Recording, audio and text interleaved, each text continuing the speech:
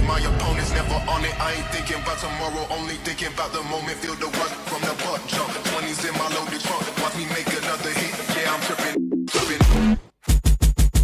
Yeah, I'm tripping.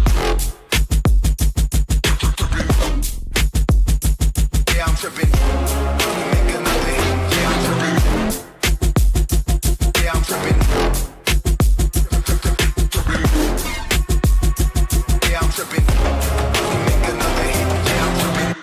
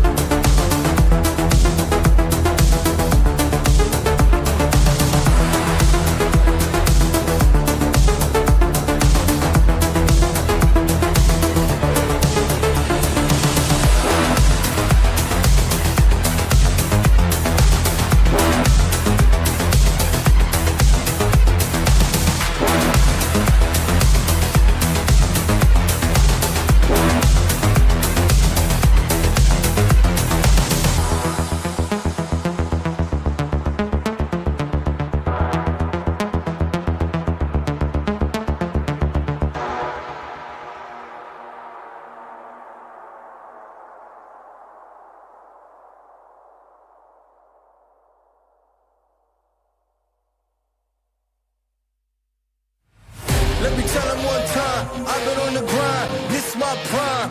Huh. Let me tell them one time, I've been on the grind, and this my prime. Yeah, I'm sorry for the wait, didn't think I'd come up, y'all just need a little faith. I've been patient, just waiting on the river with an ace. Gotta move real careful, we coming surveying the place. I touched down in your city, that's a rival. Y'all got one thing on your mind, it's survival. But if you wanna take a shot at the title, call the medic, we checking your vitals. Let me tell them one time, I've been on the grind, this my prime. Huh. Let me tell them one time, I've been on the grind, and this my prime. Let me tell them one time. Said I'm all in my prime. Let me tell them one time, I've been on the grind, feeling real good, yeah, all in my prime. It's about that time, say your goodbyes, 'cause ain't no match for the way that I grind, yeah, I'm all in my prime. Prime time with Mile High, the gate closed. Same city as Royce and I mean Rose. It's flat bets for the checks, that's a bank rolls. I've been killing it, I'm guilty, case closed. Yeah, y'all are too basic, my reputation, borderline amazing. Good things coming, they just need a little patience. Ready for whatever, all you gotta do is say when. In my eyes, when I rise, I visualize. I ain't ever taking a break, you taking five. Even if I ain't got it, know that I make the time. On my next move, by the time that the ink will dry. Let me tell them one time, I've been on the grind, this my prime. Huh. Let me tell them one time, I've been on the grind, and this my prime. Let me tell them one time. Said I'm all in my prime. Let me tell them one time, I've been on the grind,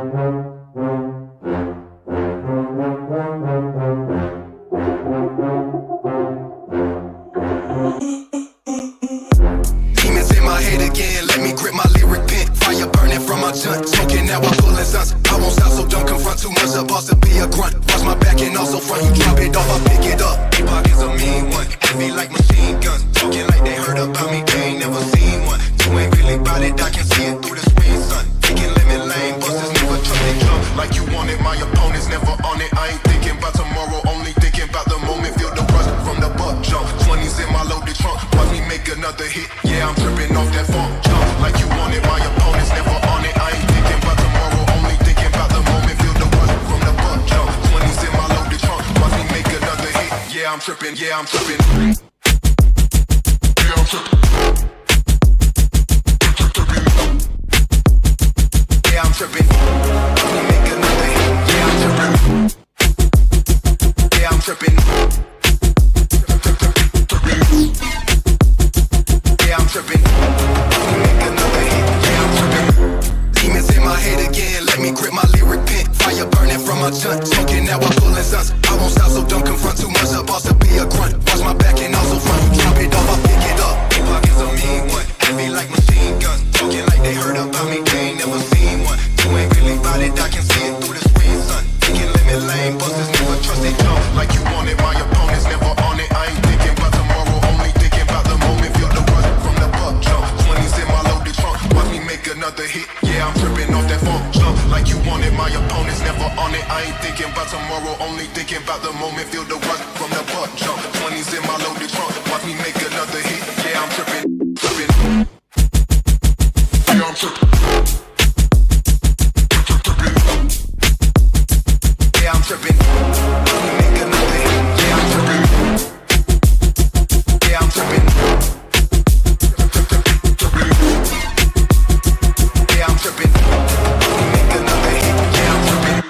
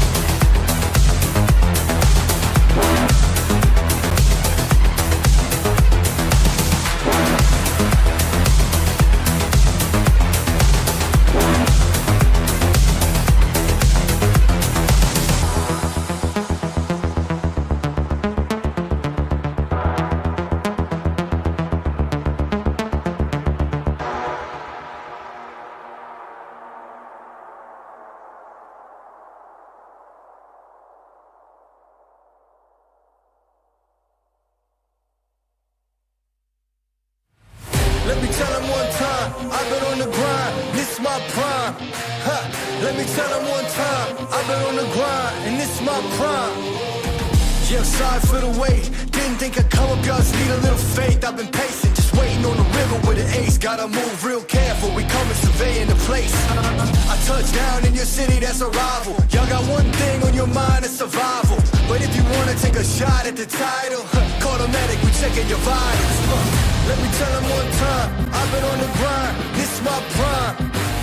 Let me tell them one time, I've been on the grind, and this is my prime. Let me tell them one time, said I'm all in my prime. Let me tell them one time, I've been on the grind, feeling real good, yeah, all in my prime. It's about that time, say your goodbyes, cause ain't no match for the way that I grind, yeah, I'm all in my prime. Prime time, we mile high, the gate closed. Same city as voice and I mean woes. It's flat bets for the checks, that's a bank rolls. I've been killing it, I'm guilty, case closed. Yeah, y'all are too basic, my reputation, borderline amazing. Good things coming, they just need a little patience. Ready for whatever, all you gotta do is say when. In my eyes, when I rise, I visualize. I ain't ever taking a break, you taking five. Even if I ain't got it, know that I make the time. On my next move, by the time that the ink will dry. Let me tell them one time, I've been on the grind, this is my prime. Let me tell them one time, I've been on the grind, and this is my prime. Let me tell them one time, said I'm all in my prime. Let me tell them one time, I've been on the grind, feeling real good, yeah, all in my prime. It's about that time, say your goodbyes, cause ain't no match for the way that I grind, yeah, I'm all in my prime.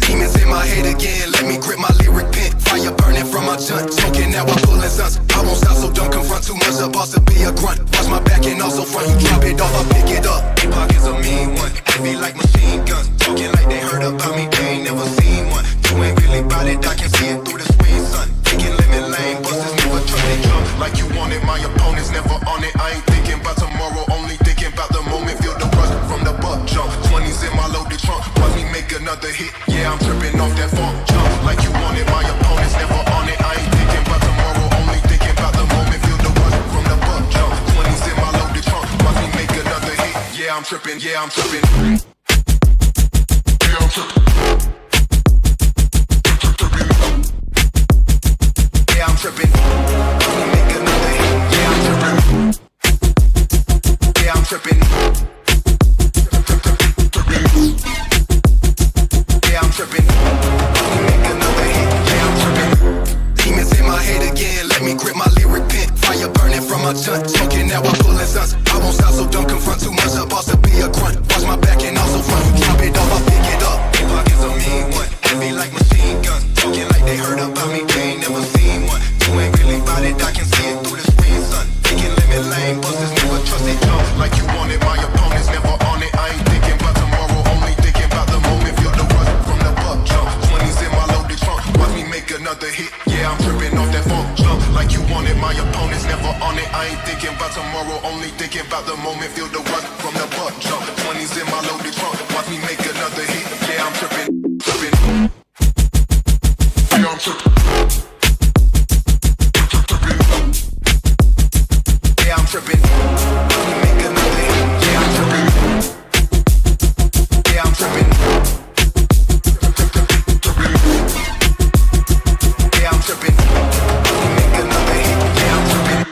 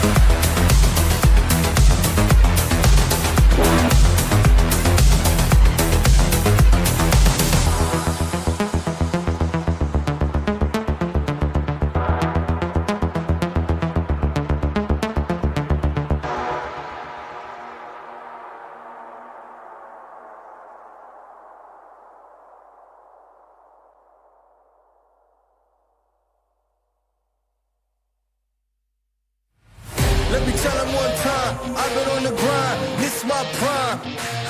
Let me tell them one time, I've been on the grind, and this my prime. Yeah, sorry for the wait. Didn't think I'd come up, y'all just need a little faith. I've been patient, just waiting on the river with an ace. Gotta move real careful, we coming surveying the place.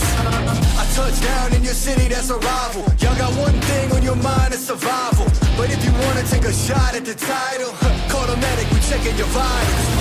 Let me tell them one time, I've been on the grind, this is my prime. Let me tell them one time, I've been on the grind, and this is my prime. Let me tell them one time. I'm all in my prime. Let me tell them one time, I've been on the grind, feeling real good, yeah, all in my prime. It's about that time, say your goodbyes, cause ain't no match for the way that I grind, yeah, I'm all in my prime. Prime time, we mile high, the gate closed, same city as voice and I mean woes. It's flat bets for the checks, that's a bank rolls. I've been killing it, I'm guilty, case closed. Yeah, y'all are too basic, my reputation, borderline amazing. Good things coming, they just need a little patience. Ready for whatever, all you gotta do is say when. In my eyes, when I rise, I visualize. I ain't ever taking a break, you taking 5. Even if I ain't got it, know that I'll make the time. On my next move by the time that the ink will dry. Let me tell them one time, I've been on the grind, this is my prime. Let me tell them one time, I've been on the grind, and this is my prime. Let me tell them one time. Said I'm all in my prime. Let me tell them one time, I've been on the grind, feeling real good, yeah, all in my prime. It's about that time, say your goodbyes, cause ain't no match for the way that I grind, yeah, I'm all in my prime.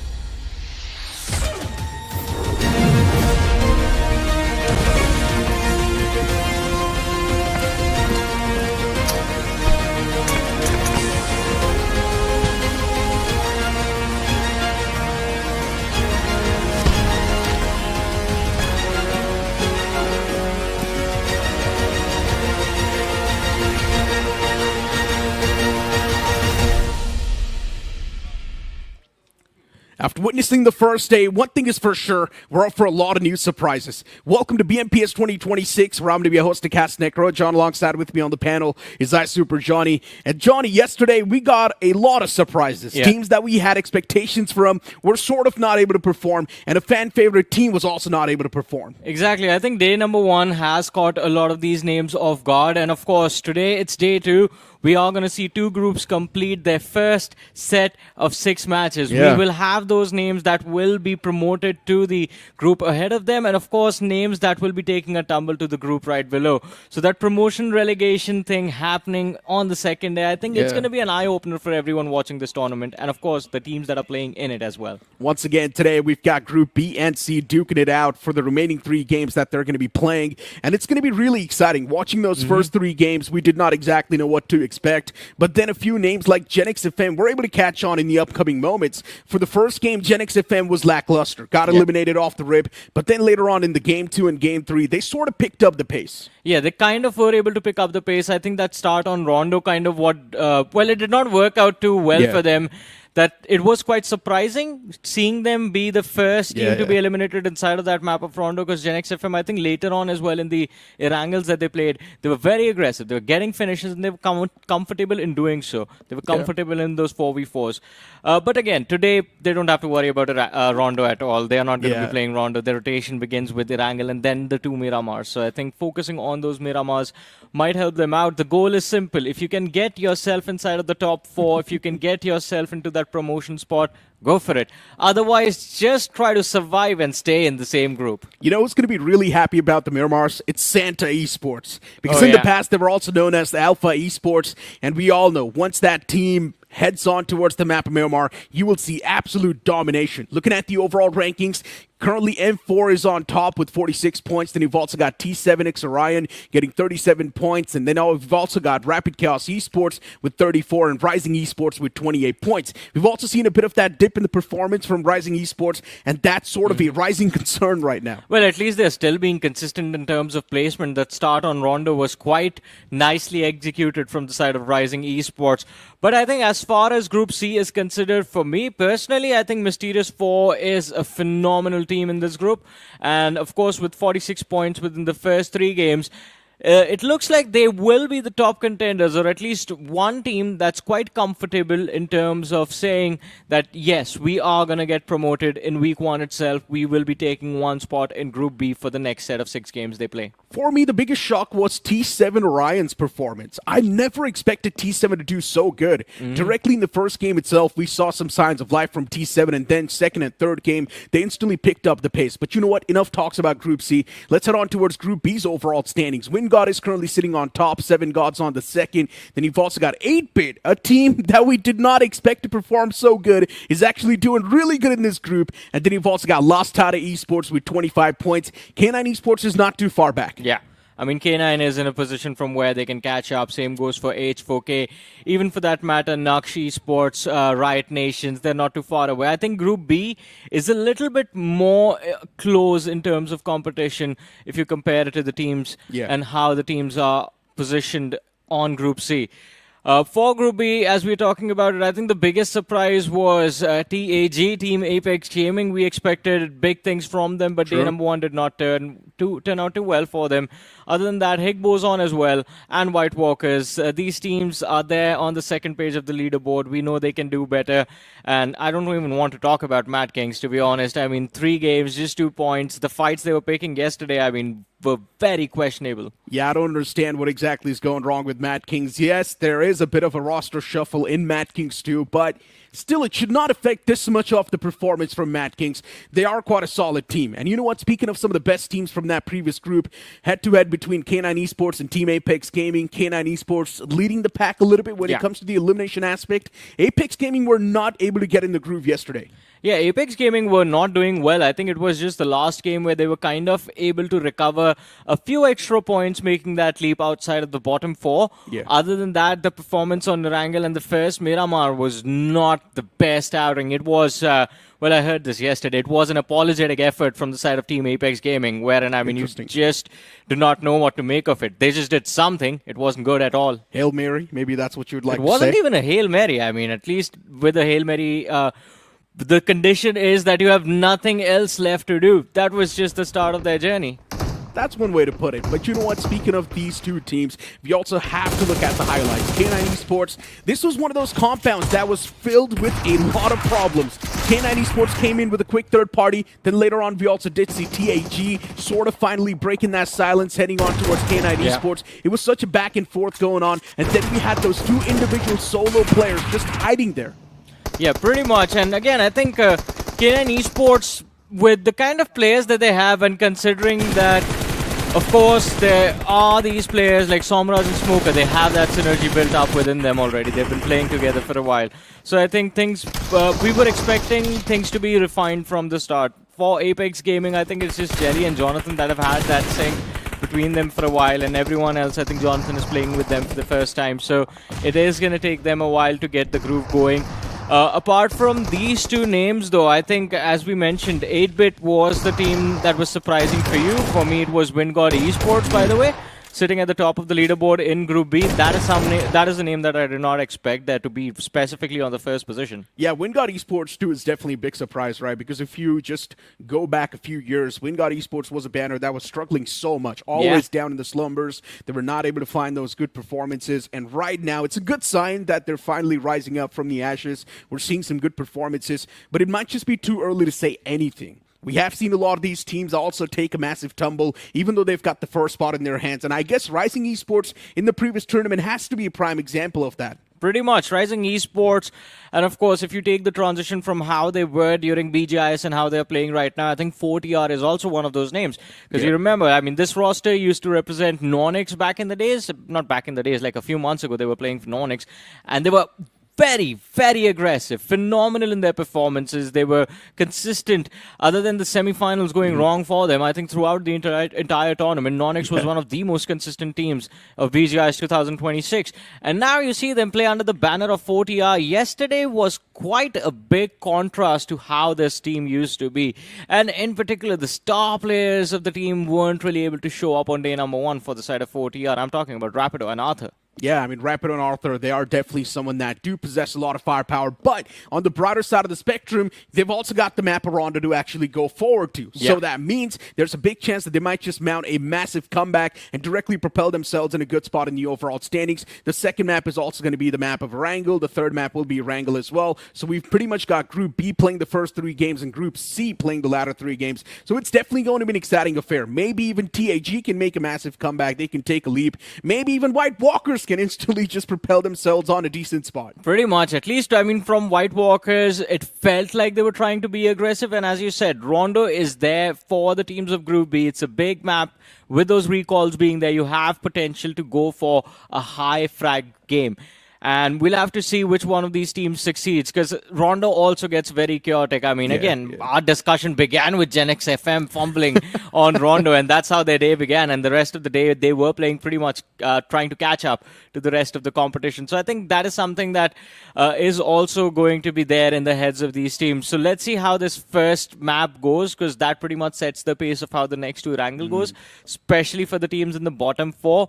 They will be desperate to avoid getting relegated to Group C. It's understandable, right? It's pretty much like the last chance, or you can't say the final sprint that you want to do and make sure you're going to be either in the safe zone or either directly propelling yourself in that promotion zone and just making a good chance for yourself. There's so many teams still on the latter half of the board that are trying to do so, and MADKINGS itself has to be an example, right? MADKINGS, 3 games, just 2 points. 1 massive game of Rondo, they can instantly just propel themselves directly towards a great spot. And yes, at the start of the day, we also locked in our predictions. I'm personally going with MADKINGS. Johnny, I believe this map of Rondo is going to be their comeback. You really think MADKINGS can... All right, is MADKINGS your prediction to save themselves from relegation, or are you expecting them to get actually promoted? They're going to save themselves. All right, so they're not getting promoted to Group A, right? That's a bit of a stretch, man, to be honest. I mean, look, man, what if they get like 25 points from the first game itself, and then later on in the next game they get 10 points each? I mean, see... There's a possibility. Yeah, theoretically it's possible, but we'll have to see. I mean, based on yesterday, I really don't know what to say about MADKINGS. But on the other side of things, I think... IC Baby is gone for Team Apex Gaming. Me and Salty going for K9. K9 is a safe pick, man, to be honest. I mean, we just went for the safer option there.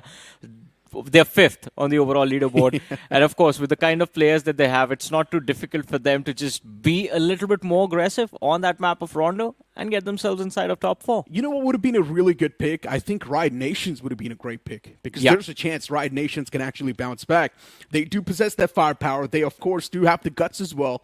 But for some reason, the positioning has been questionable from them. I just feel like they need to find better places to position themselves, which also means lack of intel. Yeah, I mean, RIOTNATIONz and H4K for that matter as well. H4K was very interesting to watch, especially on that map of Erangel. I mean, good positioning, good edge control, and not being too aggressive. I think that is where they kind of fell, because they weren't really able to clear up enough map space to then move on when the extreme late game hit. And H4K, because of that, was under too much pressure. But from a distance, they were being very proactive. They were trying to pick fights long range, beyond 150, 200 meters. They did not really want to get up close and personal with everyone else.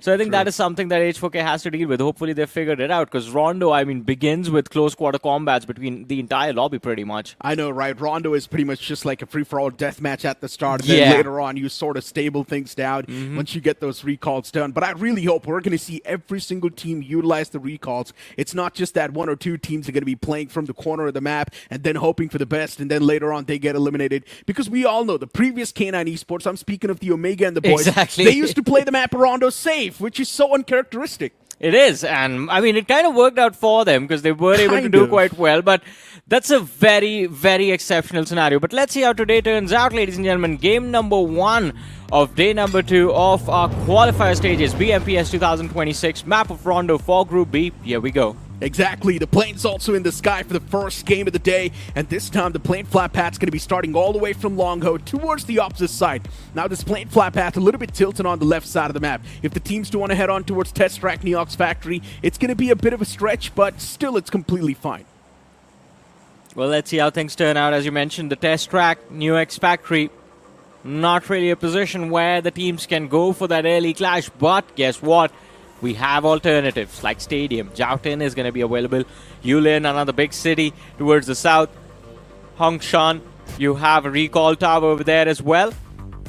Let's see where the cluster forms. I mean, Test Track, you can glide towards Test Track or maybe drop along the roadside, pick up a few vehicles and then move towards Test Track looking for that early fight, but we're still waiting to see the cluster develop. It seems like a lot of the teams are actually just dropping towards the western half of the map. Yeah, definitely. It seems like it. And you've also got a major cluster heading towards Yulin. So there's a big chance we might just see a lot of fights around Yulin area. And that's what's happening. Already the ice is being broken down, and White Walkers, they've got their hands on some nice chunk of players. NQSN slowly and steadily just getting ripped to shreds as White Walkers. They're also not someone who's going to back away just like that. NuNx2OP's catching a lot of hurt upon himself, and the man's barely standing. With only a sliver of HP, NuNx2OP, the chance of survival, they've now been slimmed down. But he's also got his hands on the SMG, which might just help him win that up close and personal battle. Well, with this amount of HP, I don't think he's winning it at all. And look at that, a knock secured. And NuNx2OP instantly shut down. Naqsh Esports off to a decent start. 3 finishes in the bag, but the job is not yet done. They are still surrounded. MADKINGS looking to close in. I feel so bad for MADKINGS. They played such a crucial role in Naqsh winning that fight, and they were not able to get a single finish. All of them stolen away by Naqsh, and Naqsh now just says thank you. Utilities tossed out from Troy, and the man's got no idea the man's underneath. They don't have an idea about TAG on the flank as well. Yeah, and TAG, I highly doubt they're going to be breaking a sweat right now. I think they're just going to be looting up, staying in that same area. They've got the defensive vault set up for themselves. And I don't think they're going to be breaking that defense and moving out of their way to actually push up. That's where MADKINGS can actually take the advantage, push up, eliminate that man in the front, and get a little bit of a comfort zone established. Shots fired finally by the players of TAG, and MADKINGS are going to feel the pressure. It's a little bit of a trade. Hydro, he's been knocked out. Naughty in the backlines, looking to pick a fight against. Jonathan finally gets shut down. And Naqsh Esports, skillful. He's going to be so grateful for TAG being the distraction for MADKINGS to deal with, rather than just completely pushing this isolated player. Naqsh Esports, they're hoping for a reset. But look at that finish feed go off, man. K9 Esports, Lastade. It seems like everyone at the top is just looking to secure those early frags on Rondo with promotion on the line. And H4K as well, getting very aggressive right off the bat. Indeed. Naqsh Esports, as of now, just sort of getting their breath together.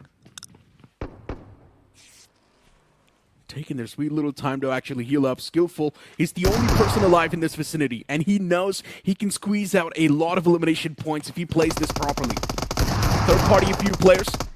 Lastade Esports as of now against the boys of 8-Bit, and already for some reason 8-Bit's crumbling down. Even K9 Esports just snatching away those points as they third party this. Lastade is one man, is on top. And Shadow is just waiting for the right moment, waiting for someone from K9 Esports to walk up that stair and instantly blast him in the face. K9 Esports utilizing every single piece of utility, but no, a lot of shots whiffed, and he needs to pay the price for that. For a second over there, I felt that he had it in the bag. Yeah. The player showed his back, and it was a clear line of fire, but again, the coordination between the players of K9 Esports, right on point. The cover fire was there. Shadow couldn't really do anything. Well, at least Lastade, they have an opportunity to reset. Skillful! Oh, no. Just a clear, slow drop right into the faces, the arms of the players of Team Apex Gaming, and they do manage to claim that finish for themselves, but the job is not yet over. MADKINGS, Oh, no. Mistake being made by Simp, an easy knock secured by Team Apex. And now, MADKINGS, they are down to the last man in this fight, I believe. It's down to a 1v1 in this fight. Such an awkward fight. Yeah. Jonathan wins it. There was a bit of a disconnect between the players of TAG. And that's why Apex Gaming also lost out on one of the key players, Hirsch. Now Jonathan, the only person standing, 5 shells in the shotgun, waiting for someone to walk up that stair. And that's what happens. He gets the first one, finds the second knock as well. Pulls out the MP45 to get the confirmation. Now it's just going to jump down. But he makes a big mistake. Should not have done that. Exactly, should not have jumped. Could have claimed those 2 finishes from the balcony itself, but man, oh man, what a move. Almost got that 1v3 over there. Let's see. Not that lucky. Maxioso gets finished off completely. HADX on fire in this game. 5 eliminations within the first 5 minutes. Not even sure what HAD is trying to do. 5 finishes on the board. It's like they've already established the control towards test track. If they want, they can just move away at this point. Or towards stadium, actually. They've got the control. They can just move away from this spot. Start playing their regular gameplay. It's a really good start that they've got. But even K9 Esports acquiring 7 finishes off the ring. Yeah. That's another decent start. Yeah, and K9 still hasn't used any of their recalls. Look at that. Big advantage for K9. HADX as well. HADX is playing a very weird 2-2 split, by the way. 2 players in stadium, 2 players towards NeoX Factory. And again, it's quite interesting that playing this very awkward split, they haven't had to use their recalls. They still have all 4 recalls up. K9 can just directly go insane. They've already got those recalls available. Send 3 of the players on the city nearby and try and get some fights executed. K9 can definitely do that. They've got the option available. Or maybe catch a few teams off guard that are trying to make the rotation. Keep one of the players back towards Yulin on the recall tower. That's another possibility K9 Esports can try and execute. Naqsh. Spotting that player. The moment he moves outside of that vehicle, instantly gets blasted in the face. Did not even stand a chance. He doesn't even know what just hit him. Yeah, they knew exactly where he was. They just patiently waited for him to step out. Easy knock secured. Again, Higgboson losing their pressure, losing their control inside of this match. Also, by the way, along with K9 and HADX, JAGUAR Esports is also another team that's doing exceptionally well for themselves in this game. I mean, no recalls used, but a decent position to work with, close to the center of the circle. And again, and there's a lot of potential in JAGUAR Esports. They can go clinch those finishes in this game. Let's see how it turns out. Lastade, not a great start for them. Just 1 point on the board as of yet. Lastade Esports on the move. All the way on the northern side, that's where they are. Circle shrinking down towards the left side of the map. Fongtun is inside of the circle as well. Not a big fan of this zone. It's going to be creating a lot of ruckus. A massive wave of vehicles also moving from the right side of the map, which means we will see a lot of collisions happening. Probably a lot of elimination, a burst of eliminations happening within the next 10 seconds. But I'm going to hold on to that thought. As H4K, they've got something else on their plate, and both the players get absolutely dismantled. Naqsh, what a play that was. Naqsh has been a phenomenal player for the last few months. I mean, very consistent in terms of his performances. But hey, there's trouble now for 7 Gods. K9 Esports from the backlines closing in. Ninja knocked out. No way of saving their teammate. 7 Gods just backing off completely. Do not want to engage into K9 Esports that's just out on hunt.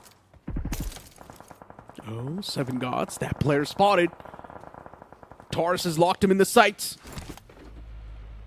K9 Esports does not know how to execute the fight yet. Meanwhile, RIOTNATIONz is also doing a lot in the elimination feed. Getting a few of those knocks for themselves. RIOTNATIONz in the middle of that chaos. Even Naqsh and White Walkers duking it out against each other. There's so many fights breaking down. Yeah, but considering how many recalls have been shut down already this early inside of this match, I think teams now are being extremely cautious with when they want to fight, apart from K9 Esports, of course. They have their recalls up. No incentive to slow down anytime soon. Class God. Does he get away? Barely managed to stay alive. Still a little bit of a gap potential for K9 Esports to take him out, but finally makes it and regroups with his team, MADKINGS. The struggles continue.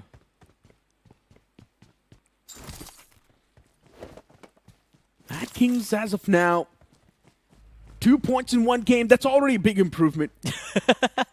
Yesterday, they had 2 points in 3 games. Let's try to be positive about MADKINGS. They're off to a good start. All they need to do is just keep on moving up with the same consistency, same flow, and try and survive till the top 5. Once you do so, and if you've got all the 4 players standing, snatch away that chicken. That should be the main goal. Apex Gaming's on the move as well. As of now, they haven't established anything, but they're all the way on the left side of the map. Apex is going to be taking their sweet time. I don't think they're going to be breaking a sweat. I don't think they're going to be fighting anyone. They just want to play it safe. Knowing Jelly, that's how he likes to play.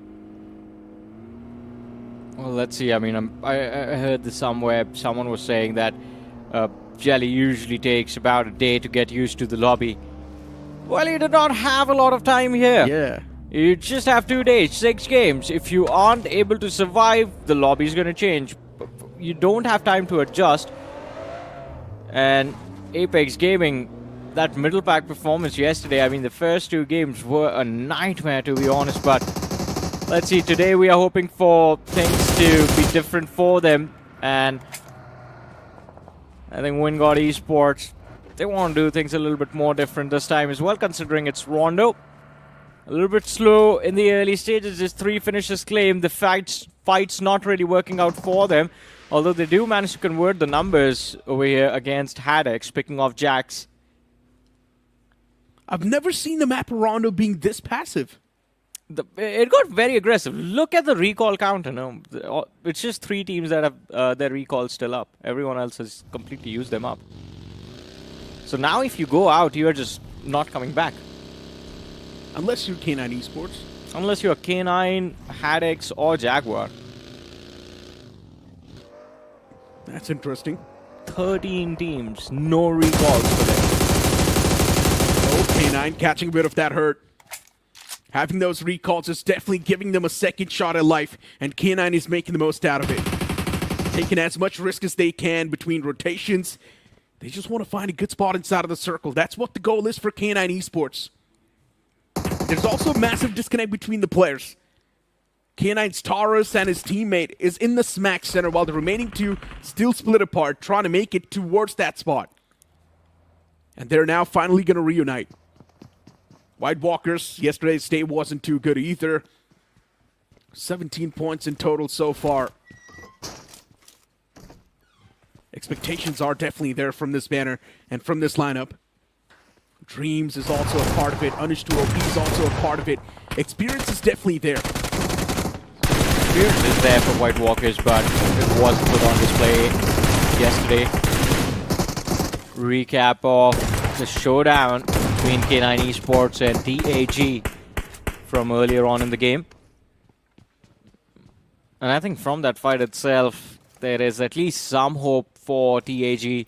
4 finishes claimed in this game so far, and Since their recalls have been used up, they've just gone passive.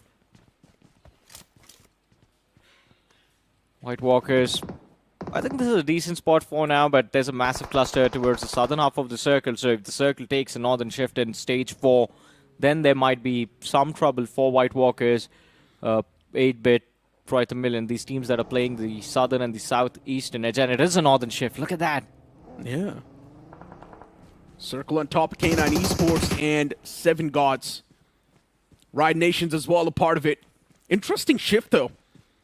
All the teams down south in a big problem. H4K as well, they found themselves on the lucky spectrum. WINDGOD is now soon going to be charged on by Lastade. So WINDGOD now needs to play defense. 4TR as well, just split apart from each other. I'm not a big fan of that split, and that's why an Anonymous gets picked off. Unfortunate stuff. And I highly doubt 4TR has recalls available either. Yeah, they don't. There's just one recall available, and hopefully it's going to be off Anonymous. Even then, the closest recall tower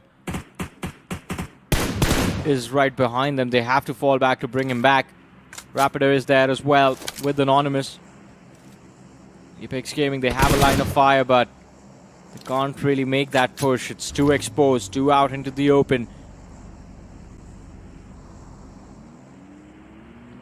4TR, luckily I think they do manage to retain control of the western edge of the circle, considering Rapido was able to bring Anonymous back, and that 2-2 split, they've already taken the risk. All of them can regroup on that western edge. Apex Gaming, though, for them it's not going to be easy. Wherever they want to cross from, they are going to have to face gatekeepers, be it 4TR towards the west or White Walkers and Naqsh down south. 8-bit on the other front. Look at them. And look at the radar running into the arms, the sandwich of MADKINGS and Troy Tamilians. MADKINGS, though, are the first ones to fall and get eliminated. Again, not a great start for MADKINGS. Just 3 points from this match. Yeah, I don't understand what's going on with MADKINGS. How do they just keep on getting melted like that? Within a matter of seconds, you will see MADKINGS just evaporated in thin air. It's not a good look. Really not a good look for a team like MADKINGS. They're supposed to be dominating this lobby, but right now they're getting dominated instead. 8-bit looking at them in a decent spot in the circle, in a good spot in the overall standings too. A man is knocked out, so that's going to be off the concern. Tamilan Esports as well, meanwhile, just wrecking a bit of those problems for 8-bit.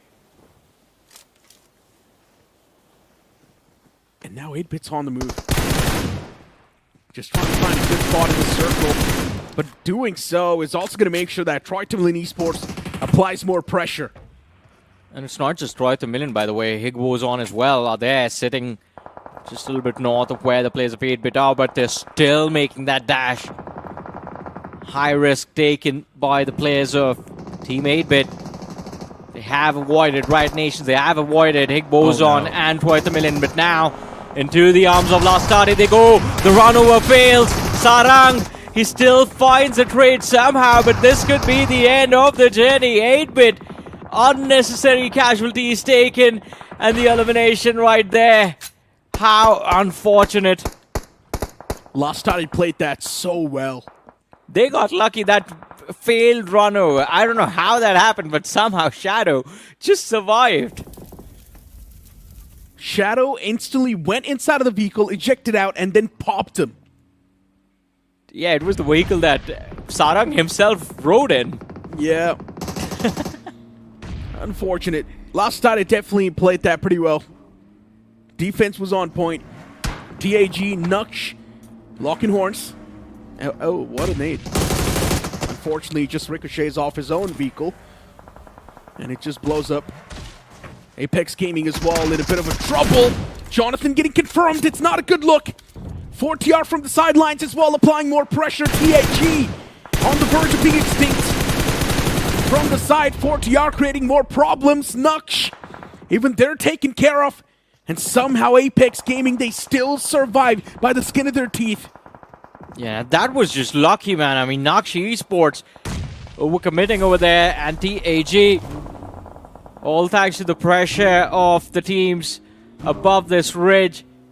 Still alive, but down to a 3-man roster, and Hydro, he wants to make that move. They still don't have any control of the map, especially inside of the play zone. And that's what they're looking for. But WINDGOD on the other side, still looking for those finishes.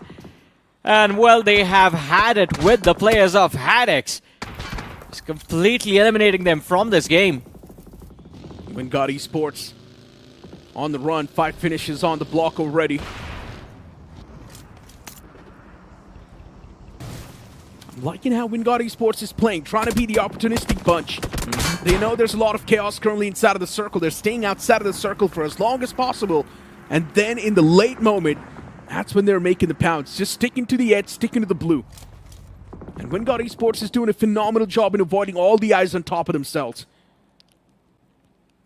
Positioning, timing of fights from the side of WINDGOD Esports has been on point. I mean, we noticed this yesterday as well. First the game of Wrangle and then the Miramar afterwards. The decision making when it comes to picking fights, I think that is where they seem to struggle, and it's not a big struggle as well. It's not like a big challenge. I think once they get a hang of which teams they are playing against for the longer term, they are going to be stable. But Lastade, after they have dealt with the players of 8-bit 4TR, they make an attempt, and another failed attempt at the lives of Lastade. It seems like points are just being handed to them. I know, right? Everyone wants this spot. It's the hot spot. And somehow Lastade is doing a phenomenal job in holding it down. They're getting points, they're getting utility, they're getting ammunition. Yeah, Everything's just being delivered. For free. Yep. But still, man, the way they're playing that defense is just so good. They know what exactly needs to be done in that scenario, and they're playing every single card right. With just a 3-man squad, actually, they're just defending against any wave that approaches them. K9 Esports from the compound, just unleashing their wrath. The AUG, they were able to chip away a lot of damage in the front. 7 Gods as well on the receiving side. Snowjaw now needs to take care of Lastade since they are a big problem. And 4TR is now approaching Lastade. That got way too close for comfort. 2 players were knocked out. The last man was alive, barely by a sliver of HP. Another loot crate delivered. See, Necro, that is a perfect example of a Hail Mary attempt. What came from the players of 4TR, but no time to celebrate. For Lastade, oh my God. A slam dunk from Smoker, a 2-pointer. And Lastade again down to the last man, picks up the third as well. 2 nades, 3 points. The ROI on that utility was phenomenal. Phenomenal utility placement.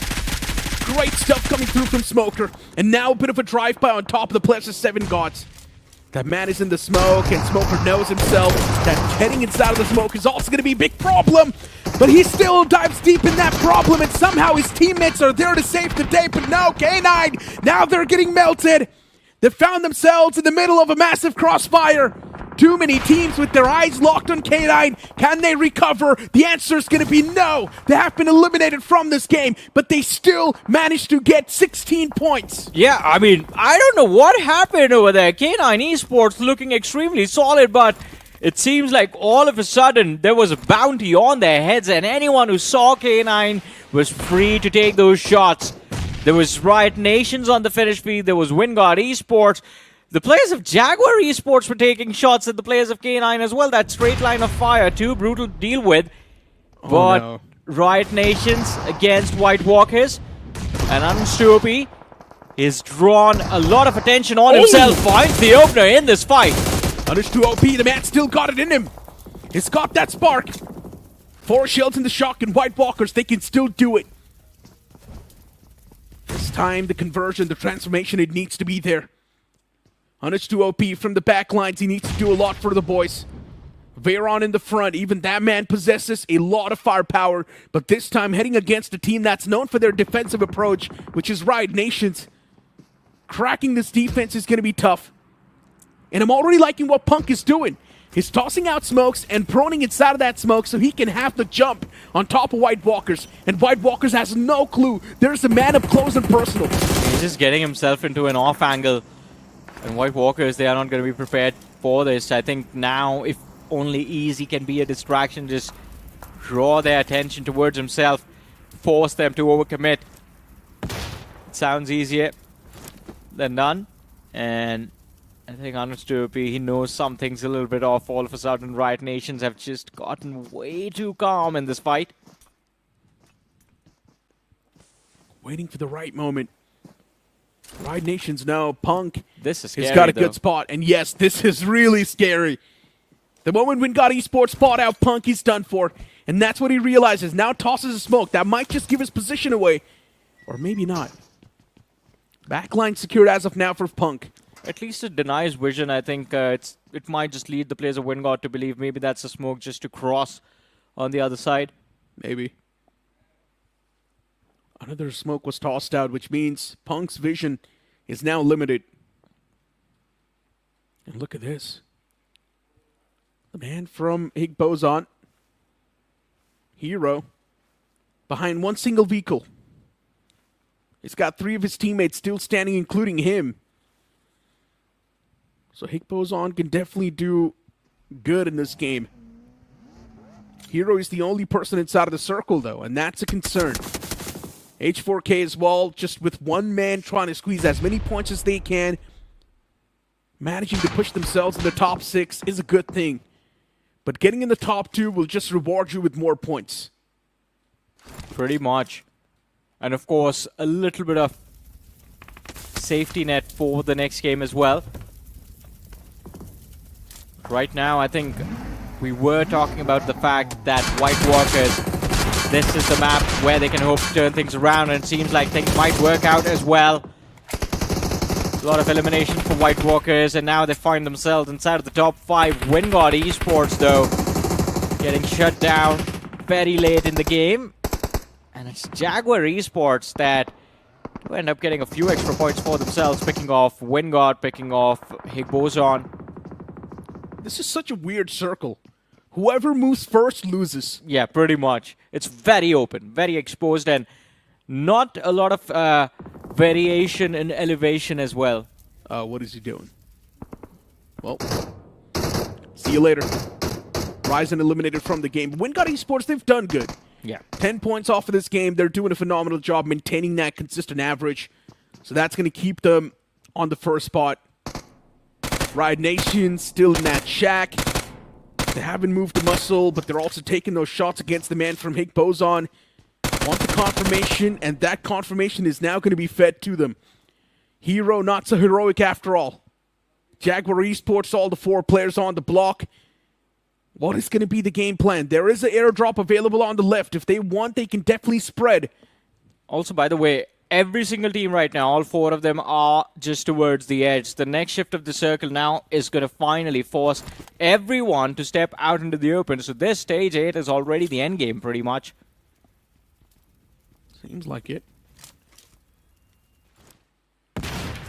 M416 in the hand. Looking at the nearby vicinity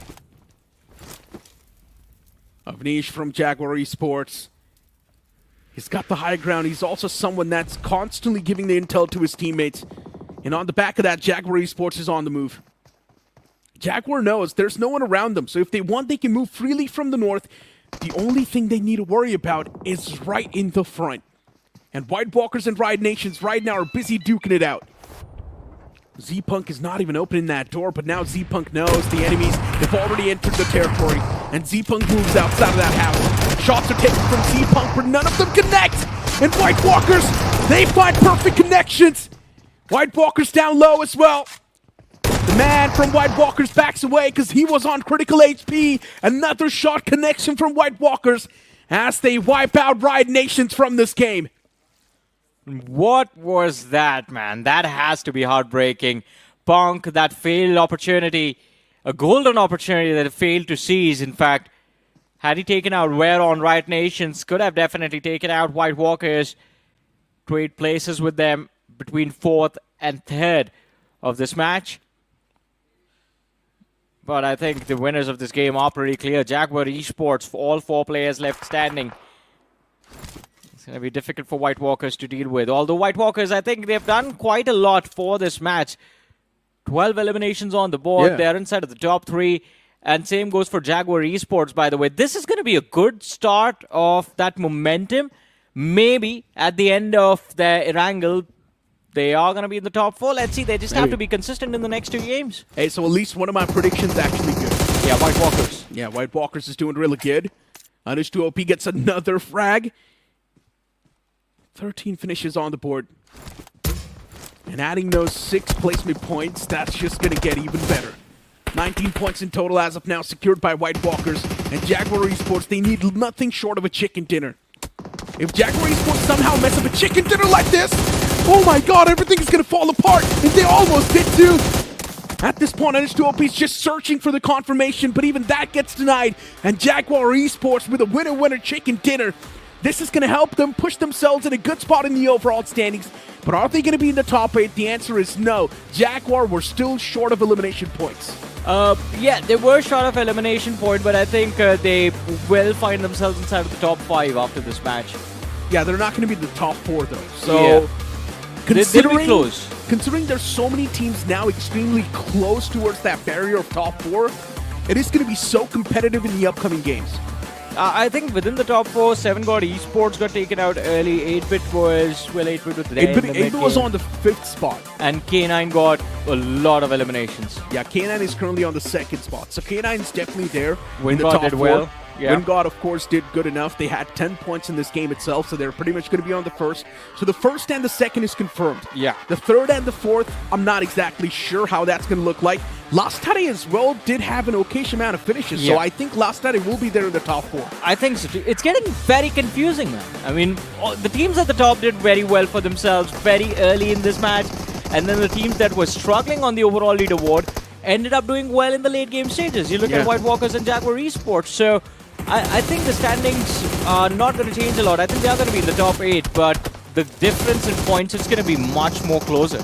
We forgot to talk about White Walkers, though. I mean, there's a chance that White Walkers could actually shift around the 5th spot as well. Yeah, they could be 5th or 6th. Yeah, because White Walkers had 19 points off of this game.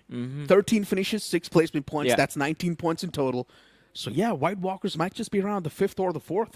Oh, maybe they could be in the top 4 as well. Yeah, there's a chance. Yeah, our maths isn't the best, so our brains are kind of working slow with those calculations. We're going to wait for the graphics to pop up, but I think overall it was a very fun game to watch. As I said, the teams that were already there on the top of the leaderboard used that luxury that, yes, we have a safety net to work with, and just went berserk in the early game stages.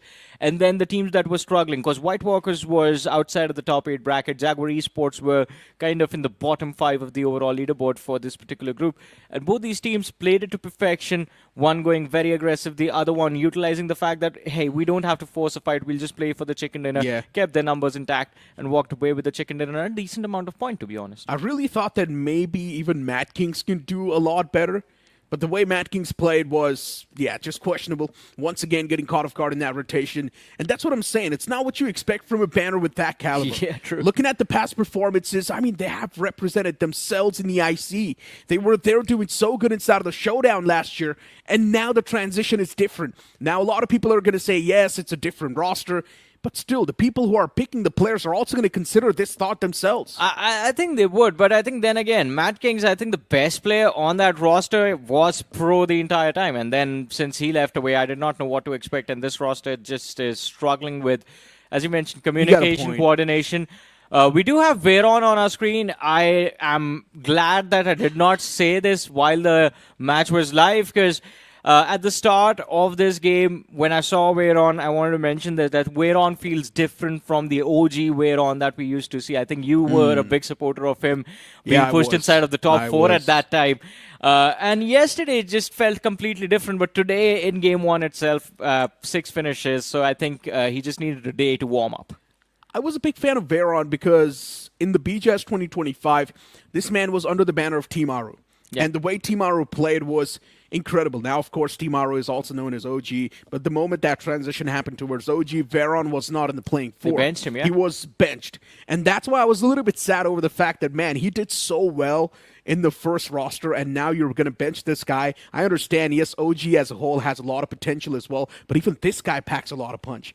So I feel like Veron now is finally at a spot where he deserves, and he can also carry himself and his teammates to a greater height. Yeah, same goes for Smoker as well, by the way, from the side of K9 Esports. A player that has been consistent for the entirety of 2025 but did not get a lot of limelight. But I think he deserves that recognition. He's very consistent, on point with the fights that he takes. Individual 1v1s look good for the side of for him, and he makes it look good for his team as well. So I think overall a well-rounded player. But we do have the highlights of this map of Rondo on our screens, and I think even though Jaguar Esports did do quite well for them, a lot of that early game limelight was stolen by K9 Esports. I mean, things kicked off in quite the weird manner. K9 Esports, first, the way they were fighting, it felt like, okay, maybe there's a chance that K9 Esports can get away with a few points. But then later on, they came through with a mop, wiped out everyone from Yulin, secured all those points, and just kept on moving. They did not even drop a single body. And then later on, we saw Lastade just showcasing Z plus security. The way they were holding down that spot, the defense was phenomenal. Hey, I still believe 8-Bit could have finished off Lastade Esports had Sarang just been a little bit towards his left and found that first knock instantly as soon as he moved in. He gave them room to breathe. He gave them room to think, oh, all right, this man does not see me right now. He thinks I'm done and dusted. And he just instantly got up behind him and knocked him out. You know what the funny part is? When Sarang actually went towards that spot, he waited for like solid 2 seconds to figure out, is he knocked out or no? And then he moved out to knock him out, but then his opponent went inside the vehicle and just ejected out and blasted him in the face. So that was a pretty funny moment. Match rankings on the screen. And of course, Jaguar Esports collecting that many points is of course a good thing, but White Walkers with 19 points are going to be leading the match rankings. K9 Esports getting 16 points. Riot Nations also getting a decent performance with 11 points on the board. WINDGOD Esports staying consistent.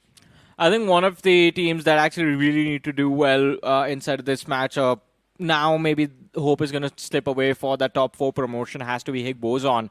Because Higgboson was in a decent position playing from the southeastern edge of the circle. It was an open spot, but for some reason they just moved completely down south, ran into that cluster and got picked off.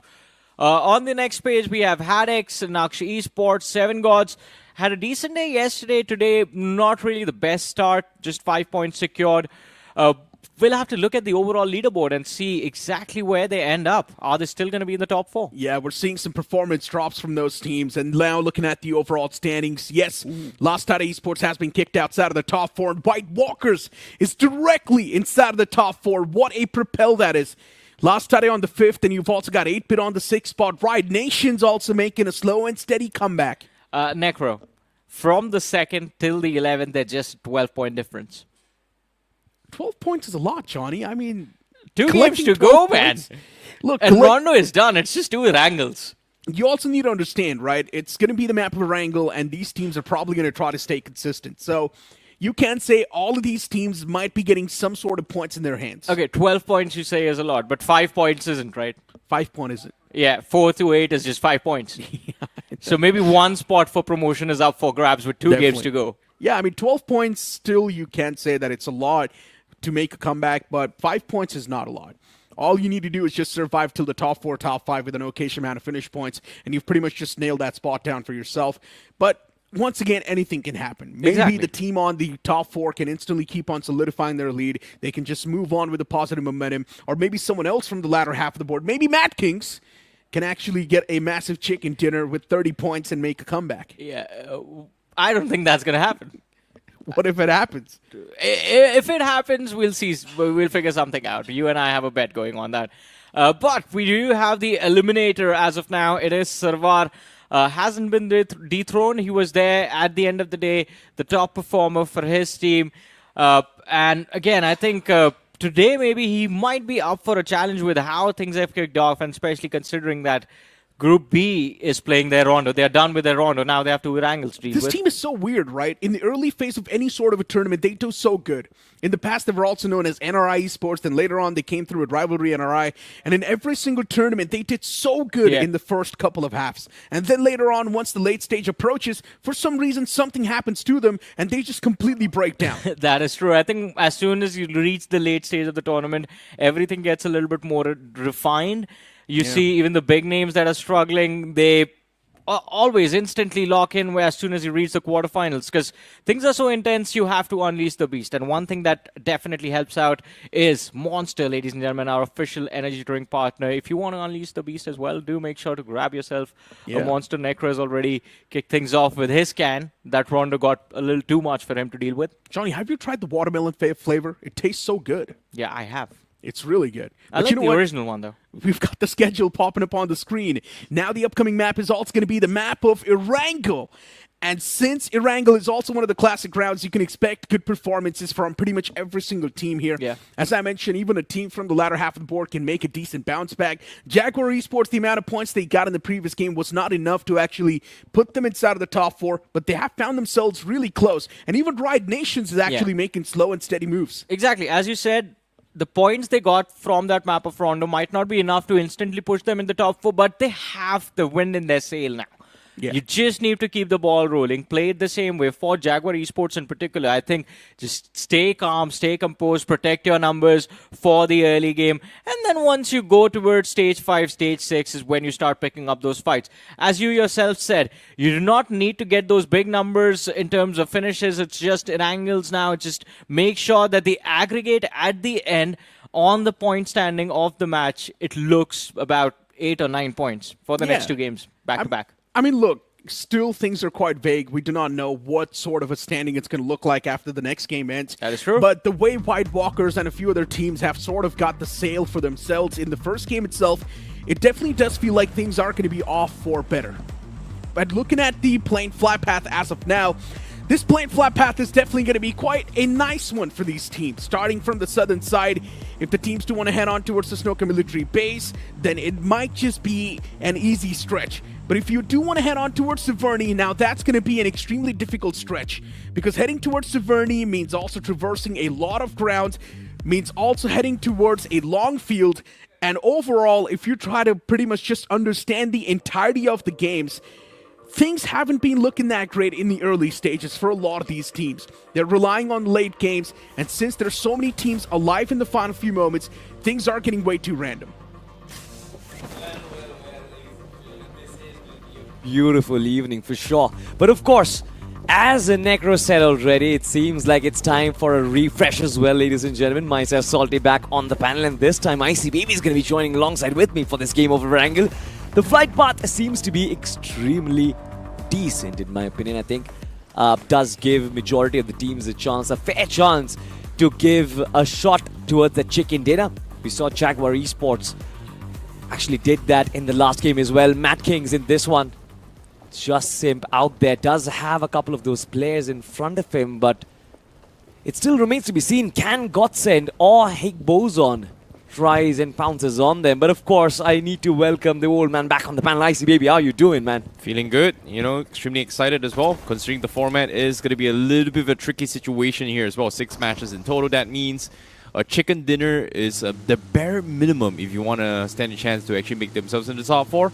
In this case, for MADKINGS, unfortunately, only 2 chicken dinners will give them that potential shot to make the top 4. So it's either you survive the bottom 4 or you are going to get kicked down towards the Group C stages. So it is going to be a tricky spot here. You know, I was so surprised when Necro said that MADKINGS might actually get promoted to the next group itself. I mean, MADKINGS are closer to relegation than they are towards even maintaining themselves in the same group itself. Promoting themselves to Group A is out of question, at least for now, because look at that on the DOA state as MADKINGS just 5 points from the 4 matches that they've played. And this is match number 5 that is live underway right now at Pochinki. You have, of course, as always, Somraj and the rest of his troop. You know How what? do you assess the addition of Snowjot to Somraj's lineup, by the way? I think this is really interesting here, considering the fact that I feel like they are a little bit rusty in terms of overall performance gameplay. Their players themselves, they do have the caliber to play in this group respectively. However, what's really surprising is that they are fully trusting in Somraj's leadership, which gave them this performance a debut, which is really, really nice to watch as well. But in contrast, another team that is also in the caliber in this group here has to be MADKINGS. And you can see it is very apparent that they are very uncomfortable. Like, the chemistry is just not there for those teams here. So it comes down to objective, especially coming from week 1 here. What are you aiming for? Are you trying to retain the group, or are you aiming to push to the next relegation, or are you looking to prepare yourselves for the later stages of the game? And for MADKINGS, a lot of preparations needs to be made. 100% agreed over there. I think for them right now, the biggest objective would be to try and avoid being placed inside of that relegation zone, because of course we know about it. Yesterday we did not see Shadow OG play. It was KlutchGod who was idling. We saw the incoming of the younger players in the team as well. Just needs to find out if can this team survive without the leadership of Shadow. Will certainly be a big question, but also one more team that I did not expect to be in this position, that is in the relegation zone, has to be 4TR. I see last season they were known as NoNx, not even last season, in fact in BGI they were known as NoNx, and this team performed beautifully, if I had to say. I mean, we all saw how they came back from the bottom. In fact, 95 points from the 4 matches that they had played. It still is a record, by the way, inside of BGIS. Yeah, they even brought in like a pinch server situation. They brought in AimGod, who's made his first debut, and it was actually popping off. So I'm very surprised that they did not bring him back onto this roster. But maybe we've got to wait for the next group here to see how the roster shuffle is actually kind of work around. But now, when we talk about this, I feel like another team that has taken a little bit of a big step down here has to be Team Apex Gaming. Because if you think about it, this is a team that has represented their country. Yeah. Obviously, there is a new addition of Jonathan coming into play. But even then, the chemistry shouldn't be that apparent, if that makes sense. Like, the 3 core members are still there. Yes, they kind of fell short towards BGIS's grand finals. But even then, their performance was like, what? 1 point away from qualifying. So was it bad? No, not really. So I'm very surprised that their performance are just very lacking here. I think adapting to Jonathan's playstyle, or Jonathan trying to adapt to the team's playstyle, is just somewhat not working out. Well, it's still too early. It's still week 1, but still, you can see it's kind of jarring right now. 100%. I think completely agree with you. In fact, I even posted a reel on my socials as well, which says that Team Apex Gaming, I think yesterday we saw something coming in from Hydro, something coming in from Jelly as well, with those 1v2s and 1v3s around the corner. But then, if you look at the entire team overall, it still feels like the coordination is missing. It seems like they're not talking to each other. I mean, imagine this. Rage God yesterday 1v2'd against Team Apex Gaming, TAG, and that was so simple, right? 2 players coming in from 2 corners. Jelly and Jonathan could have timed that push. They could have easily survived and potentially pushed for more points, but the coordination was not there. The timing was not there. You know what? I'm just going to simplify whatever you just said. They just don't feel like a team. Yeah. They just don't feel like they're working as a team. It's just like individual players making individual brilliance 100%. In the heat of the moment. So I get where you're coming from, but it's still only week 1. It's only like, what, this is their 5th game coming into play. And for them to stay out of relegation right now, it's very simple. Get a top 5 finish with 5 to 10 points, stay in Group B, practice for week 2. You don't really want to be kicked down here, because now, the moment you get kicked down to Group C, the pressure is much higher, because now you're no longer defending your position. You're trying to attack, and when you're attacking, you're playing a new different group, new strats, new homeworks that needs to be done, and you need to maintain a top 4 position to actually break past her. So the difficulty actually increases for teams getting kicked down. You know, in addition to that as well, I'm expecting Kyo Lamau to join this group as well as soon as he possibly can, because in my opinion, Kyo Lamau and Hydro in those entry fragging situation, I think it was extremely important for the success that we saw True Rippers have in the last season. But with Harsh or potentially even Jonathan up in the front lines, I think Hydra and Jonathan, they are yet to have that chemistry together. You need to have 2 assaulters who can work really well with each other, I think, if you want to be successful. You know, sometimes I'm a little bit jealous that I don't understand the beautiful language of Hindi, because they have talked about how, about why they decided this playing for, etc., etc. I always wanted to know why Kyo Lamau was benched after BGIS, right? Like, sorry, I mean after last year's IC's performance and their global representation's performance, right? And then BGIS, pretty much, he was pretty much benched out the entire time, which was kind of a big question mark for me until today itself. But enough of that. Let's talk a little bit more on towards Higgboson as well. This is also a team that we have to actually pay attention to. Godx has been phenomenal from yesterday and today as well. Even just now, even though he wasn't getting a lot of frags, he was still able to get a decent amount of position points, which gives them a very, very good shot for the top 4. And the only thing they need right now is just 1 chicken dinner, and they should be able to propel themselves into the top 4. I think I can say that for Naqsh as well. I think 25 points, 10 more points to potentially inside the top 3 as well. So this group in itself is extremely packed right now. I mean, if you look at the points, the difference is not much. But have a look at this, though. MADKINGS, they do have the lads of 7 gods right behind them, and they can potentially try and pinch them into a corner. Maybe try and take this fight, but MADKINGS Esports don't really have a lot to worry about. It seems like same clutch god, they have gotten themselves a free roll. Have a look at that on the minimap as well. There are interceptions happening, shots being fired, but MADKINGS still very brilliant in escaping from the situation once again, I see.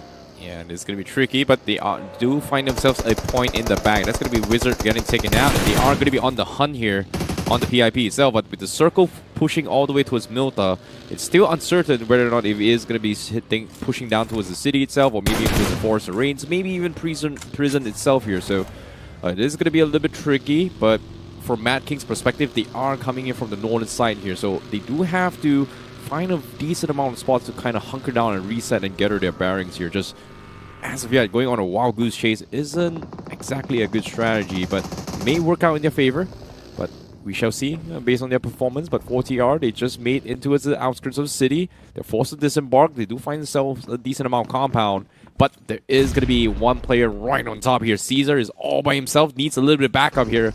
Coming in from HADX. You know, that teamwork is definitely not coming to fruition for HADX. The first man, like you said, Caesar goes down. That was a brilliant nade, by the way. Extremely well cooked. Finds a knock as well. The confirmation is going to be there. HADX, no reply from them as of yet. I was expecting a little bit of retaliation, especially when those players were out on the outside of the compound. But still from the backline, there's Jax, there's other players as well. No shots being taken at all, I see. Well, there's only so much they can do, considering the fact that HADX got a little bit greedy in terms of the space taking. Yeah. But cover fire was just very apparent. Nothing much you can do. Great push coming from them. But let's take a look at what 7 Gods is going to be thinking here. Seems like they are going to be playing around the shorelines.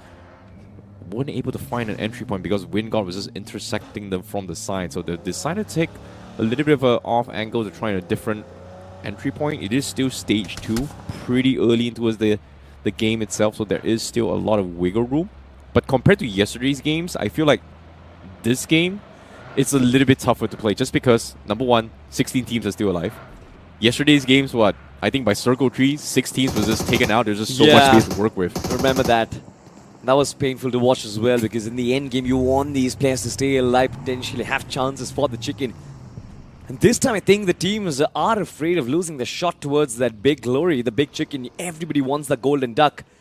But have a look at this, though. JAGUAR Esports. Freshly off a chicken dinner on the map of Rondo, this time taking shots. MADKINGS once again flies away from the situation. This time they're on the offense. Nobi did have a little bit of visibility. Shots didn't really connect, but MADKINGS Esports, what are they even trying to do? They are still outside of the circle. They're trying to go in for fights, but JAGUAR Esports constantly trying to pin them down. I see this does not make sense so far. Well, with the nade coming in play, that is going to be huge as well, considering the fact that they found one loose straggler inside this compound here. Decided to try and cut him off, and they are able to secure the finish. However, they will sacrifice space to rotate inside the zone. JAGUAR has to sacrifice that one player and just makes a dip inside the zone. So, as of yet, MADKINGS, they find another point, but they will lose their timings to push inside the zone here, with the zone pushing inside Milta City itself, maybe even towards the Forest Parade. I would say Shelter is still also in play here, but I don't think Circle 4 is going to push up north. It's most likely going to be in the city itself again. Yeah. I mean, Shelter can be a pit stop for someone like a MADKINGS coming from the north, but can't really be a fortress for you. So you can't really enter those pit holes of Shelter itself. You can't go into the bunkers. You have to stay on the outside and potentially look for options and opportunities. And if you do that, you are going to find the lads of Team 8-Bit. And I see there's a lot of word in the community right now, 8-Bit. In BGIS, the performance was apologetic in my opinion. I think it was one of the worst shapes that I've seen Chusi and Sarang in. But I feel like they have come out of that slump now. 30 points out of the 5 matches that they played. It seems like it's a recovery for 8-Bit right now. And now they've even got that young lad Shub into the mix as well. And I'm really excited to find out if Shub can, you know... I actually beg to differ on how 8-Bit's performance so far. Just because of the fact that they're doing exactly what they've been doing since last season for BGIs itself. And it may work in this kind of lobbies, but when they played on a higher lobby, it felt like they just got completely destroyed, right? We saw firsthand what happened yesterday when they tried to go for a 2-2 split. Sarang was able to actually kind of save the day for Juicy, but they sacrificed so much space just for those 1 finish points, 2 finish points, getting hyper aggressive. Like, They do have a very risky idea, but it really feels like they can revise it a little bit more. Like, they can be a little bit more conservative, a little bit more disciplined. But aside from that, in this kind of lobbies, they should be able to give them almost each and every single team a good smacking. Yeah, in lobbies like this, you have to be disciplined. I mean, look at that. There's absolutely nothing happening inside of the zone right now. This stage 3, by the way, ladies and gentlemen, if you didn't really realize, stage 1 was long gone. No fights being taken. Stage 3, now we're still left with 61 players. Just 3 players have lost their lives so far, and all 16 players are still standing on their feet, which is a very credible thing, by the way. But now there is going to be less spacing between the teams. Like, look at that, Lastade Esports. They've got complete control of this western flank. Now they are going to be forced back into Milta City as the circle shifts. This is going to be extremely interesting, I see. What happens next? Naqsh, they've got a good position. White Walkers potentially at the center of the circle. But then Higgboson, I love their positioning inside the city as well. I think they have got enormous opportunity to try and get more finish points, in my opinion. Oh, only time will tell, but it seems like the circle is going to push east side. And White Walkers, like you said, Higgboson is also doing pretty okay, but White Walkers, I feel like they do have the prime spot here. As long as they hold on for their dear lives, they should be able to push into top 4. But as of yet, we do see the slam coming in for 4TR. They'll be going on towards HADX. Arthur looking for a couple of off-angles cheeky picks here. Unfortunately, just finds no connection, but this entire fiasco needs to be wrapped up really quickly as well. It's still in zone, but getting out is going to be a nightmare later on. You know, amidst this battle, there's one team that was extremely intelligent. That was Lastade Esports. They had lost position inside of the circle, but they were extremely quick on their feet, and now they're back in. Look at the minimap, Ra. They have a potential chance for third party, and that is exactly what they're doing. Viper has been brought down. Colin from the backlines was brilliant out there, but even they have a little bit of a backstab situation. Now, K9 Esports have got that vantage point and the high ground. On the flip side, Viper will give up his life. Have a look at that. HADX finally getting back in the midst of action. Colin has been knocked out and he's being thrown off towards 4TR. This action is turning out to be an absolute blockbuster. 4 teams potential in the mix of things, I see. Well, this is exactly what I mean, right? The moment you go in, it's so hard to get out. K9 is making sure that none of these teams are having a very, very easy time here. Lastade was able to capitalize a little bit and finding a couple of openings, but just could not convert those points. And they themselves now in a little bit of trouble, needs to go for a little bit of reset. But from the back here itself, guess what? We will have a 4th party potential as Team Apex Gaming is going to be looking to try and take this fight as well.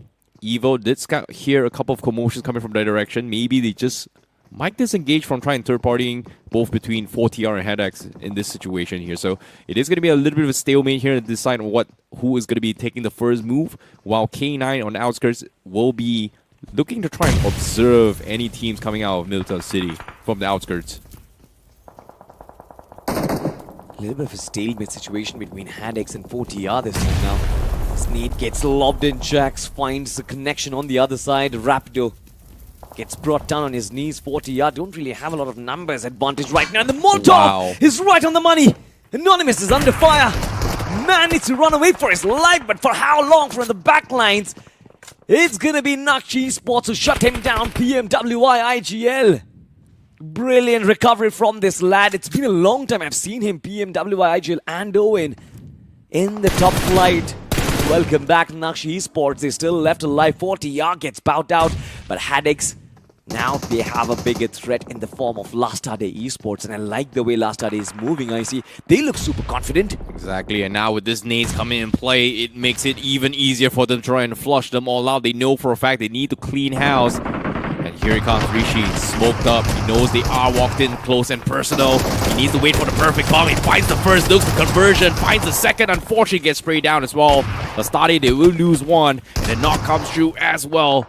And can they get the reset? Cypher on the far horizon looking to try and get a couple trades here, but he's still pretty blind in this situation. There certainly is just one man left alive inside of the smoke. The shotgun strikes! He finds one, but gets shut down. Lastade Esports, that was a battle that they won, but only 3 finishes because the finishes were stolen away. And here comes Tag. The timing was brilliant. Nade was top-notch. Jelly finds the end of it, and Lastade gets sent back home. This is Apex Gaming, and now they finally find control inside of Milta. It just shows how scary Lastade's formation is, but one perfect timing coming in from Apex Gaming just completely shuts them out. Yeah. Nicely done coming from them, and they will be the winners from the city himself. But speaking of another winner here on the other side of city, seems like Godlike Esports was able to find their finish and conversion, but they themselves are getting knocked. Needs to try and get out here. But on the minimap itself, the ones in pink is going to be Naqsh. And look at this split coming from them. They have a 2-2 split, and they're just making sure every single team from the city itself and from the west side do not have an easy pass inside the zone.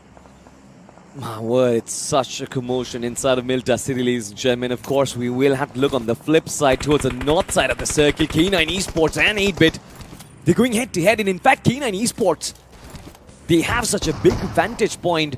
We saw on the finish speed, shots were taking as Jelly itself. 8-Bit on the other side, they are moving on a free roam. I'm not really sure if this method, this strategy is going to give them dividends, but somehow they still keep their bodies alive.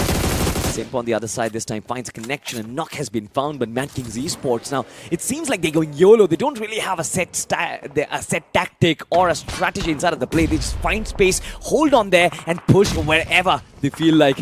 This time they are going to be pushing gas 8-Bit, and I'm not sure if 8-Bit is going to survive this fight. Well, shoot anything that moves. That's going to be their motto here. 8-Bit, they were caught in a little bit of scuffle here with MADKINGS. Now gets a small little revenge here. Gets a confirmation right there. ClutchGod needs to reset from the top side. Nobi from the far horizon needs to try and go in for the setup. But while this is actually happening as well, K9 was actually stalking them as well. This 3-way showdown from the north has caused MADKINGS and also 8-Bit to hard commit to this fight. Nade from Nobi, almost connecting skips, almost getting taken down here. Needs the perfect nade here. And 8-Bit, they know there is one loose straggler on top of them. But the bigger threat here is going to be Nobi. But now Nobi getting knocked off. That is going to be the saving grace for 8-Bit. Sarang gets knocked, but 8-Bit, they should be able to survive this unless... Oh no, ClutchGod, jump, go for it. I know you want to. He's thinking about it. He's going to make it a hoo-ha attempt. He's going to try and push down, but no, he actually backs off and retreats. You can't do that, especially when there's so many teams in the nearby. Third parties, fourth parties, everyone is just waiting for you. And Taurus from the back lines.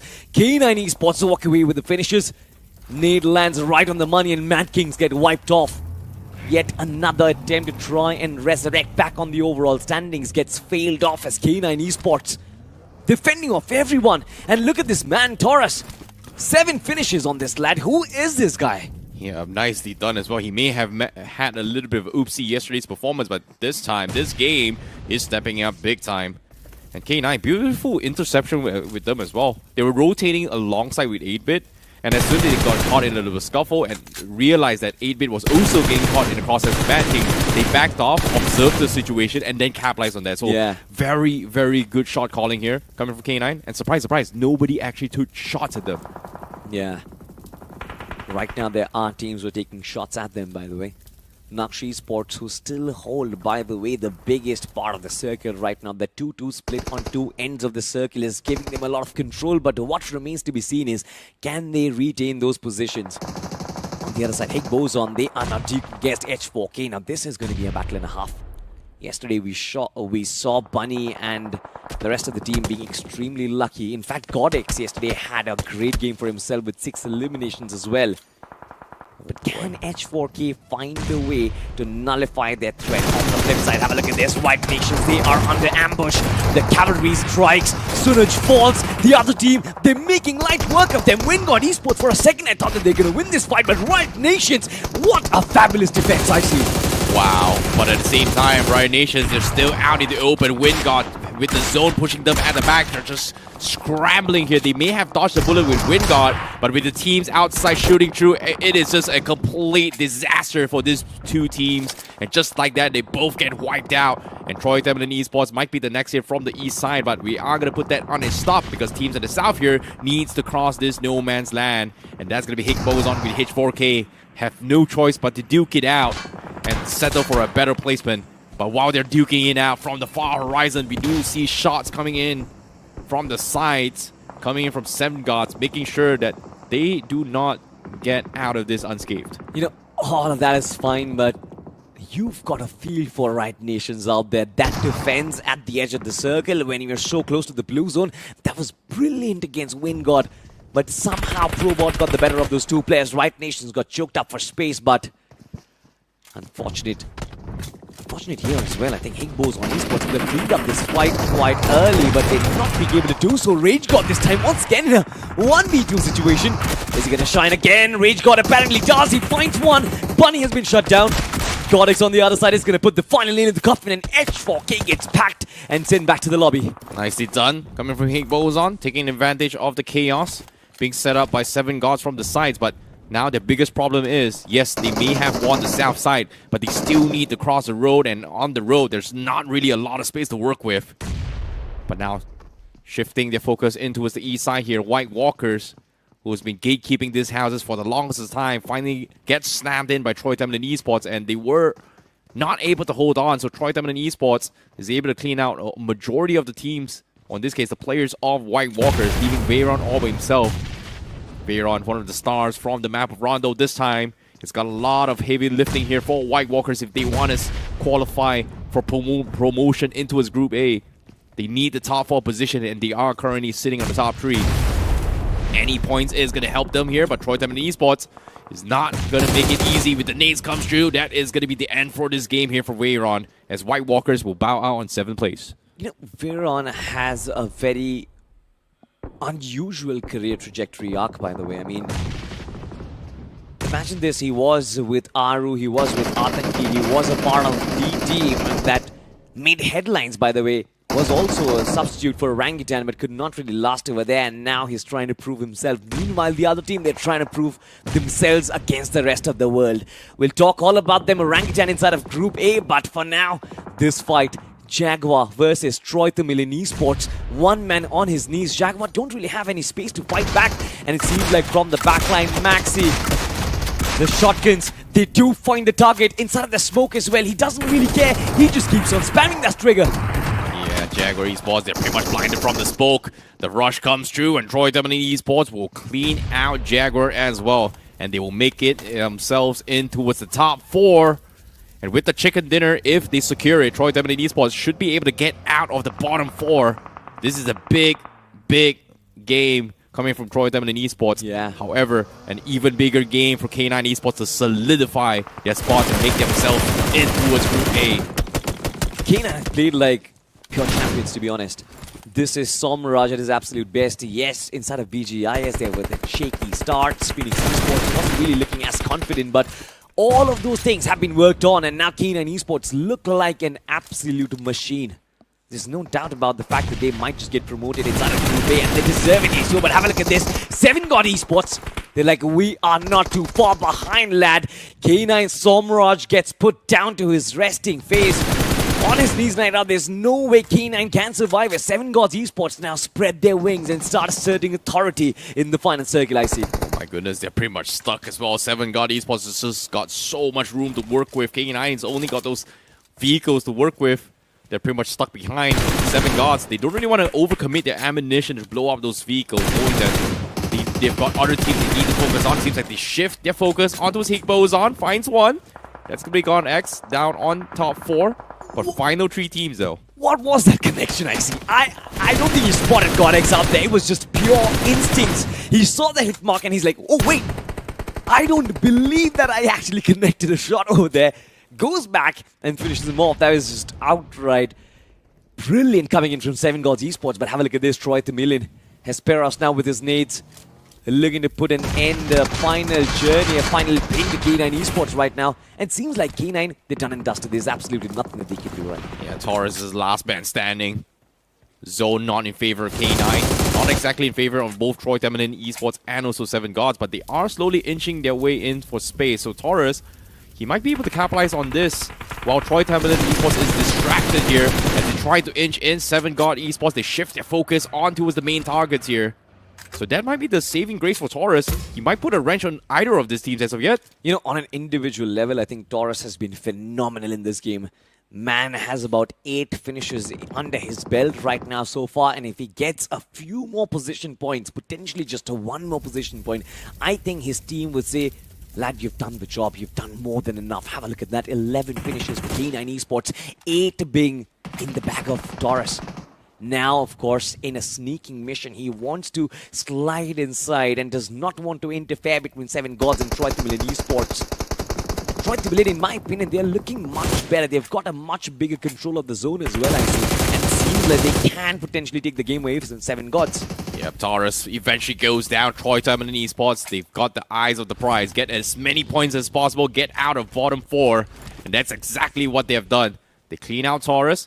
Now, down towards a 3v4 situation. 7gods, they ignored K9 completely, but they're on the edge of the zone. Tamilan Esports now has a little bit of a wide spread to work with. However, it is going to be a little bit of a tricky spot to be in. They do not have the numbers, and 7gods, they do have the numbers, and that is going to be a big problem. So right now, they just need one knock. You know, one team has got the space, the other team has got the numbers. It's an usual battle of a David versus Goliath. Tamilan Esports, of course, they are in the riskiest of positions as Lens showcases himself. Have a look at that. Maxi finds a knock for himself, yet another nade. Bounces off. 7gods Esports have been pinned down. Just 2 players who are quite healthy, in my opinion. Ninja, look at his HP, just barely surviving by a sliver of HP. And now it's down to the wire. Lens gets knocked out. Tamilan Esports slowly and steadily, they will have to come out, and that's the end. 7gods Esports, they snatch away the chicken dinner away from their grasp itself. Yep. What a performance coming from 7gods as well as Tamilan Esports here in this game. What a banger of a game itself here. Just like that, they win the winner chicken dinner, get themselves a decent amount of points, but now the question remains here. Will Tamilan Esports survive the ordeal or not being relegated with this performance here, especially with one more game on the line from each and every single team here coming from Group B? And for 7gods, did they do enough to push themselves into his Group A? You know, I think they did. 100%. 7gods Esports have been the most consistent team inside of this group so far. Yes, K9 Esports have been hitting hard, they've been hitting heavy, they've been getting those numbers on board, but the consistency and the confidence of 7gods is just on another level. But I think credit also has to be given to Tamilan Esports. Like you said, I think those 15 points that they are going to acquire from this game, it should put them somewhere on the top 3 right now, straight out of the bottom 3 to the top 5 or top 3. Well, I don't think top 3, maybe top 6, though. All maybe, right. you know, Fair, like they still have one more game to go. But let's take a look at the final blow here and what 7gods did as well. Like, this was a moment where they had the numbers, but they realized that they're starting to lose space onto Tamilan Esports here. Yeah. And the moment Tamilan Esports was able to find an equalizer, they've realized that the biggest threat here was not K9, but Tamilan Esports. And they started shifting their focus, realizing that they had to play zone to zone. It came down towards pixel-perfect positionings, which resulted in them forcing Tamilan Esports out of their rabbit hole and then just completely taking them out. So very, very good shot calling coming from them, but still, it was a 50-50 chance. It could have gone either way in this situation. It could have actually gone either way, and in fact, ever since there's been these inception of Milta circuits, so many teams get wiped off in the chaos of the city itself. I mean, imagine this. There was a one point where there were 4 to 5 teams battling for just one pocket of space, including Lastade, including Team TAG, and so many others. And all I want to see right now is somebody who can actually master the art of urban battles. You know, I think it's a long time. It's been happening for a long time now. There needs to be somebody in the Indian circuit who will stand up and say, you know what, give me any urban circle, I'll always come out on top. Well, speaking of urban circle as well, interesting enough here, when we talk about trends, well, we usually see Stauber Hill, we usually see Everest, you know, we've seen a lot of 70 as well. But in just this past 2 days, we've seen a lot of Milta City itself here. But before that, let's talk about the MVP from the match as well. This is going to be Taurus here, coming from that game as well. He's got 9 finishes from K9. And yesterday's performance, his debut was a little bit of a slow start, but this game, today itself, he has been popping off here. 9 finishes and 1,172 damage in total from this game itself. And he was one of the main instigators of why MADKINGS and also 8-Bit just collided and got completely shut down in the Northern push. You know, I have a feeling that K9 Esports is going to be a launch pad for all the undergods out there. Everybody who comes in and debuts in K9 Esports just absolutely shatters all records. I mean, what is this stat? Taurus, 9 eliminations, 1,172 points of damage. That is just madness coming in from him. We saw inside of BGI's IC, it was Knight who was actually showcasing so much class, so much power and confidence. This time it is Taurus as well.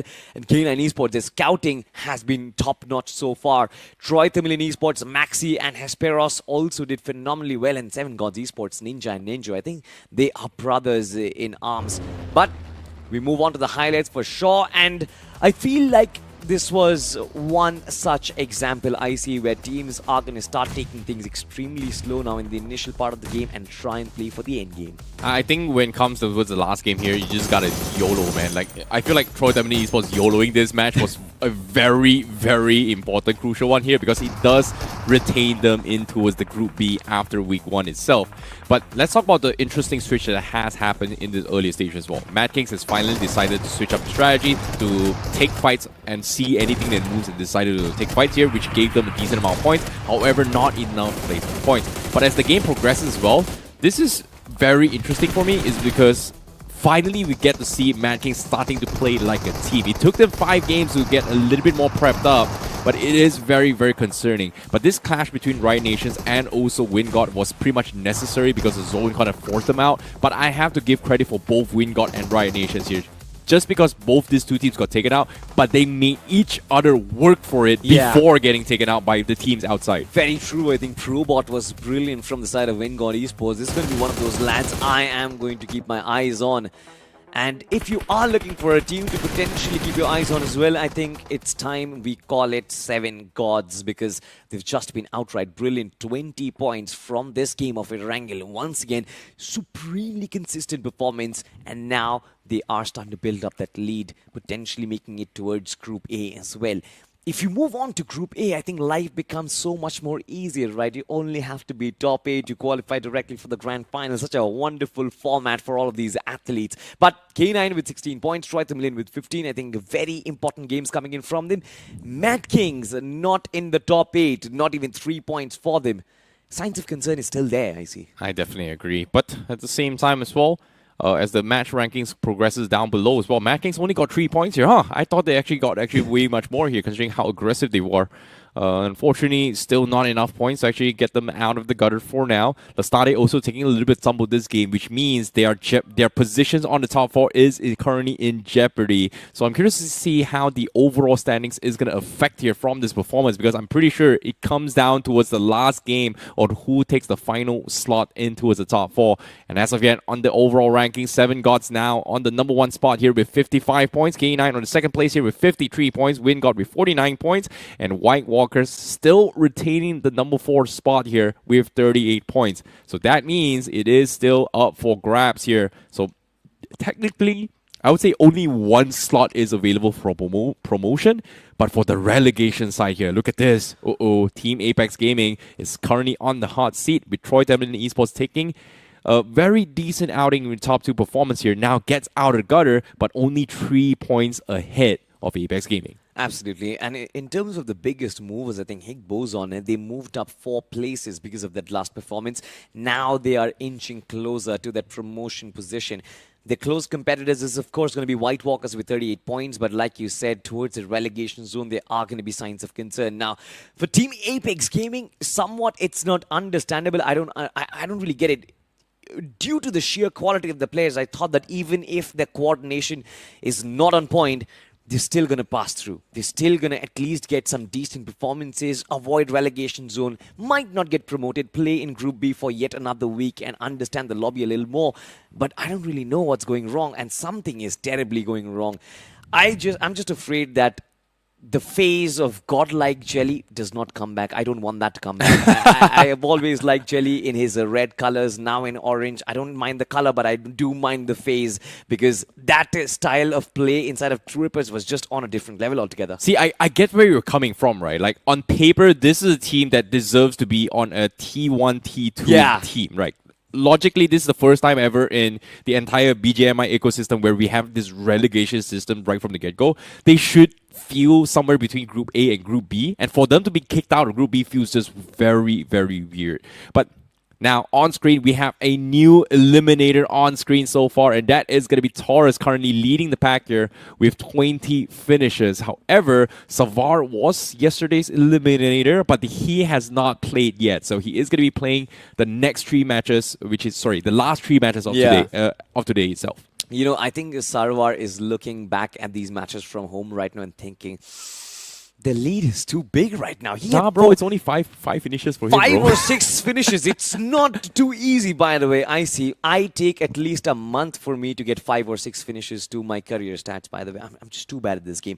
But understandably so, I'm not playing inside the tournament. The Eliminator badge, by the way, I'm very happy that a debutant is actually coming up and picking away the Eliminator badge so far. I think it's a very big thing. Yeah, it could be. You know, who's going to be farming from eliminators, right? When we talk about calculation back then here for MVPs, it's always like, oh, semifinals only, grand finals only. Yeah. Now it's like, you know what? Eliminator gives Undergods a chance to shine the most here because Undergods, especially for teams who played the most amount of matches from all the way round 1 all the way to the end, they will have a little bit of an advantage here. So whoever is farming for eliminator, hats off to you because technically, mathematically, in order for you to get the number 1 spot, you've got to be playing in one of the lowest ranks. You have to play in Group C, win everything, and then go to Survivor stage, play everything, and then, you know, you get the picture.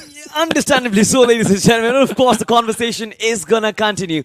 But for now, we are going to take a very short break. 2 games done and dusted. We'll be back with the next one very soon.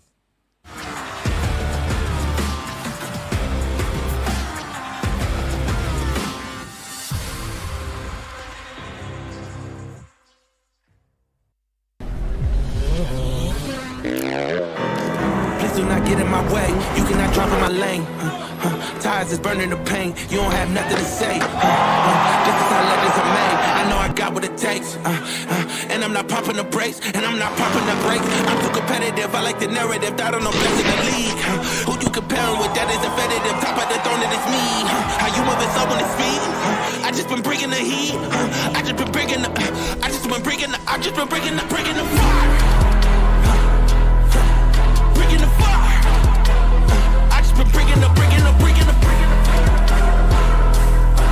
And they can't stop me. They know that I'm bringing the I got the feel in my veins. Trust me, I'm making a name. We are not one and the same. I am on top of the game. I cut out the line on my brakes, and that's why the drive is insane. Heart of a camp, adrenaline rushes is numbing the pain. I'm too competitive, I like the narrative. I don't know best in the league. Who you comparing with, that is offended, top of the throne, it is me. How you moving so on the speed? I just been bringing the heat. I just been bringing the fire. Been bringing the fire. I just been bringing the fire. And they can't stop me. They know that I'm bringing the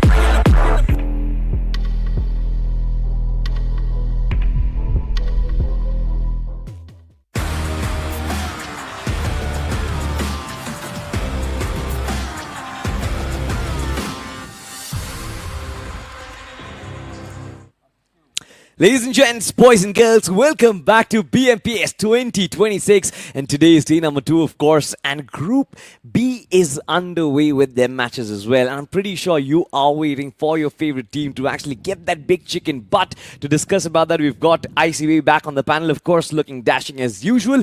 But the last game, still signs of concerns for some big names out there. We've talked enough about Apex Gaming. What's going wrong for 4TR right now, I see? Okay, right now, very simple, right? Whoever in the bottom 4 just takes a chicken dinner, they'll get out of the bottom 4. Yeah. That's number 1. But again, let's talk a little bit more. I'm going to shift that focus. Like, whoever is in the bottom here, that's the game plan, right? One good game. No, not just one good game. One chicken dinner, All right. so get stuff out. All like, right. I'm talking all the way to the bottom where All Mad right. Kings is. That's the bottom 4's goal. right on the top of them, which is Tamilan Esports and the rest, they just need to get like, what, 7 points, 8 points. They should stay out of bottom 4. But everybody else from the 10th to 11th position all the way to top 4, okay? Top 3 is secure, right? They need the chicken dinner in order to push themselves into his Group A. It's going to be extremely sweaty, in my opinion, as well. Just one game remains for this group, and teams would want to actually avoid the relegation zone. Group C, technically, yes, you are going to get a much easier lobby for yourself. You might actually try and, experiment out different strategies, maybe try and go a little aggressive and figure out what your firepower looks like. But in my opinion, I always feel playing in a tougher lobby is better for you. See, this is where I disagree with your point of view, right? Like, think about it this way. On paper, yes, Group A, Group B, Group C, Group D. Yeah, you can say Group C and D are a little bit harder teams to play. But because they are the harder teams, number one, unpredictable. Number two, their challenges is very, very different now. The moment you're seated in Group A, the moment you're seated in Group B, staying in Group B is so much more easier. Sorry, staying in Group A and Group B is so much more easier than climbing up. Because why? Number one, you just need to be part of the top 12. Yeah. Top 12, I'm staying in this group, blah, blah, yada, yada, for the next 3 weeks. But if you're Group C and Group D, the only way you're going up is you are in the top 4. So I feel like the task is just so much more difficult, especially if you're playing from the bottom. 100%. I think I kind of agree with you over there. But, well, as we speak, Group B has one more game left for themselves. Erangel is, of course, going to be the map. And if you look at Erangel's stats, I think there are going to be a couple of teams, WINDGOD specifically, out there. They're looking extremely solid. Nobody expected WINDGOD to come back into the scene and actually try and be as good as they are. But I think Infinity, Probot, and all of these young lads have done a lot of good work behind the scenes as well. You know, when we talk about rankings in terms of organizations that are really, really good at picking up new bloods here, Genesis is one of those teams.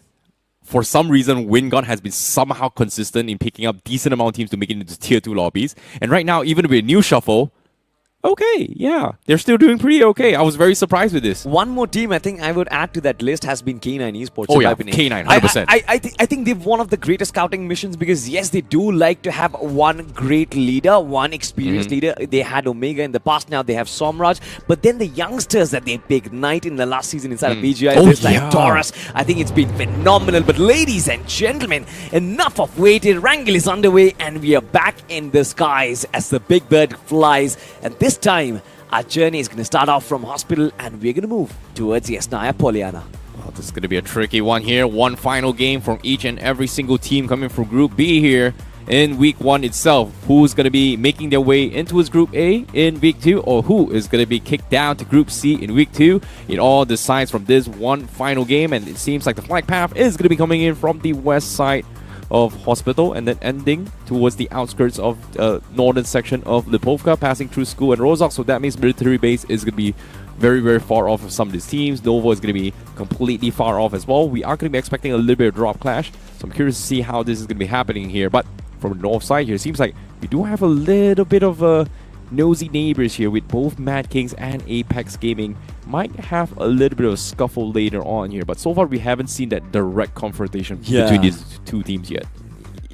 Yeah, kind of true actually. I mean, there used to be a phase when Jelly was literally a nightmare for teams like Godlike, for teams like MADKINGS, because somehow, some way, this man always used to come in front of them and take them down. The thing has been very different so far inside of BMPS 2026, and I like the shift in strategy. Northern Georgia Pool drop, you are going to come face to face against somebody like a WINDGOD potentially, but Northern Georgia Pool, in my opinion, is somewhat like a lost learner. You have so many compounds, you've got so much space. I think you've got multiple exit strategies if you do not really want to take that fight. Oh, we shall see, but for now, patience is going to be key, right? Like, the stakes are still very, very high for all these teams, right? Like, not getting kicked out is one, and also trying to qualify in towards the Group A is going to be another objective here. So there's no easy free pass here. Nobody's exactly safe yet, except for maybe in the 5th to 6th position. You're pretty much safe. And currently, I would say the only other 3 teams that are safe is pretty much the top 3. Yeah. Which is 7 Gods, K9, and I believe it was Naqsh. Yeah. Naqsh has been surprisingly very good lately. I mean, if you look at it, WINDGOD, White Walkers, and all of these teams, they have potentially given us moments. WINDGOD, in fact, have a look at that, 49 points from the from the 5 matches that they've played so far. It's almost like a 10-point average that WINGOD have carried through and through, which is brilliant, man. I mean, a 10-point average, if you look at past records, we know how difficult it is. And particularly seeing, I think this is a tougher lobby. This is Group B, of course. You are playing in one of the best groups in the country. So I think well done to WINGOD. Also expecting somebody like a Lastade or RIOTNATIONz maybe to do something in the last game. What do you think, guys, about that? Yeah, it could be. But I want to take back whatever I said as well. It wasn't Naqsh. It was actually WINGOD. But yeah, like you said, I think it all just comes down towards the final fight, right? Like, mathematically here in this situation, WINGOD is kind of safe. Just 1 point pretty much guarantees their spots in towards Group A itself. Yeah. White Walkers is the only team left in jeopardy that is currently holding the number top 4. Higgboson is very close. Lastade can still do it as well. Lastade was doing pretty okay throughout the past 3 games, but the previous 2 games was just a complete disaster for Lastade. They're winning micro fights, but macroly they're just getting messed up, and they're actually getting messed up by K9 Esports in particular. 100%, and it's not just Lastade who's actually messed up. One team, in my opinion, that has messed up big has been 8-Bit. Oh, yeah. Yesterday was a great outing. They were inside of the top 4. I almost felt like maybe, Sarang and Juicy are going to lead their team towards Group A, and deservedly so as well. They're players of that caliber, but then today has been an absolute difference maker, and now they are in that 9th spot, reeling with 31 points. They've really bombed their games today. It's so weird to see 8-Bit like this. And I'm not talking about old 8-Bit, right? I'm talking about CK days, like Cincinnati Kids, when Juicy was playing as well. Like, that was a team in 2025, BGIS just wowed us with surprising toppings in the leaderboard itself. It's just absolute domination in the same games here. High 10 finishes games with chicken dinners, 15 finishes per chicken dinners. And then BMPS last year was a little bit of a letdown. BMSD was a letdown for us as well. And even the last BGIS, things was not what I was expecting here. Because on paper, especially for 2026, especially with Sarang in the mix for 8-Bit, he recently won a solo tournament as well, out of all the star players that have competed as well. And for him to head into his BGIS and not making the grand finals, it's just very, very concerning for me. Yeah. I think that's where the difference lies. I mean, it's a team game at the end of the day, and I think gone are those days where players could kind of express themselves and go out on a free roll, potentially just find a way to give their team points, make different creative plays. Today, you have to act like a team. You have to be very quick on your trades as well, and that is how you get those points. You can't really express or go out on an all-out brawl. Extremely technical stuff, but ladies and gentlemen, we're not going to bore you on towards Boatyard. We have the table topper 7 Godlike Esports. Last season, I think, in my opinion, Sinway, that they were known as, it was an unfortunate exit for them, because I feel they are grand final contenders. Rexboy, Moksh, Ninja, they've been there for a while now, and they're not under gods anymore. They have established that they are one of the best teams out there, and deservedly so. I think they are going to be moving on towards Group A. Yeah, Sinway has pretty much had one of the best performances all year for 2025 itself, right? They are very, very consistent. Made a couple of grand final entries, but aside from that, hasn't been close towards the podium. That's the only downside coming from Sinway. But in terms of consistency, in terms of overall, quote-unquote, as the community say, T1, T2 team, I would say right now, they are the gold standard. Yeah, certainly are. We are certainly in search of the next gold standard, the one who actually lifts that golden trophy of BMPS 2026. Well, you got to find out after a month and a half. That's the problem, right? It's a long journey. I mean, we're here to wait. We love the action that lasts for 2 months, but for these athletes, you maintain consistency for 2 months. I think that is something which is unheard of inside of our community, at least. A team is going to play absolutely brilliantly in 1 week and then just bomb the next one. That is what it happens here. This is going to be a little bit tricky spot to be in here. Are we going to see something new is going to be the question here. Ideas needs to be pulled up here, especially as the meta may shift from time to time in terms of the weaponry. We've seen SMG metas, we have seen shotgun metas. Well, when the earlier days, maybe DMR. Now bring back the DMRAs, man. Bring back the Car 98.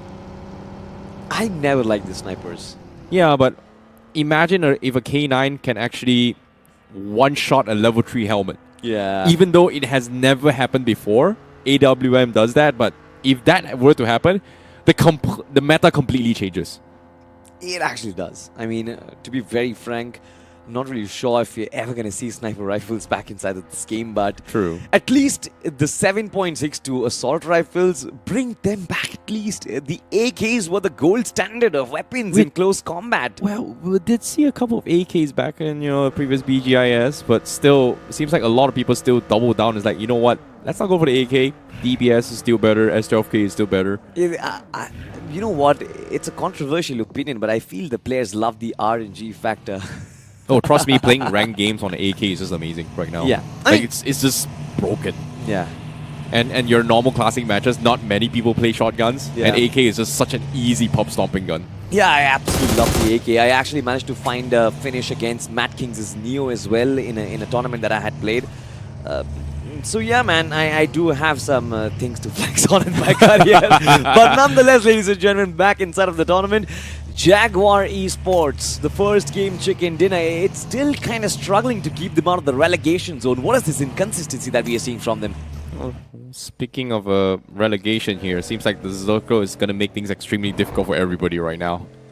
Why I say that? It is going to shift up north. Lake is in play, so that means there is not a lot of playing grounds to play with. The entire Stauber Hill is just completely ignored. 70 Town is ignored, and everybody is going to be playing on the city side approach here. And those bridges outside of Rozong is going to be the hot spot for some of these teams, but it's also one of the worst spots to play in just because, number one, you have cover, but you don't really have covers from each and every angle.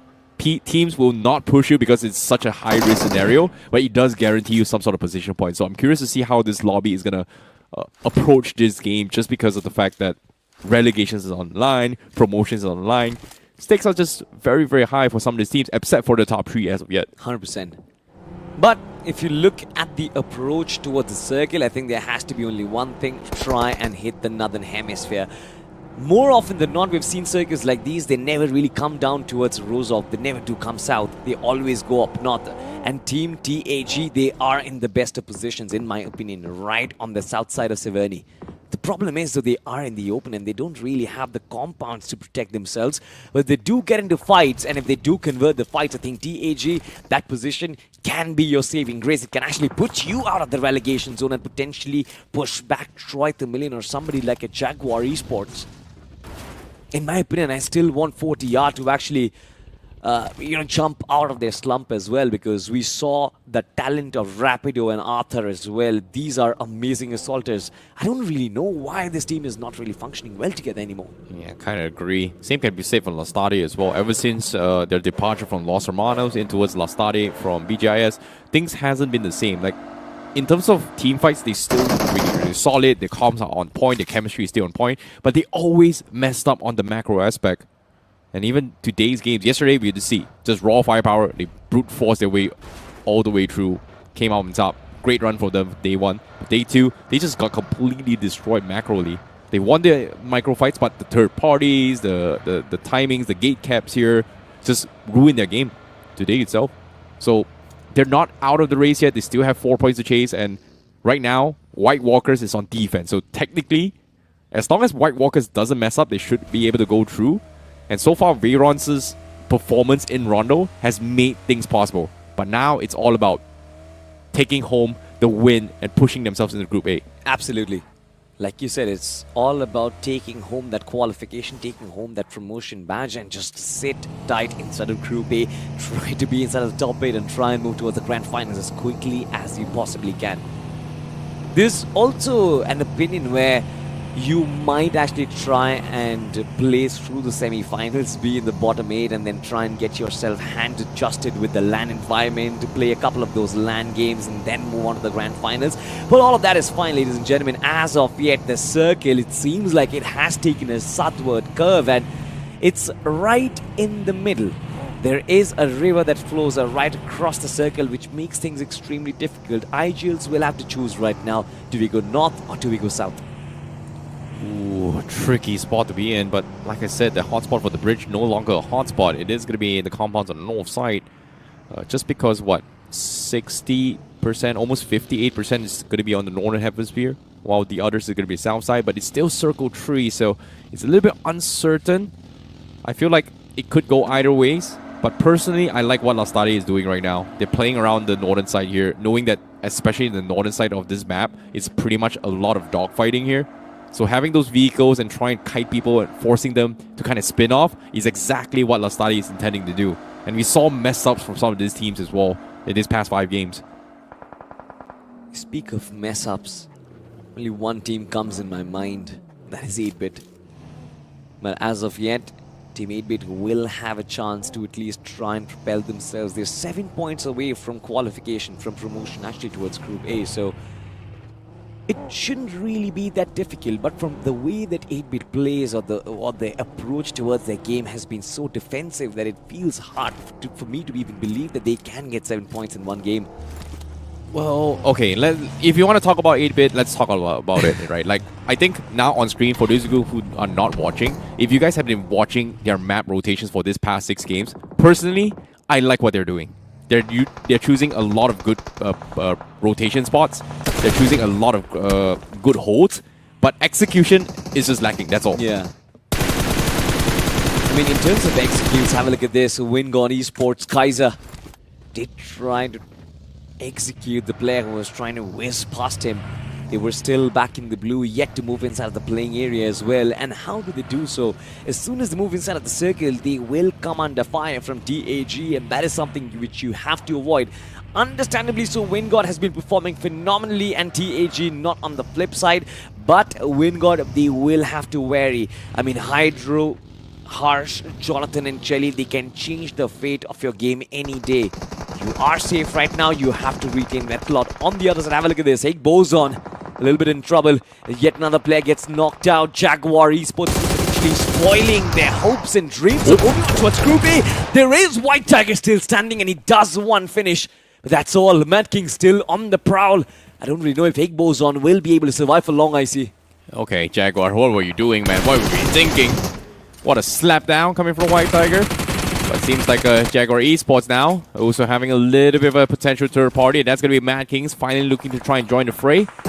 See anything that moves, start shooting, start pushing. And that's exactly the game plan they are going for. But for Higgboson, seems like their journey to try and push the top 4 might just end out very, very early here with a complete wipeout of third parties from Jaguar as well as MADKINGS. Now Bunny left all by himself to try and hold on. Can he pull a Hunters? I don't know, man. Like, him getting a chicken dinner right here will get him into the top 4, but it's pretty much looks like an impossible task. But now Shadow OG finally brought back into his MADKINGS to kind of play here. Kalan gets the first knock, but instantly the entire team swarms in to save the day to keep him alive. And the rest of Lastade is now forced to decide whether or not if they want to commit to this fight. One final stretch, one final push coming in from MADKINGS, and they are going toe-to-toe against Lastade. Sim this time once again being the savior. Shotguns do strike. 2 players from Lastade still alive. 1 player falls back, hesitates to take this fight. 3 of them have been ambushed up, and there's nothing that Lastade could do. Finally, some sort of life coming in from MADKINGS, and it's only Sim, I think, ICU is taking ownership of any sort of intent being shown from MADKINGS Esports. All the rest of the players, they've been rather defensive, but we do have yet another fight building up, ladies and gents. HADX right now going up against Naqsh, and Bunny coming in from the backlines. Does not sound good for Higgboson by any means. Oh boy, seems like we've got a lot of submarines in the lake here. Caesar trying to get a cheeky angle, gets spotted out, and Bunny takes him out. Caesar is able to shut him down as well. Cypher, on the other hand, needs to crawl his way through to be picked up, while the rest of the teams trying to rotate around this is going to be the way to go. But as of yet, 8-bit, like I said, best position possible. But execution is going to be where it matters the most, because right now they are in one of the prime spots in this inner circles. They do have the experience as well. They understand how the circle functions. You have the hunch as well. Sauron can be an amazing filter. Team 8-bit, it was Shub who was trying to hold on to that sniper tower, but MADKINGS have absolutely unleashed the beast. And if you want, ladies and gentlemen, to unleash your beast, try out the Monster Energy drink. It seems like White Walkers have done that already. The nades who come in from their side, the defense has been phenomenal, avoiding the Molotovs, the nades as well. The airstrike from TAG sounds brutal, but it's yet to break past the defense of White Walkers, I see. Yeah, they're pretty much out in the open as well. Smokes has been used. White Walkers losing a lot of their mobility, but they do have a little bit of safety net here as well. But for Team Apex Gaming, they are the ones that are pretty much stuck out in the open. Jonathan has been knocked down. The counter nades coming from White Walkers to try and flush them out as well. Hydro still has the buggy on the side. They need to find a way to get out of the safety here. But seems like White Walkers' nade is not going to do too much here, so they should be able to pick him up. But they need help here. As of yet, Team Apex Gaming, they just might be kicked down here and heading their way into his Group C, especially with Jelly pretty much out of the equation. It comes down to these last 3 players. And White Walkers on defense for promotion. This is a very, very important fight for both these two teams as of yet. You know, even HADX has moved past Team TAG now. Apex Gaming potentially digging their own grave at this point. The nades, they come in harsh. OG barely manages to use his footwork to avoid it, but the smokes aren't really going to protect you for long. White Walkers, in fact, on the other side, have that numbers advantage as well. And for them to win this fight, Jonathan and Hydro needs to be in prime form. On the other side, 4TR, yet another team battling relegation at this point. They are facing the tabletopper, 7xORION Esports. And with just 2 players left alive, 4TR official, I think they're almost dug and buried at this point. Yeah, there's the nades continue. 4TR trying to hold on for the deal alive. 7xORION losing 2. Gets the reset coming through, but the third parties are still coming in. Shots being fired from the far horizon. Is this going to be K9 trying to join the fight? It seems like 4TR, Rapido from the sides, find an off angle. Arthur might be able to push up, scouting out K9. All Arthur needs to do is just be patient, but he's going to try going for the peak, and he takes him out. That's going to be more points here for 4TR. 4TR have already done this. But the point is, they don't really have time to celebrate as K9 Esports come in with an amazing strike. They need to come in 2v4. But have a look at that. Somraj just eliminates himself. His own teammate, Smoke, has been knocked out.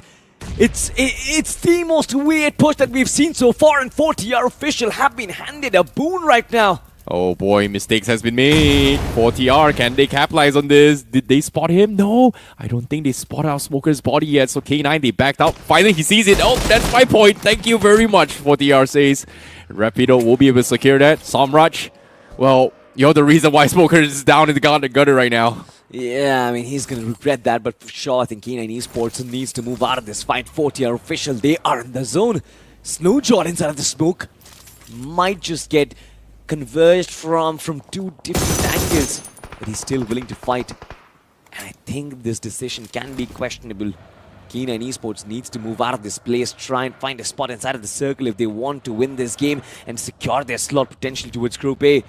On the other side, 4TR official, I think it was a recovery and a half. They have now tied up with Tamilan Esports. On the flip side, have a look at this. Both teams have 23 points. 1 more point for 4TR. They avoid relegation to Group C. Oh my goodness, 4TR, just 1 more point minimum, I would say. But as of yet, Arthur getting spotted out for K9. K9 not making it easy for them. Arthur was able to disengage. Finally, the shot comes through. Snowjaw gets the knock. Arthur goes down. 4TR, they just might be kicked out here if things go down south. Oh no, man. Oh no, they just got taken down. Rapido got hunted down as well. Did they have enough points? Only time will tell. Because as of yet, position points finally in play. Naqsh Esports from the far horizon saw this commotion, and K9 is going to be taking a little bit of a beating here. And they might be the next to fall here, retaining their overall standings in top 2 here for Group B.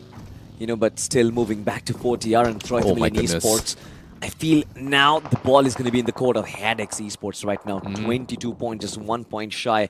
And they have their 4 players in. HADX, have a look at that. 7 eliminations inside of this game so far. They're doing really well. And the circle lands on top of them. They do not have control of the pitch. They are underneath it, which shall protect them for a while. But Naqsh Esports has been causing problems for them. They're still 8-bit. Shots coming in from Shub is going to find the knock on the other side. Oh my But goodness. can Team 8-bit try and get those very crucial points that they need right now? Just keep themselves alive inside of Group B and not fall further behind. This is the best position you can ask for 8-bit right now. Farm all those finish points and get the chicken dinner. Deny White Walker the top 4. Yeah. This is the best scenario you can ask for here in terms of rotation here. It's all comes down to execution. But as soon as I say this, seems like Sarang has been knocked out by H4K. So hopefully that's not going to be trouble for them. These two teams are still here, I see. Okay. We saw the entire world fight, but DHE and White Walker, they're still at it. Uh-oh. Well, speaking of at it as well, White Walkers just drew the complete shots at them. Takes two, takes down Jonathan as well, and Apex Gaming will fall, and White Walkers finally wins the long drawn-out stalemate, trying to retain its top four. But with that elimination towards Team Apex Gaming, that pretty much sends them down towards Group C, guaranteed right now. Oh my goodness. I've got nothing to say, man. I just feel like that team, they need to work on the way they communicate, because that, once again, in my opinion, was a loss of patience. Hydro was like, you know what, I've had enough. I just want to try and take this fight. If I win, I win. If I lose, we anyway have been losing. But on the other side, Team 8-Bit, it seems like their defenses are going to be tested right now. Juicy still holding on to that angle with a shotgun. And from the flip side, Sarang comes in. H4K have been wiped off, I see. Beautiful, beautiful defense here coming from 8-Bit, but seems like things might take a little bit of tumble as well. Skips trying to scare off the teams outside here. Now force Sarang to try and go in for the reset as well. They've lost Shoop. Is only down to his 3 players here, but seems like no teams has pushed up yet. But seems like with the smokes coming in play, White Walkers might try to sneak their way through. They just picked up Juicy. It hasn't got the reset yet. White Walkers needs this chicken dinner. They are going to go in for the flush, but the surprise entry from Sarang from the flank gear takes them down, and they shut down White Walkers' defense once more. And 8-Bit, they will be able to hold on to those compounds. What a partnership between Juicy and Sarang. Just keeping Team 8-Bit alive. They've been at the center. They've been inside of these compounds. But the way they have defended it against so many odds, you've got to give it to these lads. 5 eliminations so far for Team 8-Bit. They've done phenomenally well, but they need to keep their composure. They've lost Shoop, who was in control of a sniper tower. But 8-Bit right now, kind of getting cornered. They've lost down on the services of their IGL. Sarang has been knocked out. They need to give a revive back and potentially find an exit strategy as well, because from up top, seems like White Walkers, they still have one more man left alive, and he's keeping the hopes of Group A alive with him. Exactly. Hanush too OP. He needs some sort of placement points right now. The gap between White Walkers and 8-Bit is about 8 points of a difference. So 8-Bit, only a chicken dinner, and also White Walkers' denial here in this game is going to keep them alive to try and push through. It's going to be a tough one here, at least for 8-Bit. But speaking of K9, also making it very difficult for 8-Bit right now is that they are going to clean house here to try and thin the numbers. Taurus pushes down bottom, try and find eliminators here with the shotguns push. Takes one down, and just like that, another point stolen away from 8-Bit. You know, there's something about undergods and their reflexes. Taurus had a nade equipped in his hand. He pulled a pin from a nade from his hand as well, but still switches back to the shotgun and eliminates the competition. It's brilliant. HADX on the other side, they've been trying to contest. They've been trying to keep themselves alive under the bridge, but slowly but surely, they are getting pummeled out. And of course, they will not be able to avoid the relegation zone unless and until there is something magical that we get to see from Rishi so far. But with Taurus still left alive, I think he knows exactly where this player is, and he will try and find that extra finish point to his arsenal as well. Fair enough, but at the same time, White Walkers, Anush OP has been taken out. The floodgates is officially stopped. It is going to be 44 points to beat for promotion as of yet, and 8-Bit is inching closer to that mark. K9 also currently in the tabletop here, trying to deny those points away. But as of yet, based on what I'm seeing here, the only way 8-Bit qualifies is from a chicken dinner. As for Naqsh, well, a solo chicken dinner is going to be extremely difficult, I would say. Yeah. I mean, it has to be very difficult. You've got K9 Esports in prime form. You've got WINDGOD as well, who has shown a lot of composure inside of this game. And you've got 8-Bit chasing. For Naqsh, I don't really think the chances are going to be very high. The same can be said for HADX as well. Exactly, but HADX's stake, only a chicken dinner from HADX is going to be able to get themselves in towards out of the bottom 4. But with K9 right at the doorsteps, it's going to be extremely difficult here, especially when you can't even pull your gun out. But for 8-Bit, ooh, stakes are high. They finally got the reset. But now with the zone not favoring them for the first time, they have to push out. WINDGOD Esports is going to be looking for the gatekeep. Ryzen down towards his last health here. Great shots here coming in from Skips. But he's only got 14 bullets on this AUG, so Ryzen can't really do too much to his 8-bit as well, so he needs to make his shot count. There's going to be a little bit of silence, I think, at this point. 5 teams, 11 players. This is stage 8, by the way. There is going to be a few pockets of space you can potentially acquire. If Rishi ends this game on top 3, he survives bottom 4. That's 2 additional points here if he makes it to top 3. So there's 5 more teams there. Position points are going to be in play. So technically, if he stays in water and not get picked off while 2 more teams get eliminated, he should be fine. So you're basically saying all he has to do right now is survive, and if he does that, he might actually avoid relegation. That sounds like a win condition to me. But if you look at K9 Esports, on the other side, it seems like they are just looking to farm those finish points right now. Snowjord is back in action, of course. We do remember the MVP of Showdown. This man was in top form and once again looking to find back that same rhythm. It won't be possible because Taurus has been punishing players left, right and center. Once again, yet another game with 4 eliminations for this lad. Finally, Naqsh has been put to an end as well. 1 more position point for HADX and they might just be able to do enough. K9 Esports constantly punishing everyone. And now it's a 3v2v1v1, I see. Yeah, 8-bit streams pretty much done for as well. They will not make it to top 4. White Walkers, they will defend. But now, the hopes and dreams for HADX is still alive here to try and survive for Group B. And let's not forget, 1 more team getting taken out. In this case, if Skips gets taken out, Rishi makes through. And now with the zone forcing Skips out first, it is going to be very close. WINDGOD. No way, the circle actually stops right on the edge as well. So he comes down towards the wire itself. But never mind, I spoke too soon. 1 second left. The circle is about to move. Skips. Rishi still has a little bit more space. K9, they notice somebody down there. But who's going to go out first? Do they really care? Are they going to go after that one man? Are they going to go after the rest of the lobby? It's K9 against the rest of the world. Somraj, we've always seen that the phoenixes rises from their ashes, but this time it seems like Somraj has taken the form of a K9 and digging the canines, sparring so much in their opponents. At this point, K9 Esports, they just are not stopping. Nades against WINDGOD, nades against all the other teams out there. Top 3 for HADX. But the question still remains, is it going to be enough, I see? Is your calculation right? I think he actually broke past Troy Tamilan Esports and 4TR. Troy Tamilan Esports gets kicked down in the bottom 4. They go to Group C, but Rishi, he's still alive. Oh my goodness. Top 3, that's a decent amount of points, I would say. It's almost hilarious. HADX focused on finish points early inside of the game. Later half of the game, they just wanted to survive. They had 7 points from the first few matches, from the first few fights. And now Rishi, all he wants to do is just bag those position points. And in fact, he'll get a lot of them, in fact. Dude, MVP, man, for HADX, Rishi. Like, you're the reason why you guys did not get kicked out.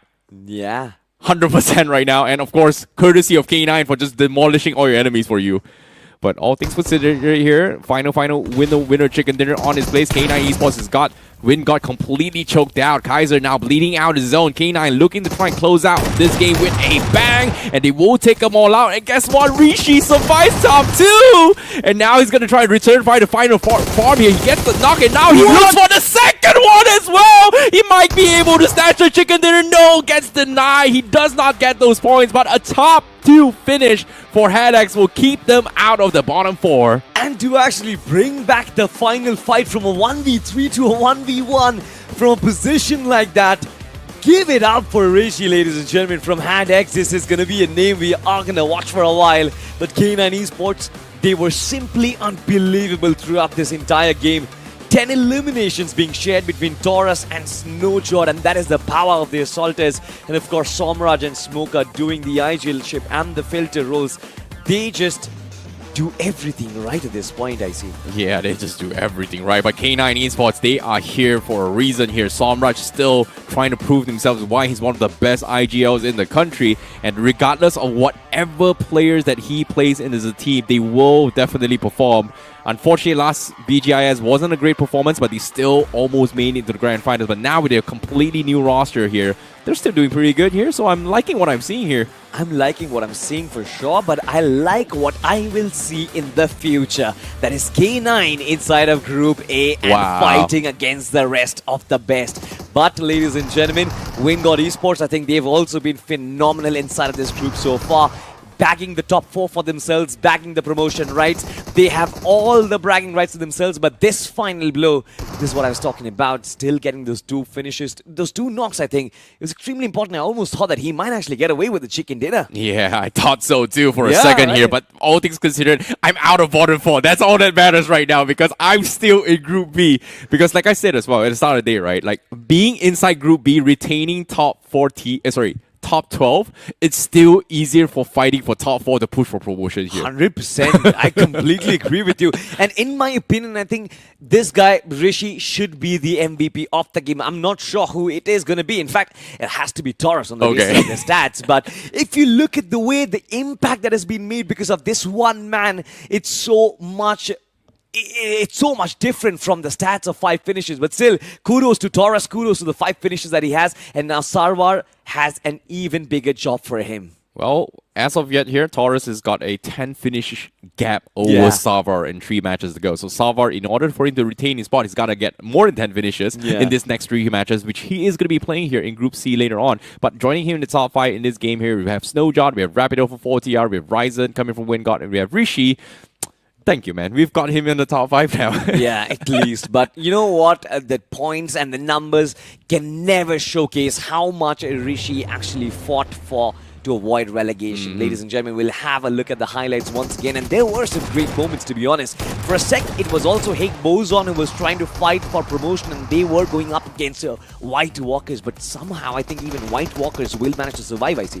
Yeah, it is going to be a little bit of an interesting one as well. MADKINGS, they finally brought in Shadow OG in the last game, but you can see the difference in playstyle was a little bit more aggressive, but they still could not rack enough points. So it is going to be back to the drawing board here for MADKINGS, as they are going to be kicked down towards Group C to try and rethink how they want to play their game here. Again, on paper, they are a Tier 1, Tier 2 teams, but again, it's still the early stages of BMPS. Anything is possible here. But as the game progresses as well, we do see 8-Bit also having one of the prime positions here. Fantastic hold between from Sarang and Juicy, but not enough for them to secure the chicken dinner in order to take White Walkers down. You know what? I'm a little scared right now to have a look at the overall standings, in all honesty. Don't want to see the reality, don't want to face the fact that it's about to come to my face, but for sure the teams that are going to get relegated, it's going to be a big bang to their hopes of the trophy as well. Ladies and gentlemen, let's have a look at the match standings from this game of Erangel, and let's find out how many points did these teams secure. HADX with 13 points, oh wow!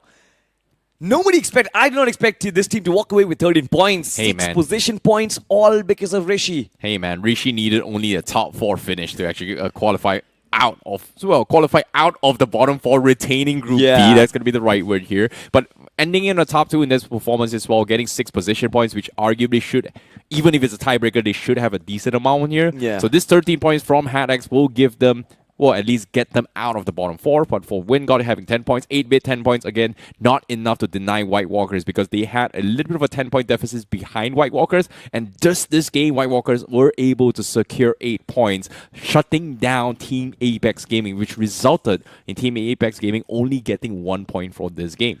You know, I still feel like, Jelly has been unable to find the places where Team Apex Gaming can operate at their full potential. I mean, in that position as well, they were kind of stuck in the middle of nowhere and just could secure 1 point from this very crucial game.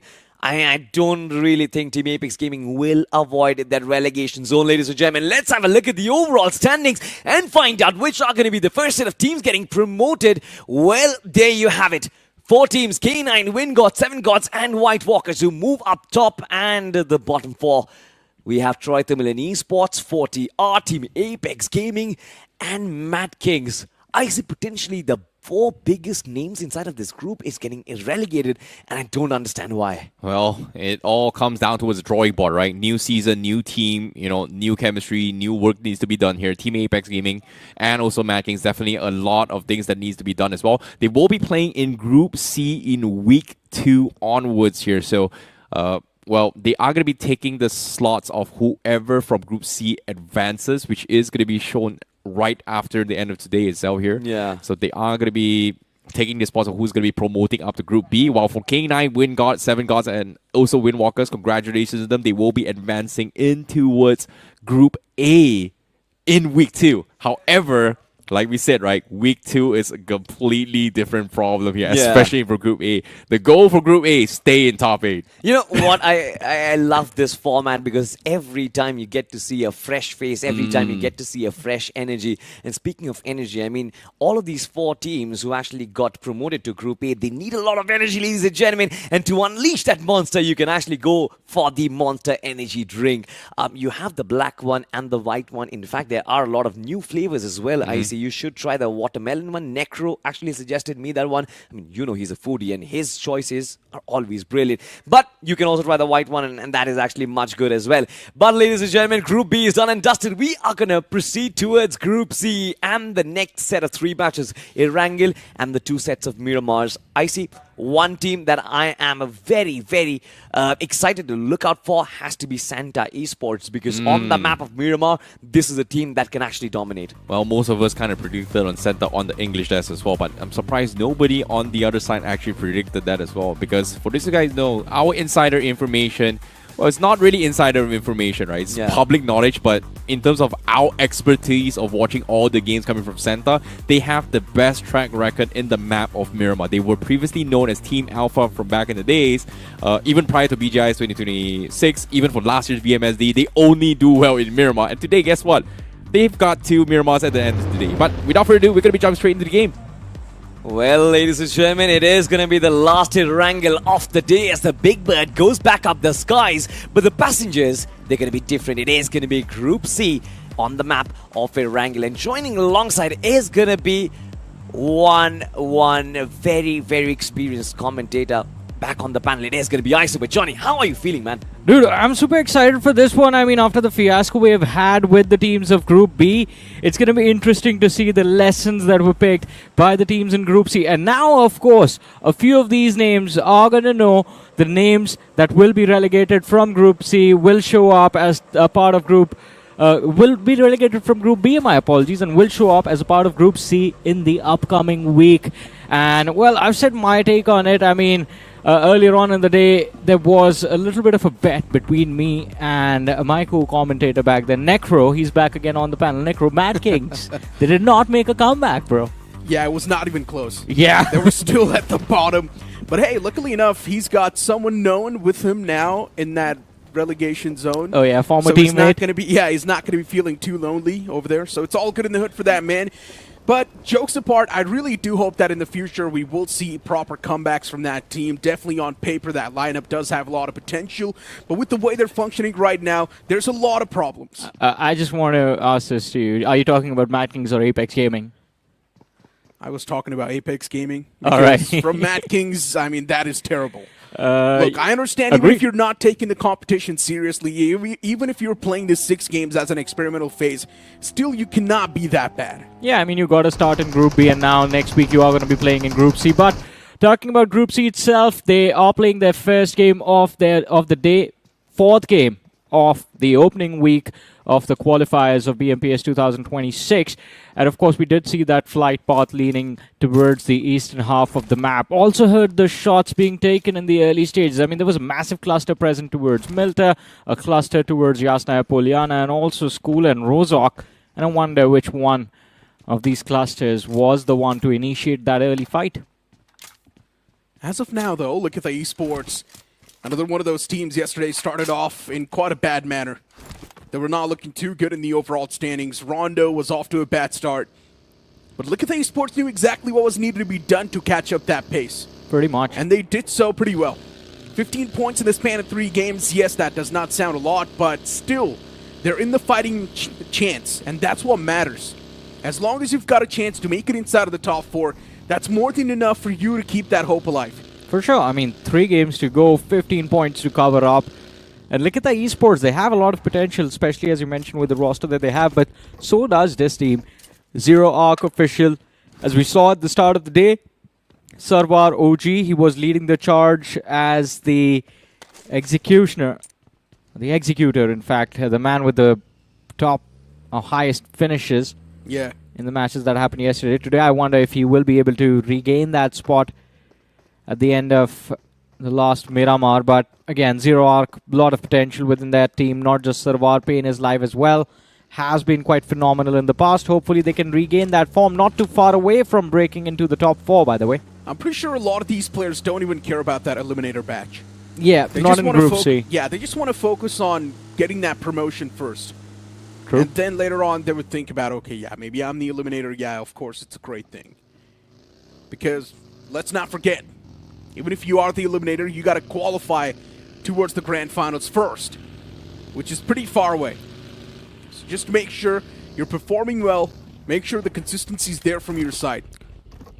Also, by the way, early weeks of this qualifier stage, very important for the teams from Group C, because no matter what happens, the situation that Group C will be in the 4th week of qualifier will be the fact that you are just headed towards that survival stage, right? And apart from that, the only way you gain value is by constantly getting promoted first from Group C to Group B and then hopefully to Group A, so that at least you can stand a chance for that semi-finals or the grand final qualification spot. I mean, at this point, that conversation is just so far away of qualifying towards the Grand Finals, right? Because the qualifiers itself are just filled up with so many surprises. And we just got one a while ago. Yeah. DAG, none of us expected that. Getting relegated? Man, oh man, that's even worse. If you talk about Jelly and the boys, they've got such a big past. They've got a great past. Together, they have achieved a lot of things in True Rippers, and now that transition for some reason towards Apex, it's not been that great. Even though there's just one change, which is Jonathan. Yeah. And that one man is making a lot of things difficult. Maybe that's what it seems like. Also a question that I personally believe is not being asked enough if we are going to talk about TAG is Harsh. What happened to him? Was it a one-hit wonder that was there in BGIS, or are we going to see him back in the prime form again? I mean, in BGIS, True Rippers did not even do that good, Johnny. Oh yeah, true. Hirsch was never that impact player that True Rippers needed. It was always Kill him out. Hirsch has always been a substitute. If things go haywire, if things are not working out too well, if someone is not feeling too good, then Hirsch used to come in as a substitute. I think it was the Showdown and the IC last year where we actually saw Harsh pop off. Yeah. But that's the thing, right? Consistency's still lacking. And that's why that man was on the bench. I just don't know why Kilomao's not there.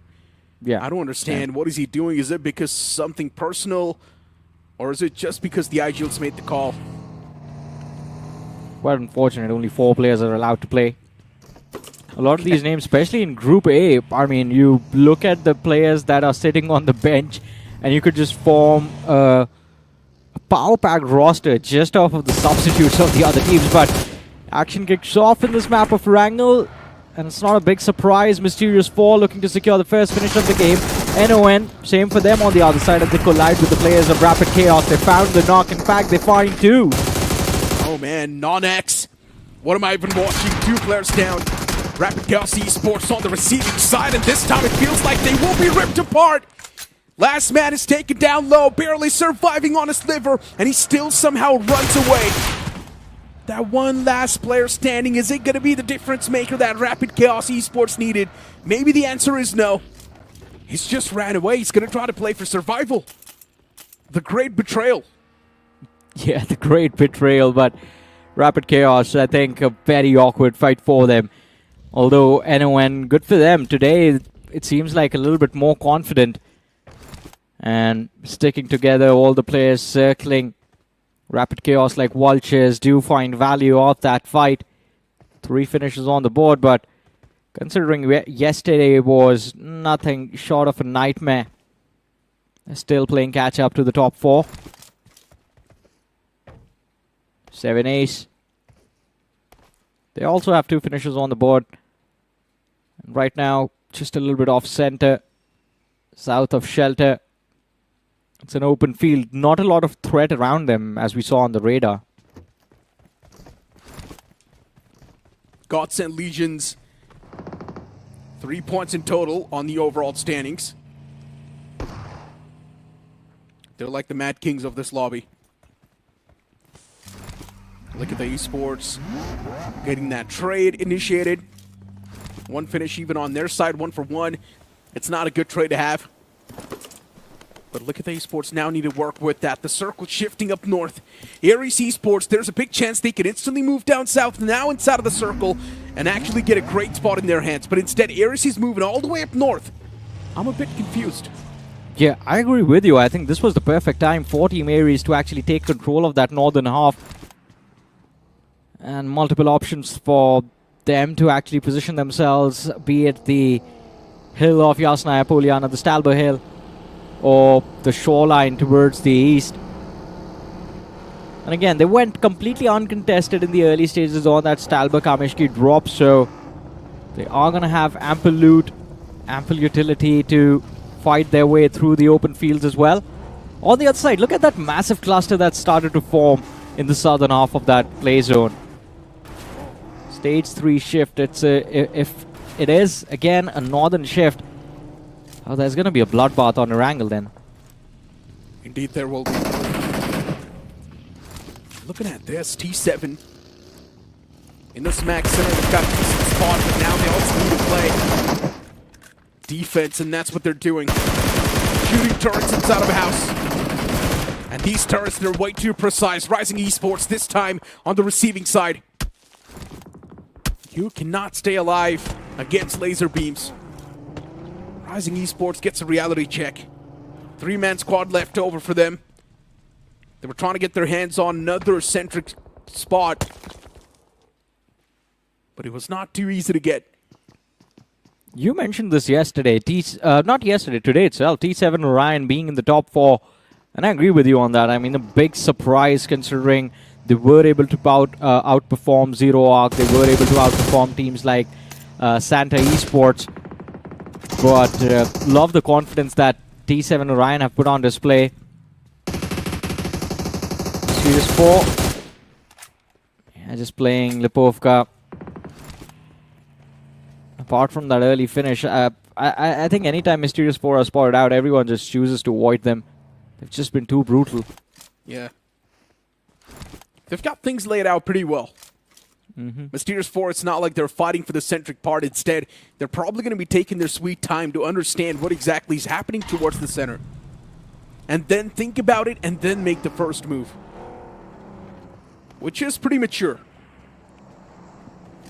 Understanding the flow of the game. There's Zero Arc on their sideline, so that's another one of those teams that can create a lot of troubles. Even the Blues on the move. NoNx is on the run too. For NoNx, the surrounding grounds do definitely feel pretty clear. We know that, but they don't. Yeah, and they seem pretty clear for now. But look at this, another northern shift of the circle. Ares. And Ares, they have to do well in this game. Even Santos found themselves in a decent spot. It's not too bad. They can actually fight their way through. Yeah, they have to be patient though. For them, it will be about timing. If they draw any unnecessary attention or too much attention to themselves, then they can risk getting third-partied. And speaking of that, look at Fly as well. They're taking control of the edge of the circle right behind the compound where the players of Santa Esports are. Yeah, I see this compound as an opportunity. An opportunity to latch onto a lot of points. Yeah. But Rising Esports, as of now, getting pounced on by the foes. It's such an awkward place to be in. T7 Esports, they seem hungry, they seem thirsty, and they really do want Rising Esports' blood. One man shut down, which was UOP, and now they don't even have proper manpower to actually hold on to this spot. It's just Fox up top. And he's currently pinned himself in a corner. Unfortunate outing. Utilities tossed out as well to suppress that player. Molotovs as well to make sure that the man's going to be trapped in that corner. And Fox just can't do anything to stay alive. T7 Esports, if they keep on pushing in tandem, that one single man's not going to be able to do anything. If 3 players just push in together, Fox is done for. That nade is placed. It's going to do a lot of damage. Fox now barely has any sort of HP. and the opponents are checking every single corner, but Fox eventually gets snuffed out and gets eliminated from the game. Quite unfortunate, as you mentioned. But T7xORION, look at the caution they were taking, even though it was just a single man hiding in that corner room. It was a 1v3 situation. They had a massive advantage, and yet they took their sweet time, naded every single corner of the room before they made that bounce. But what just happened? They were there, and now they don't exist in this lobby anymore. NON, the first team to get wiped out in this map of Wrangle at the hands of 7aces. 7ace making it look so easy. Yeah, 6 points. But Rising Esports, they're still cooking in the game. They did lose out on that man, but still they've got 2 more men standing. Mysterious 4 as well. Even they've got a few players alive. Aura eliminated from the game. They were just caught in a massive grinder. Goku surviving over there, that was just lucky, man. Shots coming in through the window and not a single one connected. Oh, but look at this, Johnny. Troubles are there all across the board towards Mansion. Another team wanting a bit of that piece of the pie since they know this is a decent spot to be in, at least as of now. It's going to buy you some time, and that's what these teams need. T7 Esports getting that recovery on the fallen comrades. 7aces once again creating problems. Those shots finding headshot connections. ThunderGods Esports just don't really have a lot of breathing space anymore.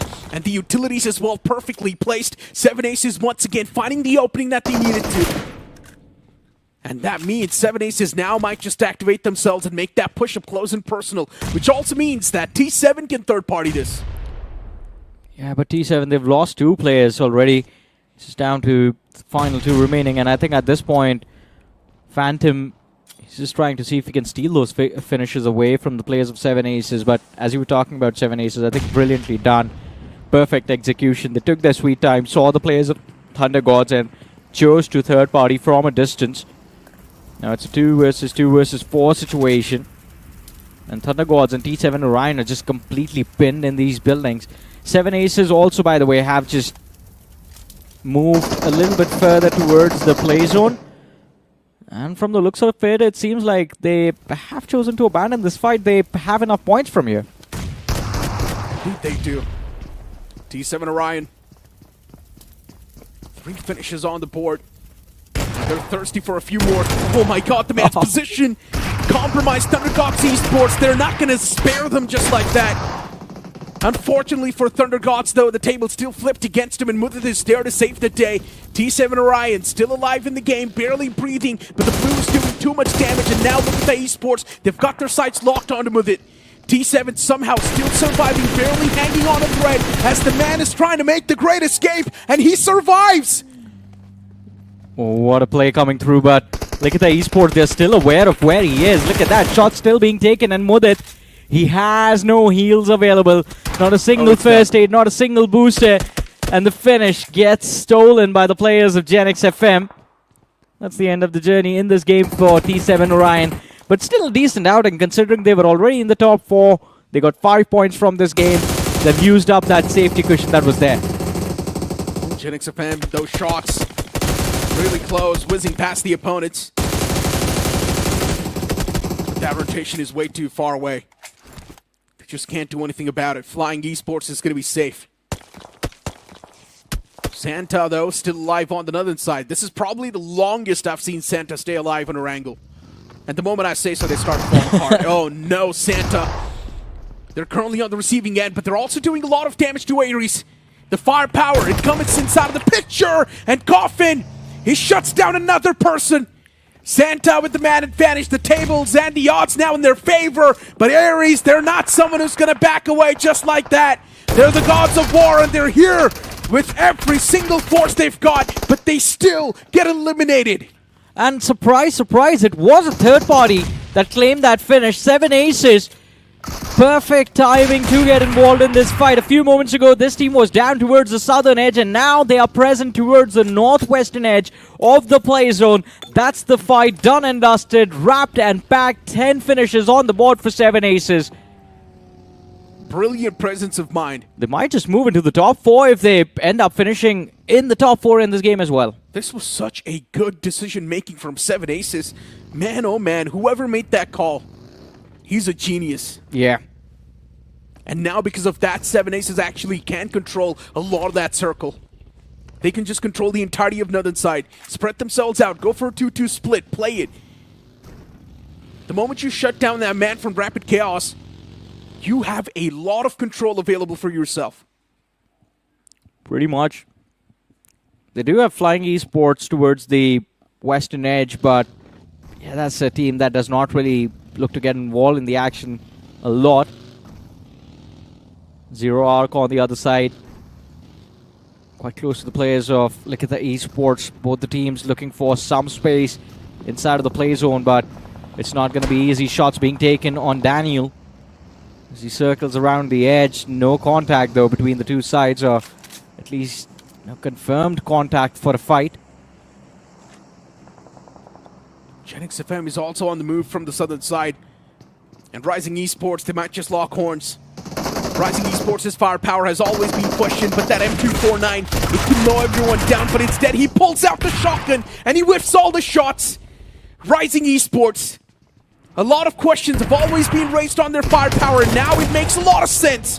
That shot deals a lot of damage, and the last man, he's done and dusted as well. The nails in the coffin as Rising Esports has been eliminated with only 2 finishes on the block, and this is what I was concerned about. The consistency is lacking once again. Not really a good position to be in for Rising Esports. They were 4th on the overall leaderboard, and now, especially with Zero Arc and 7aces building up momentum, they might just get kicked out of that promotion bracket. Lastade Esports seems like they bite the dust at the hands of Zero Arc. Lastade Esports also attempting to breach the circle from that eastern edge. A failed attempt, as we witnessed. Giving control to Zero Arc instead. Mysterious 4 towards the south, locking horns against GENxFM. The spray from Henry fails to find a knock, goes for the second attempt. And look at the players of GENxFM, not really worried. They just want to push through, which turns out to be a big mistake as the first man falls. They're looking for the trades. They do find one. In fact, they find 2. Even Naman has been taken out in the back lines. But it's still quite the back and forth. Can't be anyone's cake, and there we go, GENxFM. The last man, the knight with the shining armor, saves the day. Looking at Zero Arc, another team with a lot of talent. Zero Arc as of now, at least they've managed to get control of a decent piece of the pie. A decent land is in their hands. And this cover can actually make sure that they can come through victorious in this game if they just hold it down well. Defense needs to be played to perfection. And the moment Zero Arc gets that perfected, there's a chance they will steal away the chicken.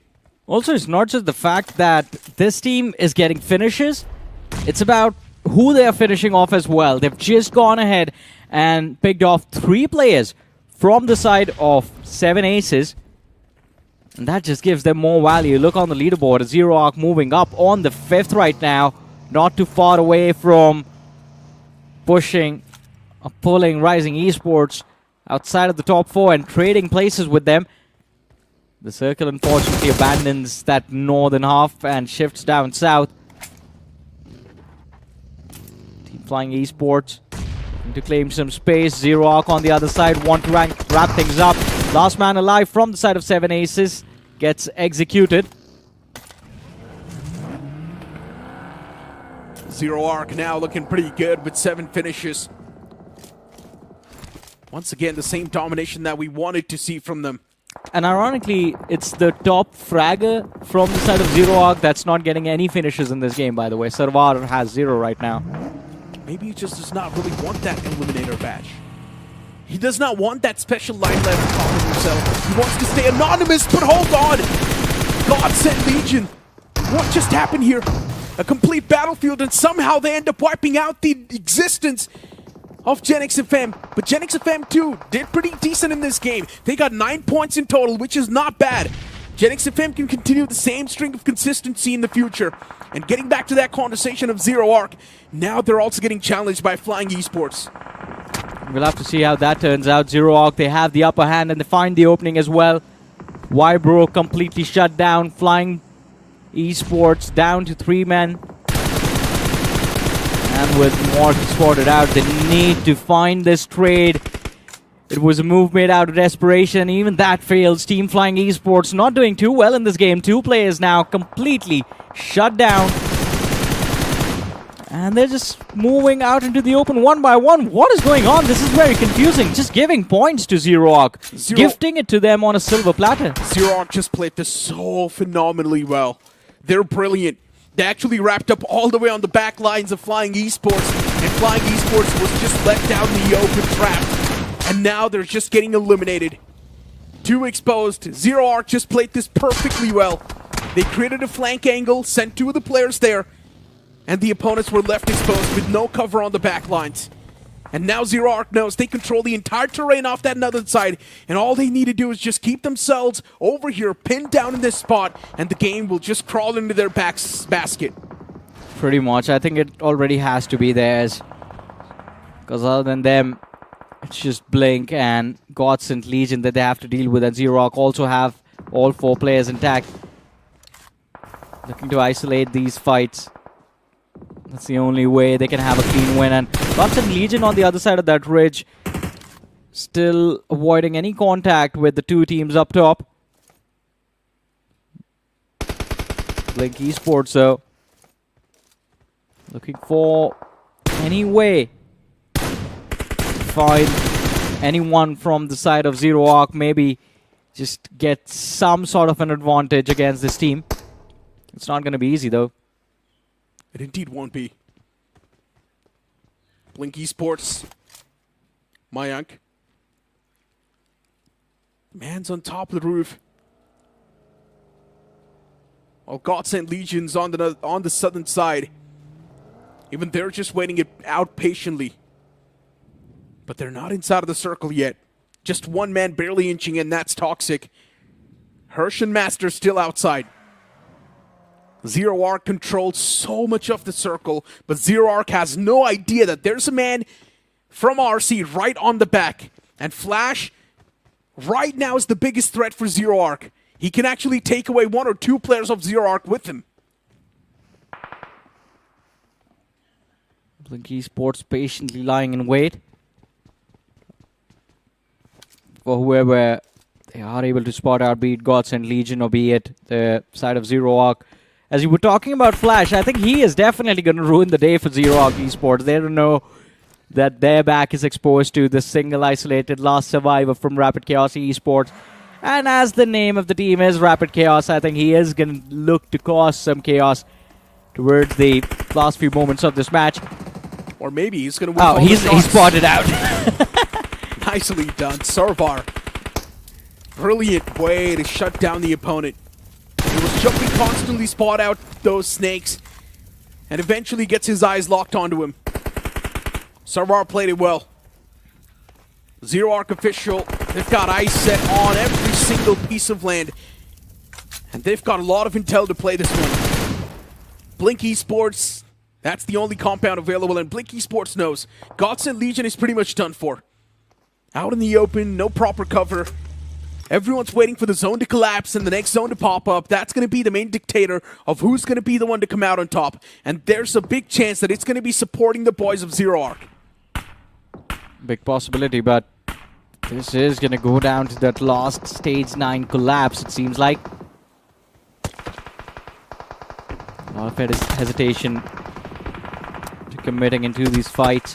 Oh, yeah. And it makes sense. I mean, ZeroArk, they don't have any cover to work with. Same goes for Godsend Legion. They are quite exposed as well. It's just Blink Esports that have the edge. But even their building is pushed right on the edge of the play zone. So the next shift, the blue zone is going to be on top of their heads first. Godsend Legion able to find an opening against the players of ZeroArk, but can't really commit to the fight. 4 finishes on the block. Godsend Legion. They have been trying to keep their nerves calm and composed. Surroundings are checked. Everything else seems pretty well. ZeroArk official. This is the only team that is currently causing a lot of problems. The moment ZeroArk gets shut down, it can be anyone's game. But as long as ZeroArk is alive, it is probably their game. Pretty much. I think the only one that stands a chance of taking this chicken dinner away from Zero Arc has to be Blink Esports. And that is just because they have concrete cover available. Godsent Legion. It seems like they are getting a little bit restless and they want to move up the ridge, but they are getting focus fired by two different teams. Mayank, he's almost out of ammunition. Same goes for Nexus. Just about one magazine remaining on those players. But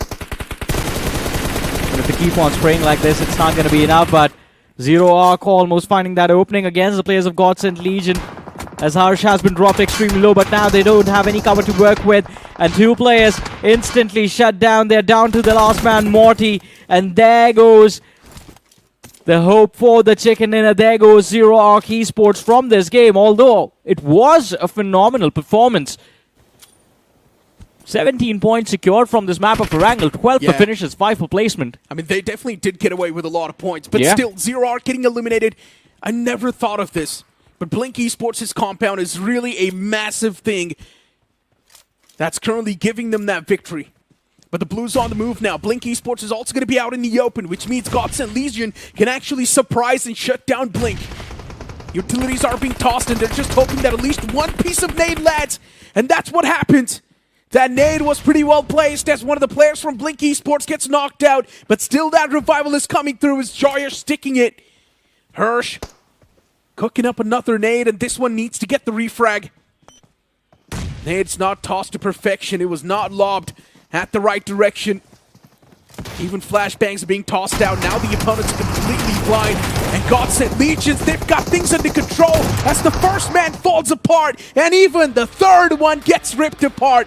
Blink Esports eliminated from the game, and Godsent Legion securing that game. Blunders after blunders. It was a game of blunder. Yeah, as you said, towards the end, it was a game of blunders indeed, but the punishment that was shown by the players of Godsent Legion was pretty precise. Patience actually paid off. The opponents got restless and they made mistakes, especially Blink Esports. What was that bounce towards the end? Yeah, I mean, they were just out in the open, tossing out those smokes. For some reason, they were also hesitant in taking those fights. I don't understand. Yeah, me neither. What Blink Esports wanted to do. They had the compound every single time. Later on in the final few moments, the moment they were just shifted outside of their comfort zone, it felt like they had no answer for Godsent Legion. And for Godsent Legion, it was just hot knife through butter. They did not even break a sweat in that final fight. Yeah, but Necro, now you have to take back something that you just said a few moments ago in that game. Godsent Legion, you called them the Mad Kings of Group C. I know, right? What a comeback that was. Yeah, that was a very impressive chicken, and they have 16 points in a game. Yeah, I mean, they've pretty much just compensated for all the losses yesterday. And now all they need to do is just get 7 to 8 points per game in the upcoming ones, and maybe they will be inside of the top 4. I mean, hopefully, because in this game, one of the teams that has replaced Rising Esports in the top 4 was Zero Arc Official, and they did really, really well. I think to get into the top 4 of Group C, you need about let's just say like 37 points right now after this Erangel. So Godsent Legion now is going to be having 22 points in the overall standings, Johnny. So with those 22 points, imagine if they get 8 points in the upcoming 2 games. Yeah, Godsent Legion will easily, effortlessly cross in the top 4. I mean, the opportunity is now finally there. It's all about, can you be consistent in the upcoming Miramars? I mean, the way they were playing, it felt like they definitely pulled off a prank yesterday. They were probably not playing it too serious, but the MVP of that previous game is going to be Bunny from GENxFM. Now, Bunny, once again, he has been a phenomenal player no matter what sort of roster he's been under. And once again, he pops off with 5 finishes and 608 damage dished out. That's what you expect from the player. Yeah, that is true. But GENxFM as a whole, I think this middle pack performance is something that is upsetting to me. I think we all know this team can do a little bit better than this. Yeah. And I was expecting them to be competing for the top 4, competing for that promotion bracket. I'm pretty sure GENxFM is going to be really close to that top 4. They got 9 points off this game. So GENxFM is probably going to be either on the 5th or the 6th, which is really close. So in the upcoming game, even if they get like 10 points, GENxFM is instantly going to propel themselves in the top 4. But considering there's so many teams now given a tough competition, the cutoff is probably going to go higher. Yeah, I agree with you. I think it is going to be quite high. Especially after the end of the next Miramar. Let's see how that goes. And while we were on the topic of GENxFM, GENxFM and Zero Arc. 7ace as well. Now, 7ace was doing really well for themselves up until the point they just locked horns with the side of Zero Arc, and then Zero Arc were the ones who ended up eliminating 7aces. Early game was dominated by 7aces entirely. I think they got like 8 or 9 eliminations before stage 5 hit. Yeah, 7aces felt like they were T7 from that previous group. Oh, yes. And the way they were just constantly challenging those fights, actually winning those fights as well, it was pretty nice. We also did see NoNx actually locking horns with the opponents, and for some reason it felt like NoNx was just not able to do a lot there. They got caught off guard in that rotation and easily just ripped to shreds. Mysterious4, as usual, once again, they're going to be on the first spot. It's not even a question. For T7xORION, they were definitely quite brilliant, and they were also quite egoistic in taking those fights. That is true. I think that is what that open nade attempt was all about. It was just satisfying the ego. But as we were talking about GENxFM, I think this was the fight that gave us some hope when GENxFM ended up taking out Mysterious4, a team that was sitting at the top of the leaderboard, and then all of a sudden, Godsend Legion from the distance just completely shut down GENxFM. Zero Arc official. I mean, this is the sort of performance that you really want to see from them. They could have actually got the chicken dinner as well, but that team inside of the compound was an absolute nightmare. In the end, they were just out in the open with no proper cover to play. They did not even have vehicles as cover, and that's why Zero Arc, they had to face the front as they were just eliminated out in the open. But for some reason, Blink Esports, they even choked this final fight, and Godsend Legion were literally gifted that chicken dinner. With 19 points on the board, Godsend Legion is currently leading the pack, and also in the match rankings, they're on the first. Zero Arc getting 17 points, 7aces getting 11, GENxFM getting 9 points, even Blink Esports getting 8 points. Yeah, a lot of comebacks in this particular group. Not just Godsend Legion, but I think in particular Zero Arc and 7aces and GENxFM catching And up Blink. to the top of the leaderboard. Blink as well. 8 points, are they enough for Blink? I mean, They need to do better. yeah, I guess. Of course, they need to do better, but you can say these 8 points have activated them now. Pretty much. I And- think it's a good start. Yeah, in the upcoming game, if they get around 15 points, Blink Esports is probably going to be entering that top 4. So, Blink Esports, it's not too far away. It's pretty much in reach. But the way Blink Esports is playing, that's also creating a lot of concerns. Blink Esports is not an aggressive team, and we all know in this meta, you got to be aggressive. As you flip the page, you will see an aggressive team on the latter half of the board. That is Santa X once again. The map of Erangel, for some reason, not their best friend. Yeah, that was a very awkward fight from the side of Santa X as well. I think a few moments we had hope, and then all of a sudden they just fell apart. Mysterious4 on the other end. I don't know what happened to Mysterious4, but I think they might just be assuming that they've already gotten themselves that promotion qualification to the next group and maybe just taking things a little bit lightly. But let's see. Today we get to see them on Miramar, and it is going to be interesting to see where they end up. My goodness, the cutoff is definitely going up for them. Yeah, they've got 48 points, and I feel like Mysterious4, they are pretty much safe as of now. I don't think they're going to be shaken even in the upcoming games. They will be still there in the top 4. But if the third game is a mess-up, then Mysterious4 will definitely derank, and that will be a problem. Rising Esports, once again, they just need 10 points on the board. The moment they get those 10 points, even they're going to be entering inside of that top 4. But Rising Esports, it's better to get 15 to 20 points. Yeah, pretty much, because the chase is there. Ares is right behind them.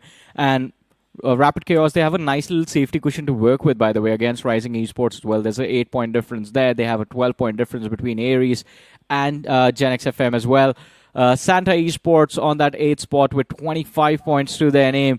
The middle pack of this particular group, Group C, it's extremely close, and I think it's just that 4th spot right now that's up for grab, but you will have to put in the work in the next Miramar to stand a chance to qualify by the time the last game rolls around. Yeah, the problem is that top 4 is not able to get those massive performances anymore. They don't need it. They're all over 40. Yeah, they don't need it. But the thing is that if the teams on the latter half of the board keep on getting bangers, then that's where the concern rises. Because if the cutoff goes higher than 50 points, then everyone from the top 4 is going to be in a big problem. Do you think it's going to go higher than 50 points? I don't think so. I think 45 maybe. The way the boards are going, man, I mean, look, already right now the cutoff is 38 points. And there is definitely a chance that it might just rise around 50 points. All depends on whether Rapid Chaos can make a comeback in the next game or not.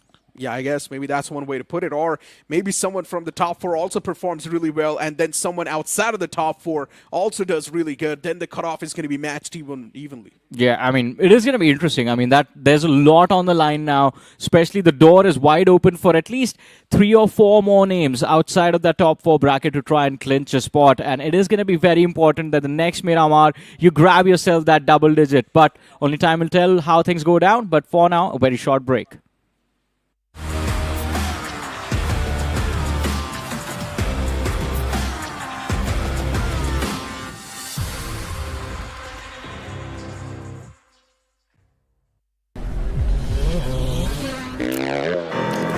Do not get in my way. You cannot drop in my lane. Tires is burning the pain. You don't have nothing to say. This is how legends are made. I know I got what it takes. And I'm not popping the brakes. And I'm not popping the brakes. I'm too competitive. I like the narrative. I don't know best in the league. Who you comparing with? That is definitive. Top of the throne, it is me. How you moving so on the speed? I just been bringing the heat. I just been bringing the. I just been bringing the. I just been bringing the fire. Bringing the fire. I just been bringing the. And they can't stop me. They know that I'm bringing the. I got the fuel in my veins. Trust me, I'm making a name. We are not one and the same. I am on top of the game. I cut out the line on my brakes, and that's why the drive is insane. Heart of a kid, adrenaline rushes is numbing the pain. I'm too competitive. I like the narrative. I don't know best in the league. You comparing with that is definitive. Top of the throne, it is me. How you moving so on the speed? I just been bringing the heat. I just been bringing the. I just been bringing the fire. Been bringing the fire. I just been bringing the fire. And they can't stop me. They know that I'm bringing the.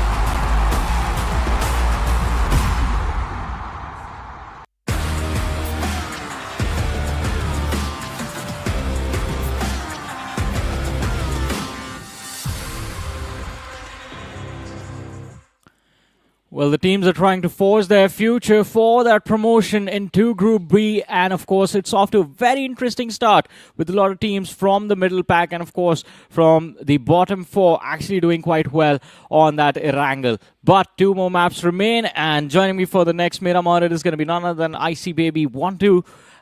It was a good knockout blow, by the way, in that previous game from Godsent Legion to end things, finishing off Blink.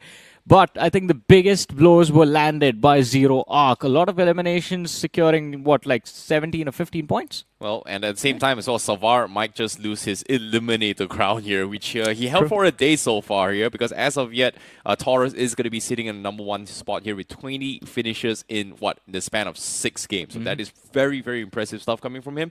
But for all things considered here, now we have to close the chapter onto the map of Erangel. So we have to bring back the same conversations again here, because at the start of the day, a majority of us on the English desk actually predicted a specific team or why this team is going to be doing well. And that is going to be Santa available. Sorry, it's not 20 finishes. It was 25 finishes for Taurus. That is very impressive. Yeah, I mean, I think before we began yesterday, we were having this conversation about all of the roster changes that have happened. And I think Maisie was mentioning the name of Taurus.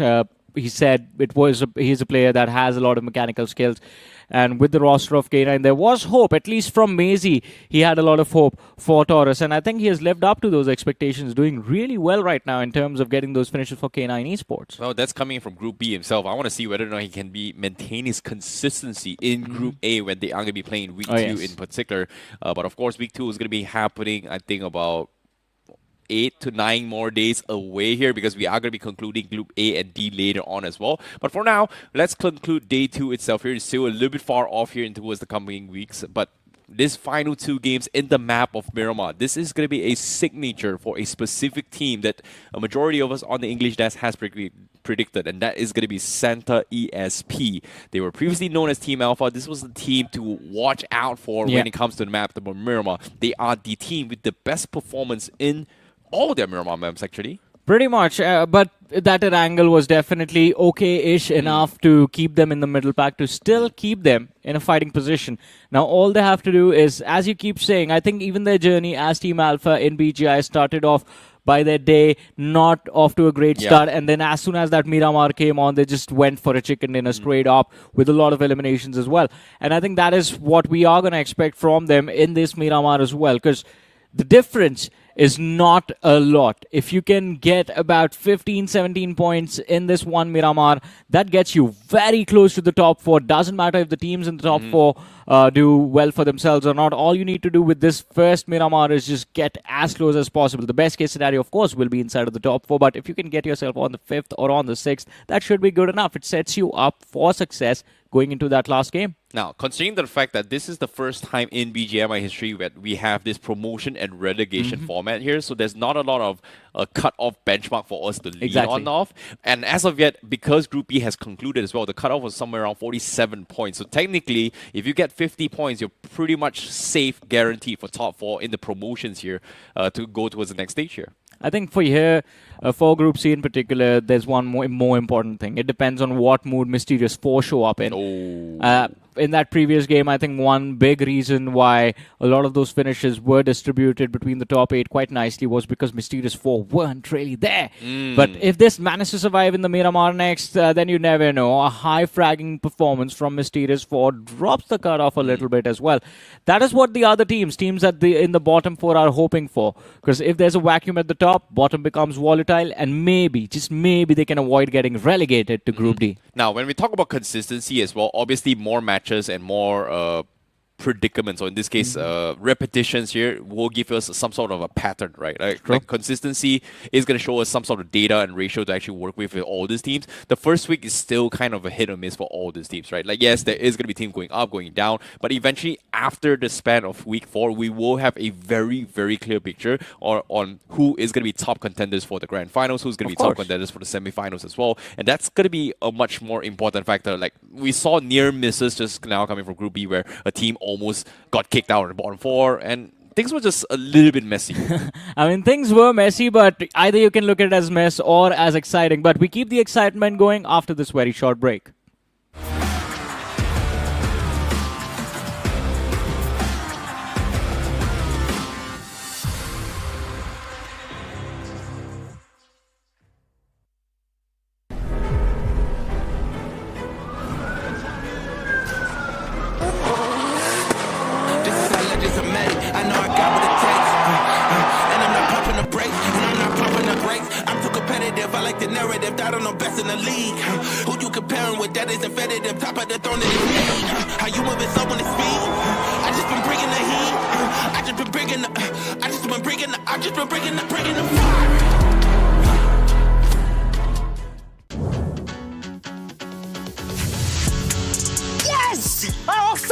Offside তোর বাড়িতে হবে भाई कुत्ते अबे हमार जाएगा सब लोग लाइन में खड़े सुन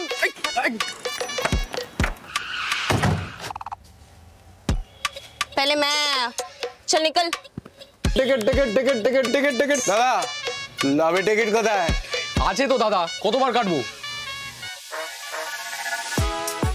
করবো লড়বো জিতবো केकेआर है तैयार नाइट का फाइट कोलकाता का प्राइड पर्पल में दिल गोल्ड में है जीत केकेआर ऑन रिपीट नाइट हो या day knights are here to stay चुप एकदम चुप इस बार ये डिनर हमसे कोई नहीं छीन सकता कोई भी नहीं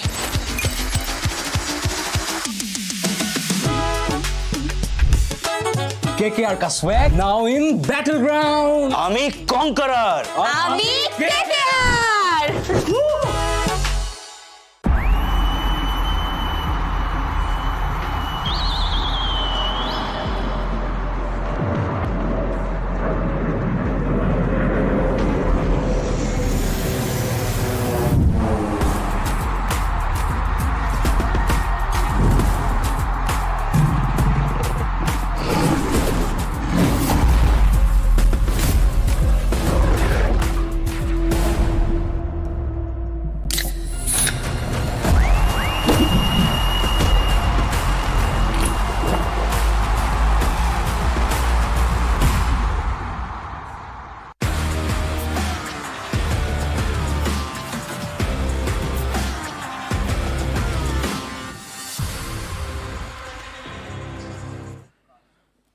Welcome back after that break, ladies and gentlemen. And of course, we have to make sure everything is proper. Satan Esports, they are about to play their best map. And hopefully, I mean, that's what we are hoping for, that they do well on these upcoming Miramars. It's going to be an important one.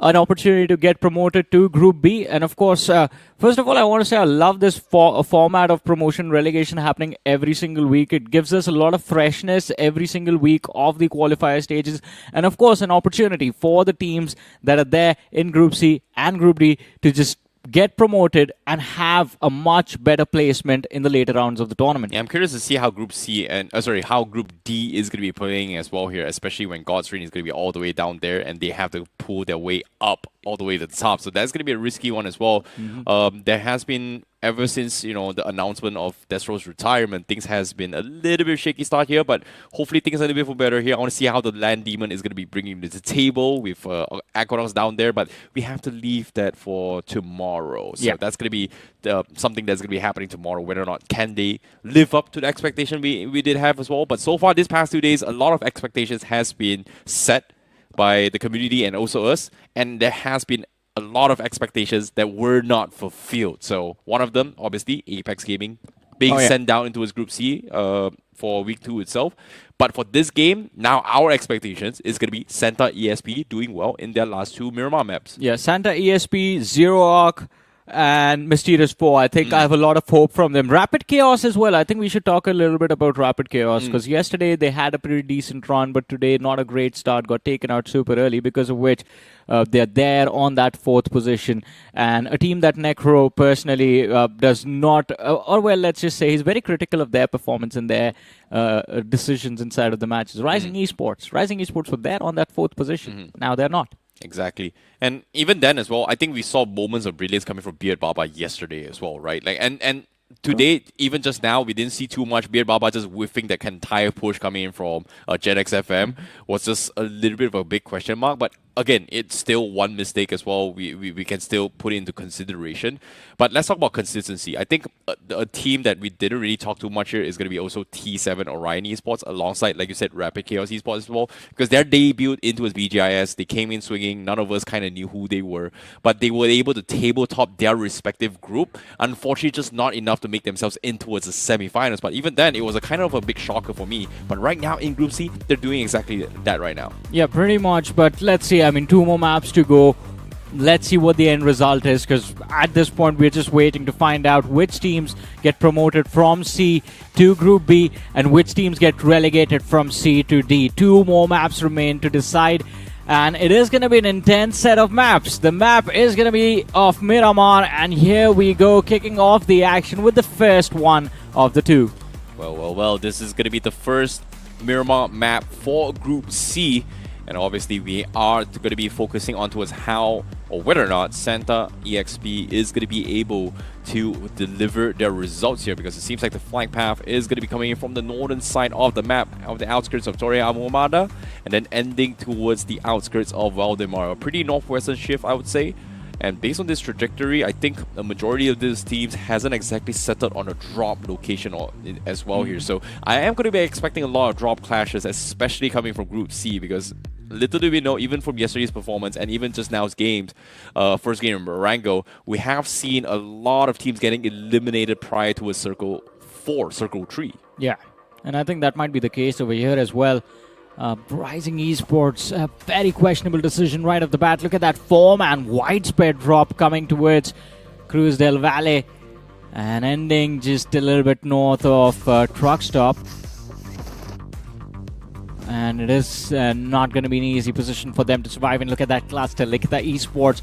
Godson Legion, by the way, in a little bit of a drop clash over there in Tierra Bronca. I wonder if they will be able to survive. Same goes for Ares, as we see them also gliding with a splash of colors surrounding them. Well, this is going to be a little bit of a tricky spot, I would say. But for the circle to form on the west side here, I think for Zero Arc, they're going to be very, very happy about this here. Loot out longer, decide where you want to kind of play this circle.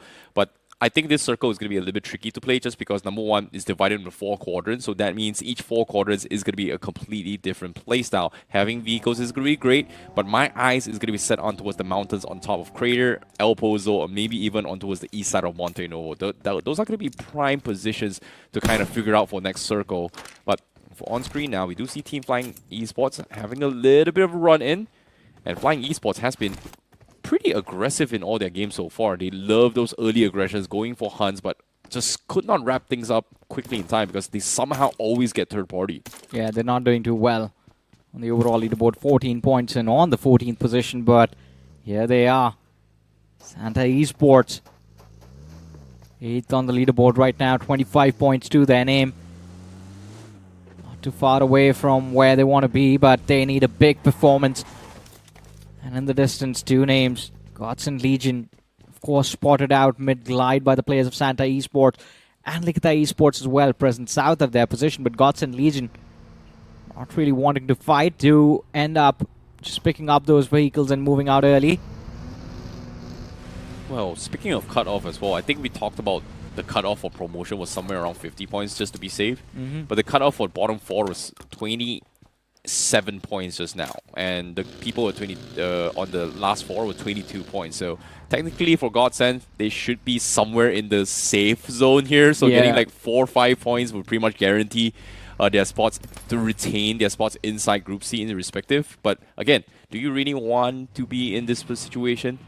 Because as of yet, let's talk about their mats here, at least for Godsend, right? How would they qualify to top 4? Currently 38 points. For Godsend, that's like 22 points. So I would say 2 top 4s in these next 2 games, they should be able to stand a chance with a decent amount of finishes. Yeah, but I think if they can secure like about 15 points in this game, then going into the last Miramar, they will have a lot of hope to find a break inside of the top 4, and they will not have to, they would not need to put in that much work to qualify to the other side. But that's a big, big what-if scenario. Well, that's the thing, right? You just mentioned 15 points for God. So that means with 15 points, that puts them at 37. They're already close to top 4. Yeah. Okay. But I'm also taking into account that Rapid Chaos and Rising Esports aren't going to give up their positions that easy. And then you have the entire Holy Trinity up top of Mysterious 4, T7xORION, and Zero Arc to deal with. That's a whole another story. Okay, let's see who's taking a mountain right now. Seems like NoNx Esports has already made their way into the highest point of the east side of Crater Field. So they are going to be playing the macro game. This is something Santa that really likes to do. But NoNx is going to be calling dips themselves as well. But unfortunately to say, this mountain spot where NoNx is not exactly center. So I don't know if I like it, but we shall see. We will have to see, because they're playing a very awkward split. Look at where Aman is. He's present right on top of Crater Fields. The rest of the teams just east on those hills. Ooh. And we did see Rising Esports and Mysterious 4 closing in on the position of the players of NoNx. On the other side of things, GENxFM, it seems like a little too close for comfort with the players of 7 Aces. And 7 Aces with what happened in that previous game of Erangel, I think out for blood today, just going after teams left, right, and center. Could have been a brilliant knock over there. Maybe the nade gets the job done, but that's going to be a no.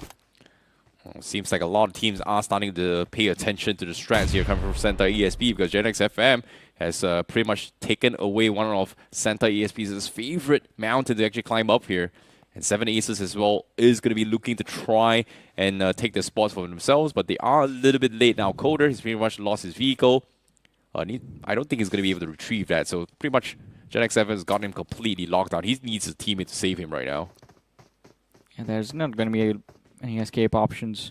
Of course, even if you try and run down that hill, it's a big risk. Oh no, Zero Arc in the distance as well. And they are causing trouble for both of them. They do spot out the man Coder from the side of 7 Aces, and I think he should be the first one to go out. Well, interesting for Zero Arc as well. They've heard all this commotion. They started from El Pozo. They kept tabs here. They tried to try and challenge the mountain and realized that, hey, wait, there's actually 2 teams here already. Or maybe 1 team. potentially they only spotted on one guy, but they are going to try to circle around to try and get her information. But for Coder, he's got a Mini 14. He's only got like about 120 bullets in reserves. I don't think he should be spamming this much here, especially this early on. Like, if you have 300 bullets, maybe, but that's the thing about this spot, right? Like, you need a lot of ammunition to actually make things work. But speaking of making things work here, 7A's tries to take a different mountain and runs into his NoNx instead, and Aman will be the ones that shut him down. And just like that, 7A's, they may have just lost 2 players right off the get-go because of this play. Yeah, pretty much, and I think quite an unfortunate start of the journey for 7A's. They do cut down their losses, just 1 player lost. The other man still in a position where he is going to be pinned. And we can't really forget the fact that there are other teams in the nearby vicinity. Zero Arc had a line of fire. Messieurs 4, who are present south of this position, also will have an opportunity to cause some trouble for the players of 7H's. They do abandon that sandwich completely and move towards the edge of the circle. This is really interesting to see how, aggressive, well, I wouldn't say aggressive, how passive the game has become here from Group C, considering that there is just so many drop clashes.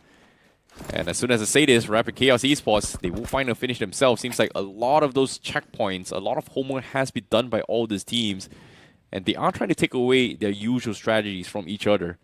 And for NoNx and also GENxFM to try and take a page off Santa, and Santa to go off their usual strategy is just something that I wasn't expecting at all, because my expectations was something completely different.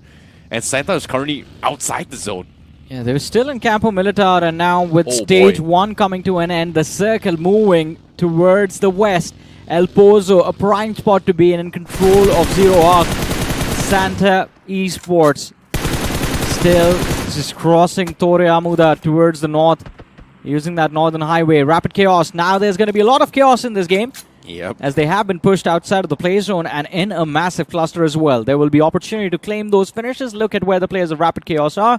There's 2 teams up north, 1 down south. If they have the scopes, they can actually empty out clips and try and see if they can catch anyone, at least 1 or 2 players. Now, as of yet here, this is, like I said, right, this is a very tricky zone to play with. I feel like Zero Arc is going to be very happy right from the get-go. They didn't really need to move too much. But for each and every single team who tried to play the eastern side is just in trouble right now. Teams on top of those mountains here, NoNx is in trouble, GENxFM is also in trouble. They need to find a way to rotate down. But for some reason, Santa somehow saw the future. It says, like, I don't think that strat is going to work. Knows that the circle is going to shift out, and guess what? Because they were late outside the zone, rotating up north, it is going to be a little bit easier for them. Just because there is just so much cluster of teams on those hills on the east side, and they are going to be forced to be caught in a deadlock somehow. Yeah, I think there is a potential run into the players of Likita Esports up ahead for the players of Santa Esports, and they need to be cautious. Those HP bars need to be brought up before they enter the safe zone. And if the fight does end up taking place, then they need to wrap it up as quickly as possible, because when we saw the map just a few moments ago, you saw Godsent Legion closing in along the same path that Santa Esports has used. And if the fight between Santa Esports and Likita Esports gets overextended, then Godsent Legion might just have an opportunity to go for a third party. Yeah, potentially as well. But that's what we are actually foreseeing into the near future here. Predictions has been made. But for Likita Esports here, seems like they did hear a little bit of commotion. They scout the horizon. They're still deciding if they want to take shots here. One team, or in this case, 1 player in those vehicles. And Likita Esports still decides, like, you know what, it's just not worth shooting right now. They could use them as a stalking horse to try and push inside the zone, but eventually they will run in towards each other if they try to trail the highway as of yet. Seems like Likita Esports, they are going to try and make a dip directly into the zone and ignore the highway and push inside the city themselves. El Pozo, the northern side, is just completely empty. That might be the safer call for them, but only time will tell. But for Zero Arc, they've just completely abandoned the city. They've sent Mori outside the city to try and scout things ahead. He does scout out the position of the players of Rapid Chaos. Not really in a position to fight, though. All you can do is just stand and watch from the distance. But look at that radar. There's another squad right next to him, and Morty has Vehicle is going to be heard. NoNx and 7 Ace is moving in from outside the play zone as well. Can catch him off guard. He needs to regroup with the rest of the team as quickly as possible. But look at trouble brewing up north of El Pozo. Santa Esports, Likita Esports, Thunder Gods are there as well. And then Gods and Legion still just moving along that northern highway. They have a long way to go. Oh boy, this is going to be a tricky one here, I would say. Seems like shots has been fired as well. NoNx getting caught out in the open as well. Rapid Chaos Esports trading 1-for-1. Droove now cooking up the nade. 1 second to cook, and that's going to be a beautifully cooked nade here from Droove. Takes 2 out. Now the rest of NoNx are slowly crumbling as well. As Cyrus now forced to disengage. Rest of Rapid Chaos Esports goes in for the slam. Fragger stops his spray, prones down, gets traded off instead. Mistakes were made. What was I watching? Why did he unprone over there? He was safe for a second until he chose to fight back. Should have stayed down, should have stayed safe. And NON, they have recovered. Oh no, what a throw from Rapid Chaos Esports. 3 finishes secured, but they could have just wiped the floor with NON Esports over there. A failed attempt at a squad wipe, and now they will have to pay a heavy price. GENxFM, they were waiting on the sidelines, and now looking to move in. Amu is the one leading the charge. And considering both NON and Rapid Chaos were the ones looking to breach the circle, GENxFM will have the upper hand in the next fight. Or maybe I was wrong. Okay. It's ZeroArk who end up finding one of the players from the side of GENxFM. They have the opening knock. Yeah, for ZeroArk, they do have a decent amount of plays to work with, but right now on screen, Rapid Chaos Esports and also NoNx, they're not exactly in the clear zone, but now NoNx, having their backs exposed, Droove goes for an off-angle flank, takes him out, and just like that, both them and also GENxFM takes a piece for each themselves. And while this is happening as well, ZeroArk official is trying to capitalize on GENxFM's wide split here as they try to descend the earlier mountain. ZeroArk official is trying to stall time, but hearing those vehicles move, paying his life, is going to back up, knowing that there's just no third parties here to try and help them pin them outside the zone in this remarks. Flying Esports. Oh. They made it look easy. There's absolutely no one there, just a sitting target, and they need to find a trade, and they do. 7 Aces cracks. Still make sure that his team have pressure in this fight. The preemptive nade. Wow. Jut gets taken out, gets baited over there. Had he just continued to push in 2 cracks, they would have had much better odds, and oh my goodness! The man just pulls off a 1v3 like it's had nothing. What a clutch there coming from Cracks. Perfectly timed positioning as well. Nicely done. They just gave him isolated 1v1s as well. That was the best case scenario you could ask for. Well, I would say it wasn't fast, but still, like you said, very calculated, very disciplined, very precise. But as the game progresses as well, we've got Godsend Legions now. Going to be knocking through. And guess what? They finally joined the fray, and they will run into his Likita Esports, and Santa is still nowhere to be found here. The teams on the north side, these 3 teams now forced to take fights against each other. And finally, Santa ESB says, you know what? I'm going to be trying to chime in as well. Drops a couple of nades, hoping to get a little bit of lucky knocks, but unfortunately, could not find so, and they're not exactly in the clear for the zone. So Santa ESB, they are going to book it and trying to make a rush for the zone as of yet. Yeah, I think that should be the idea for all of these teams, because now you don't have a lot of space to work with, but Santa Esports Coffin, he is getting a little eager to try and shut down Likita Esports early into this match. They know exactly where they are. This is a very tricky situation here, especially like you said, right? 3 teams stuck on the north side. There's no man's land on the road. There's just not a lot of cover work. They have to find an opener to push in. And in order to do so, they have to clear each other out. So it is going to be a risky business. It seems like Santa ESB is going to try and go for the push against Nikita. Punisher misses the timing. But it doesn't matter. They still got the job done. But the rest of Likita Esports, they've completely booked it. Make a full send inside the zone. Inferno finds himself a decent amount of cover. Sacrificing Starboy to try and stall the rest of the pack, but they have to continue their journey with 2 players left. They have this house to work with. Thunder Gods knows exactly where they are. but doesn't want to risk pushing this as well. But for some reason, from the side as well, Rapid Chaos actually drives through. Yeah, that's the last man from the side of Rapid Chaos. He is looking for some cover to work with. And, well, if he doesn't find any cover, he's going to find someone and just finish them off, trade places.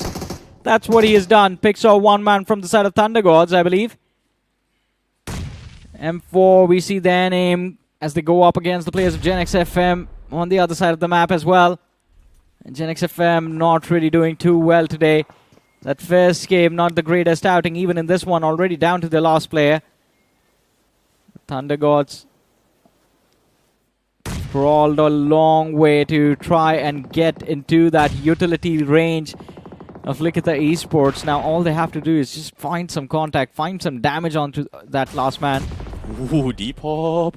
The nades almost clipped him as well. Survives to 1 HP. Goku thinks he's not there. Immediately decides to back off. But speaking of heavy fire here, Likita Esports under fire from the sides. Fragger sees out Inferno. Molotov drops him down low, but he was able to patch himself up with the first aid kit. Counter nades are coming in. But for Thunder God, they want to try and clear out this house to try and take space because as of yet, the circle is about to push in. Josie finds the knock here on Inferno. Gets the confirmation as well. And now, since it's a 1v2, I think this might be the end of the journey for Likita Esports, at least as far as this Miramar is considered. Still patiently waiting. Smoke's lobbed out to try and deny vision to the team sitting in the distance, but not a lot of time remains for the blue to move in. Oh, that's good enough. Gets the job done. A nice ricochet nade off the window. Wow. That was a clean takedown. That was really, really impressive here coming from Fragger. Hence the name Fragger. But nevertheless, Likita Esports bows out. But surprise, surprise, Santa, they've heard all those commotions. They are playing from the northwest corner. But inside the zone, let's talk about teams inside the zone as well. Aura and Blink has not moved their muscle. They've got a wide spread coming from Aura to try and lock down every team coming from the north side. But I'm curious to see how Rising Esports approaches this as well. Because on the west side, they do have a small little mountain ditch to work with. And it is going to be able to punish teams from the west side. Well, that was the idea, but look at Santa Esports. They were just waiting for the players of Thunder Gods to step into the line of fire, and as soon as they do, one man already shut down. Dhruvi was waiting on the sidelines, does not swing at the right second.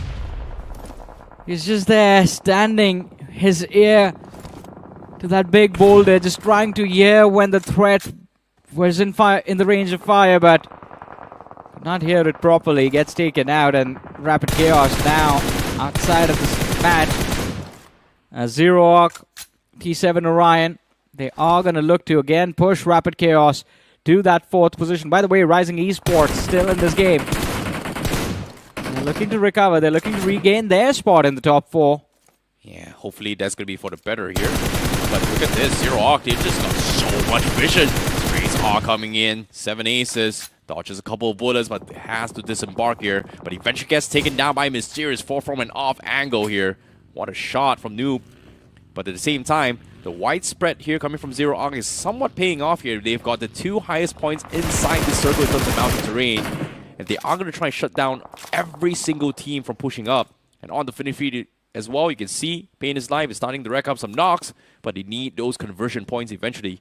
But now from the perspectives of Ares, they do have a compound from the south side. But it's not exactly high ground material. So they will have time to kind of hunker down and figure out what to do. But aside from that, they're forced to turtle up. Also, by the way, Zero Arc is playing a 2-2 split. We do have Pain is Live and Sarwar present on the eastern edge, and towards the north are Morty and Chandan, the other 2 lads from the side. It's quite an interesting move. The players on that eastern edge in a very awkward position. First of all, the terrain is a menace to deal with, and then the players from the opposing teams as well. Mysterious 4, there's GENxFM Ares playing that eastern edge. And Ares, it seems like, do want to take a cross-map fight against the players of T7xORION. By the way, they have spotted out the threat. A few shots were taken as well. And the circle, by the way, a centric shift right on the top of the players of Blink Esports. They missed out on the chicken in that previous game of Wrangle. Hopefully they can clinch it this time. Yeah, hopefully as well. Because as we get 3 power spots in the hands of Aura, Blink, and also Zerok, the question here is, can they hold on? Because like you said, Zerok with the 2-2 split, it's forced to regroup here. Morty and Chandan has got a lot of heavy lifting they need to do, so hopefully Painless Life is going to be able to find an opener. But it seems like the move has been made from Chandan OP as he tries to make a little bit of a hard dash here to try and push through. Painless Life is trying to provide some sort of support fire, and hopefully Chandan doesn't get picked off. Naman has been spotted out. I think Painless Life is going to see him now. Shots are coming in, but no knocks yet, but you will feel the pressure here. Maybe that's just the opener here for Chandan to regroup. Yeah, let's see. I mean, he's in a very awkward spot, as you mentioned. Mysterious 4, they have a line of fire. I think Zerok as well potentially can catch a few individuals from the side of Mysterious 4 off guard and finish them off. But Santa Esports spotted out by Rising Esports. It seemed like Foul wanted to make that push just slightly over the ridge to maybe gain a line of fire. Did not really work out too well. T7xORION, it seems like they have made a mistake as they try to make that bounce close to the hill. Get some space inside of the play zone. They end up losing players at the hands of Blink. Oh boy, they're trying to make a little bit of a book under the mountain here. Fortunate for them, they were able to find 2 players, but farming finishes is going to be extremely difficult here, but they will have the protection of Zero right on top. But now, Rising Esports, next team to make a move here. They are the last team to make a push. As of yet, Santa has a small little pixel, which in this case, T7 has got their eyes to try and pin onto a Santa. Getting out is not going to be easy, but for Rising Esports, they need to make a push right now. It's going to be hard. But as of yet, Zero official under fire from all angles. Where do they hold? How are they still alive? They're holding 4 different points by themselves. 4 different teams all by themselves as well. Yeah, Servar is just putting too much pressure on the teams that are moving in from the western side. And of course, the teams that are sitting center of the circle. Zero Arc, they can't afford to get distracted by the fights up ahead. They need to focus on Mysterious 4 right behind them. But Rising Esports, a failed attempt to gain some terrain inside of the play zone, falling prey to the players of Blink. And of course, Santa Esports as well in the surrounding. Oh boy, nothing much Rising Esports could have done. All the good spots has been taken out. And just like that, all 4 players just got wiped out mid-rotation, while the rest of the world are still trying to scramble for space to try and push up the mountain itself. Zero Arc, they've done a fantastic job of just choking everybody in this game. But in terms of conversion, did they get enough? They've got 3 so far. Ammunition still down low. Mysterious 4 are inching in. Painless Life is down towards his last 2 clips so far. 52 bullets in reserve, 41 bullets. Good enough for one team fight. And then it's back to the restock here. Zerok, Painless Life, he needs help. His teammates is not there. And he gets naded off. And this is going to be huge here for Mysterious 4 to push up. Zerok, they may have just lost control of the entire formation here. Yeah, even Chandan has been spotted out by Henry. That spray drops him to about half his HP. Another nade lobbed out by Naman to just push Sarwar out of position. And now they are just putting too much pressure on the players of Zero Arc to deal with. Mysterious 4 putting on display why they are sitting on the first position in the overall leaderboard. For their particular group, Ares, a pile up on the players of T7xORION. It was a 2 versus 4 situation, and they take full advantage of that fact. Well, they've got the restock as well. Nicely done. Ares finally makes their way in towards the top 6. Nicely done for them. But Santa, my goodness, this is their best performing map for a reason. And guess what? They didn't need mountains. They didn't need positions. And they've got 7 finishes. However, can they seal the deal is going to be the question here. Because now they are going to be the next team to make a push as well. And Zero Arc is going to be setting their sights on towards them. Shots come through. Coffin gets taken down. But they somehow book it. And they are inching inside the zone. And they somehow survive it all as well. As soon as I say this, I might be speaking a little bit too soon here. NoNx Esports finds another on Santa. And again, I think with every single player that gets shut down, the hope for the chicken dinner has slipped away. Santa Esports down to their last man, Punisher, and he's been spotted out by Blink by the players of Aura Esports. Ooh. Sarwar, he refuses to give up, finds a knock and a finish against the players of Mysterious 4. No utility on him right now. finally gets shut down. The trade is there. Pain is life. He is back. Does he find that frag? Henry falling back around the ridge, and I think this might be the end. Mysterious 4 completely shut down. Zero Arc. What a phenomenal job. 8 finishes secured. And they just completely pick off Mysterious 4 at the cost of just losing Sarwar. That's a good trade any day. Yeah, but guess what? They found another as well. Chandan finds a little bit of a cheeky knock right there. Looks for a confirmation. Unfortunately, return fires are coming in, but he accidentally stuck his hit a little bit too high. Gets shot off by Kaliuk. And Aura is able to slow down the momentum, but now we're slowly inching into the final games of the zone. It seems like the circle is not going to favor Zero Arc. They do have the high ground, but the endgame zone is going to force them out in the open. And as you can see, right in the middle, there is a loot crate. And that is potentially where the endgame zone is going to be ending as well. So by now, Zero Arc, if it makes it to his endgame zone, they will lose all terrain on top of the mountain. They are forced to take a nosedive down bottom as well. Before that, can they make their way down here? It seems like Morty is trying to find an off angle from the north side instead. Gets a knock onto his blink. Finds a pixel. Gets a knock on Professor. Nicely done. But if they wipe blink here, that's going to be the opening push they can actually go for. Oh, they find another knock. Chandan somehow drops Jayesh. And that is the pressure that Blink, I don't know how, but they are managing to deal with it. It's just a single player that gets knocked out. Professor, he's back. He's brought his HP back as well. And I think there's this distraction in the form of Ares on the side. That's just keeping Zero Arc at bay. They don't have vehicles to make this drop down the cliff. It is going to be tough too. And the only safe way to drop down is going to be on top of Aura. And right now, every single team in this final zone has realized the biggest threat is Zero Arc on top of those mountains. And that's the only reason why they're not directly confronting against each other, because the biggest threat needs to be neutralized, and that's going to be Zero Arc. And the only way they can do that is wait for the zone, because now the zone is going to shift right out in the middle as well. Zero Arc will probably lose their grounds in probably about the next 1 minute to go. So as you can see, Chandan OP is trying to figure a way, how do they get down safely? Do they push onto his Aura, or do they push down directly down bottom? But it seems like smokes has been set from Aura. They may consider lobbing a nade onto his Aura, and if they get a lucky nade, they should be able to push down. But even then, Aura is also losing space. They are losing space, and I think they might just lose their lives. Oh, I felt that nade was going to be a little bit close, but no.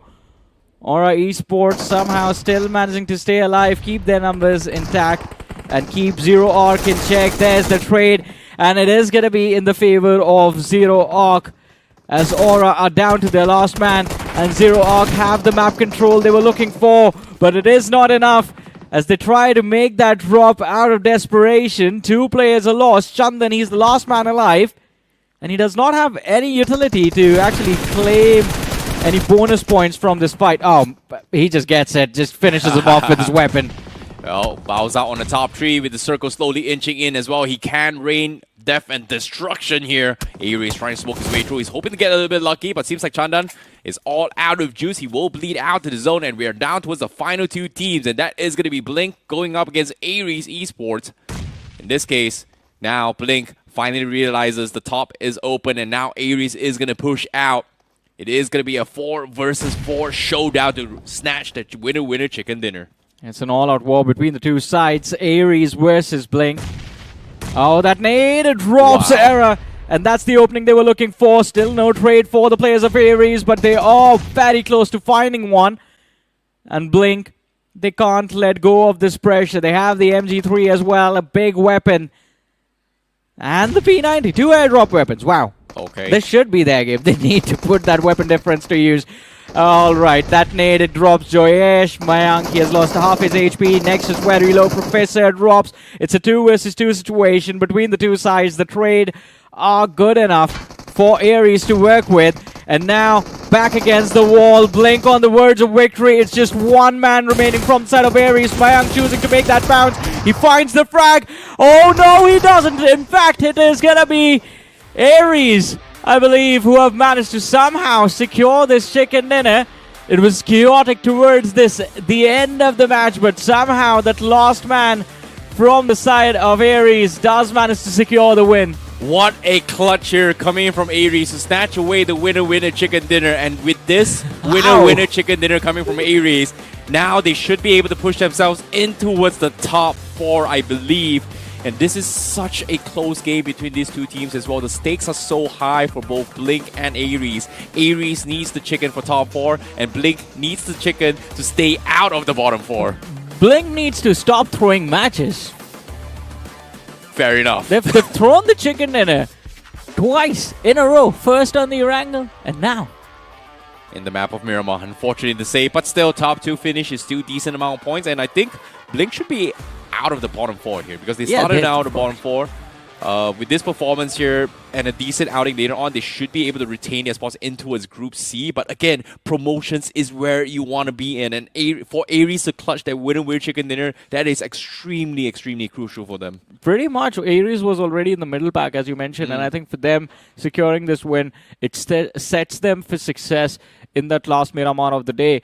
Blink also could have been in the same position because after the way that Erangel came to an end, they were already in a safer position outside of the top 4. Had they gotten this win and the finishes for the players of Aries, they would have taken a very massive leap, and they would be inching towards the top 4 as well. I think they would have been like 7th or at least inside of the top 8. And with how Mysterious for Zero Arc are playing, there's a big vacuum between the teams sitting inside of the top 2. So that also could have potentially worked out in their favor. Who are the other teams that are there on the borderline of the 4th position? There's Rapid Chaos, there's Rising Esports, and these two teams are struggling. I think this is going to be the closest top 4 match. I think the cutoff coming from the top 4 is going to be the closest ever. But before we get into the official scoreboard, let's take a look at the MVP from that match. Chandan OP from Zero Arc is going to be the MVP here with 4 finishes, but 1,279 damage. And like I said as well, Zero Arc was just the biggest menace in that game with those high grounds, just making sure that every single team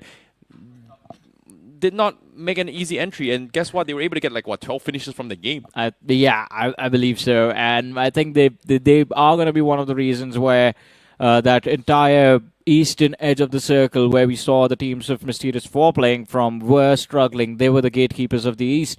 We have the top players on our screen as well. Chandan OP with 4 elimination. We have Aries, Error OG with 4 finishes, Adonis from the side of Santa with 4, Morty from Zero Arc with 3, and Pain is live as well from Zero Arc with 3 eliminations. Zero Arc, I think today they are looking just flawless, and they are showcasing why I think they deserve to be there in Group B. This team, I'm very excited to see how they play once they actually make it to Group B. Exactly. But at the same time as well, let's talk about what happened in the early stages of the game as well. A lot of teams were trying to go for the Santa ESP strategy of taking on high grounds. We had NoNx, we have GENxFM trying to scuffle their usual hotspots. Unfortunately, the circle actually took a wide shift away from those mountains, forcing every single team to push out and open on the west side. That's why we saw a lot of early skirmishes, which was very skirmishy, which resulted in just like teams just third party, fourth party, just to push their way through to try and survive and get some sort of spot. But for some reason, Santa just completely ignored their usual playstyle, hugged the edges, and somehow was able to get a decent amount of finishes on the edges instead with, I think, 8 points just on finishes from this game itself. Yeah,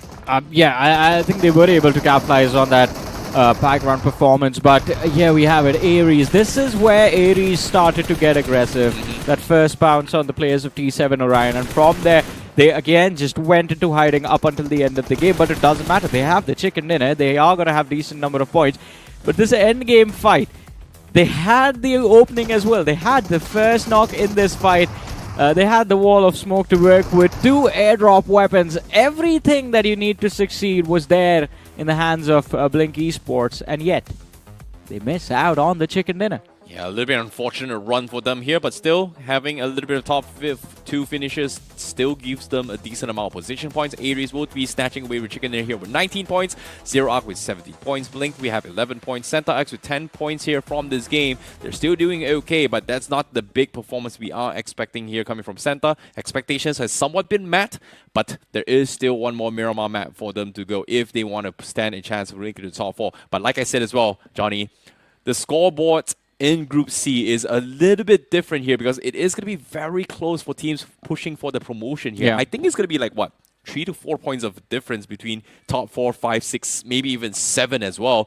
I might be wrong, but let's see. I think that can be the case as well, because we saw 7 aces there, we saw Rapid Chaos over there, Rising Esports is here with just 1 point. So Rising Esports is going to be one of those names that takes a tumble.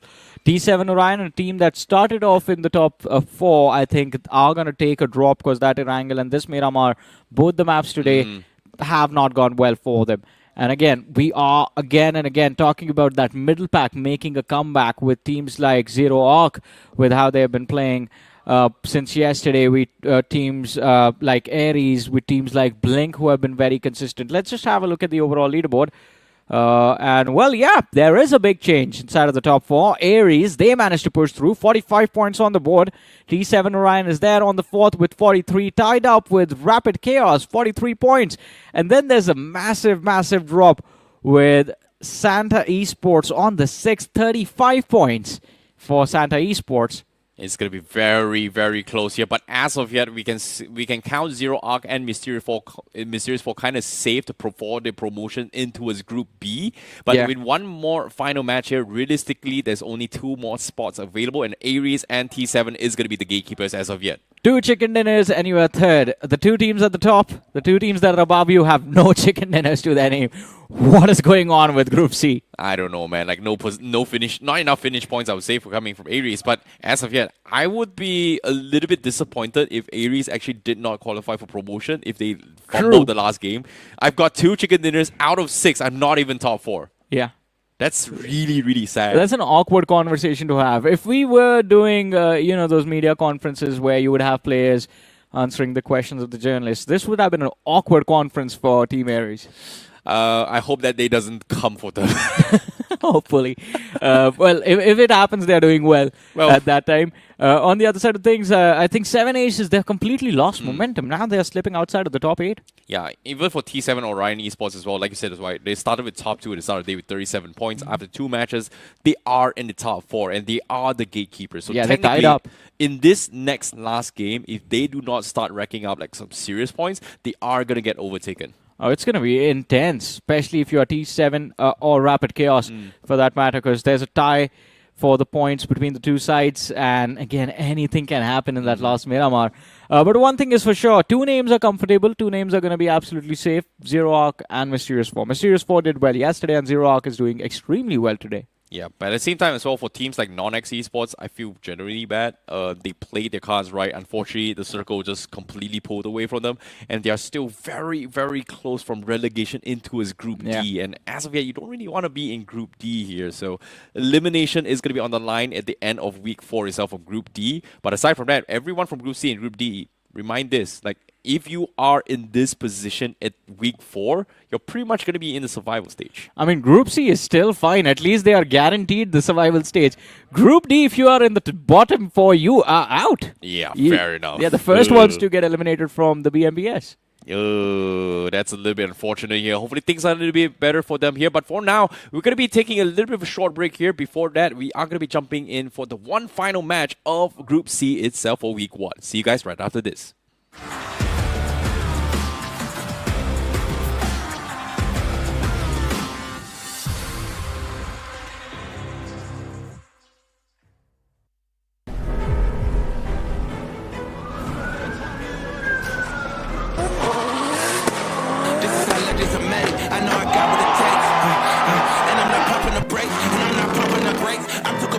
I like the narrative that I'm the best in the league.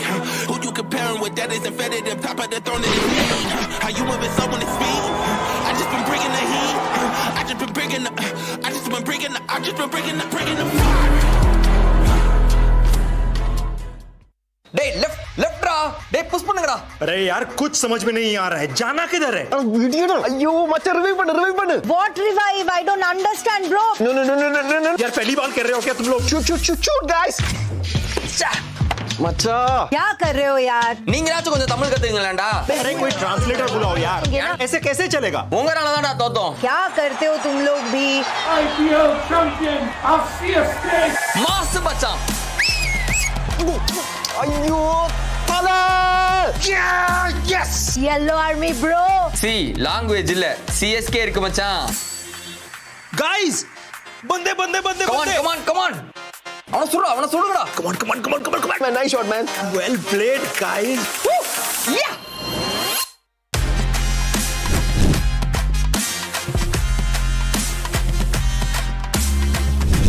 Bro, CSK skins, huh? இது நம்ம கொலாபுடா. Now we don't need call-outs, just whistle podu. BGMI laddu whistle போடு.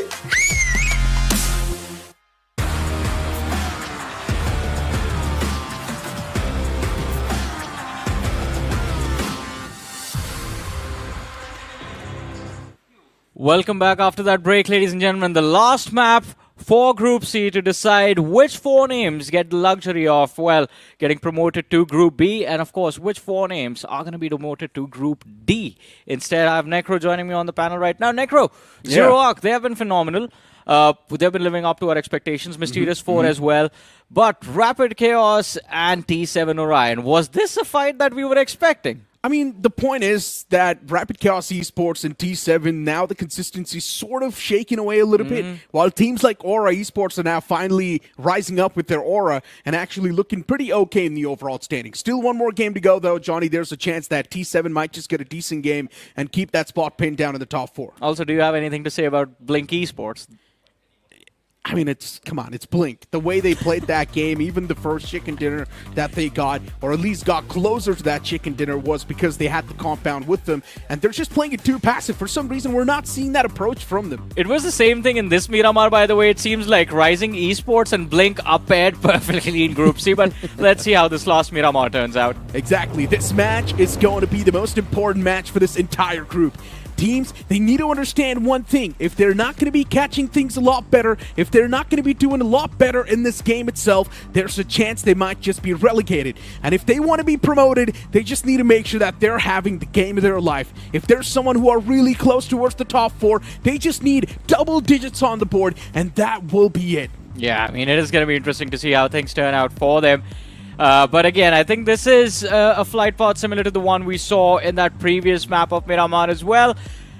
And that just leads me to believe that the teams are going to be aware of the drop clashes or the close enough drop clashes that happened. Hopefully we get to see that fight towards LSR this time. Exactly, that fight's going to be pretty important. And especially for teams like Godsent Legion, the start has been incredible. They got a chicken dinner on that map of Erangel. Then later on, things were a lot difficult for them. The consistency still dipping away, and that is the main concern. For even teams like Rising Esports, we have always been concerned about the aggression. We've always been concerned about the elimination points that they get. But Rising Esports, now it's time to rise up. Enough of that passive play. Maybe it's time to take matters in your own hands and start lighting the lobby up. Yeah, Rising Esports can actually do that. They do have the firepower in the sense of Fox and Beard Baba. Yesterday we had seen that comeback sort of. And in the last game as well, they kind of showcased their intent, if you talk about it. Rising Esports moving out of their typical playstyle of holding the center and just sitting there till the very end. Yesterday we saw them take fights at the edges, and I think this map as well, I'm expecting that from Rising Esports. But have a look at that, the circle centering on upper at La Drillera. Necro, are you happy with the circle, by the way? It's a classic circle, nothing really new, nothing really out of the ordinary. There's a chance that the circle might just shift on the southern side of La Drillera or maybe inside of Montenuevo. That's going to be fun if that does happen. Or if it's going to be shifting towards the extremities off the left side, then it will be even more fun because a lot of the area will not be playable.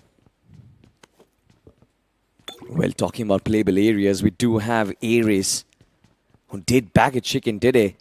They are certainly looking to be the first ones to capture the center and potentially make a fortress out of it. We'll have to find out. There's a lot of migrations happening from outside the circle, ladies and gentlemen. And right now, on our screens, we do have Mysterious 4. I do miss the line of Hero, Necro, because last season we saw M4 Hero was one of those standout players. But even without Hero, I think Mysterious 4, they've done a phenomenal job. 56 points from the 5 matches that they've played. I think it's a brilliant average of 11 points per game. Exactly my point. The way M4 is playing, it feels like they just don't even need Hero. They can just keep on moving up with that same momentum and keep on contesting the lobby the way they are.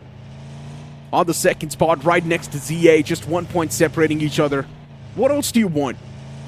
While teams like Flying Esports all the way far back in the overall standings, there's still a chance if they want to maintain the standing and maintain the same spot in the group. If they want to stay inside of the Group C, they just need one decent game. Maybe 10 points on the board and they're going to be in the middle pack. They can avoid that overall relegation. You're talking about promotion and relegation. I think this is where things does get interesting. I mean, I do see some names which are fitted for the next group. We will talk about that, but look at that slamming. Flying Esports. Now that is a flying jut out there. Brilliantly done. One finish in the back. They do get at the mark, but getting the conversation back to promotion once again. I feel like there are certain teams, Necro, who are out of the top 4, certain deserving names like Santa Esports as well as Rapid Chaos. Rising Esports could have also potentially used their experience and tried to be into the top 4, but they have failed massively. Flying Esports, the way they have been playing has been quite questionable. Yesterday in one of the games, Flying Esports was doing really good. They were actually taking those fights, winning those fights as well. But after that one single game, we haven't seen Flying Esports play the same way. It was the game of Rondo, I believe. In Rondo, they had a lot of elimination points. The first game itself, it was a banger. But then the continuation wasn't exactly there. That's why Flying Esports is struggling. Rising Esports, they finally heard me. We're seeing some aggressive approach being done from the side of Rising Esports, and this time they're challenging the big dogs. The team is on the run that Rising Esports really wanted a fair share of. And once again now, Rising Esports backing away towards safety, focusing on the rotation, which makes sense. It's still the early game. You do not need to force fights for good spots. Did they go in for a substitute is my question. Who's foul? Might just be a reserve player has been brought on. I hope that he actually adds on to the firepower that Rising Esports have already. Yesterday, Beard Baba did have that game where he popped off 4 finishes in the bag. I'm expecting a similar performance because on the map of Miramar, Rising Esports typically do a tad bit better than their Erangel counterparts. But enough about that, Necro. I think it's time we also talk about the relegation zone right now. One interesting name will always be Likita Esports. Did not really expect that. And of course, for NoNx, who's been brilliant in the past. In fact, in the last edition of the BMPS, NoNx was being represented by another org who actually went up to the finals and grabbed that runner-up position. Yeah, that's a whole different story, though. Now it's a complete different roster. And I understand they're not able to live up to the legacy. They're not able to live up to the name. But somewhere down the line, when they entered inside of this tournament, I did not know what to expect from them. Because we're seeing quite fresh faces from NoNx. Expectations are definitely there from that banner, nothing taken away from that, and they're definitely not able to come through with those expectations. But all we can do now is cross our fingers and hope that in this last game itself, they get either a chicken dinner or even if they do get relegated, in the future weeks, they mount a comeback. It's going to be very tough. I mean, moving in, if you drop down from Group C to Group D, I think your chances of dreaming of that direct qualification to the grand finals from being top 8 of Group A, I think that diminishes completely because the maximum that you can do is potentially get back to Group B and try and solidify your spot. Yeah. But nonetheless, we'll find out how these teams pan out. All you've got to do is just avoid that bottom 4 of that Group D aspect. Just not get eliminated from that point, but have a look at that cluster at the center. It seems like Rising Esports, they did try to take up that fight at the edge, but it did not really go in their way. Now they are vying for the center, and it seems like they are adopting a strategy that we've seen so much in the maps of Miramar, that is occupying those high ground regions, using topography to your advantage. Oh, Rising Esports, those shots whizzing past the opponent. It's Fox OP who was taking those. On the 7th spot in the overall standings, Rising Esports still haven't given up on the hopes and dreams of actually making it in the top 4. But that position now seems way too far away. Only a chicken dinner is going to make sure that you actually squeeze yourself in that top 4. Which is too much to ask for especially a team like Rising Esports. They haven't been able to find that good footing.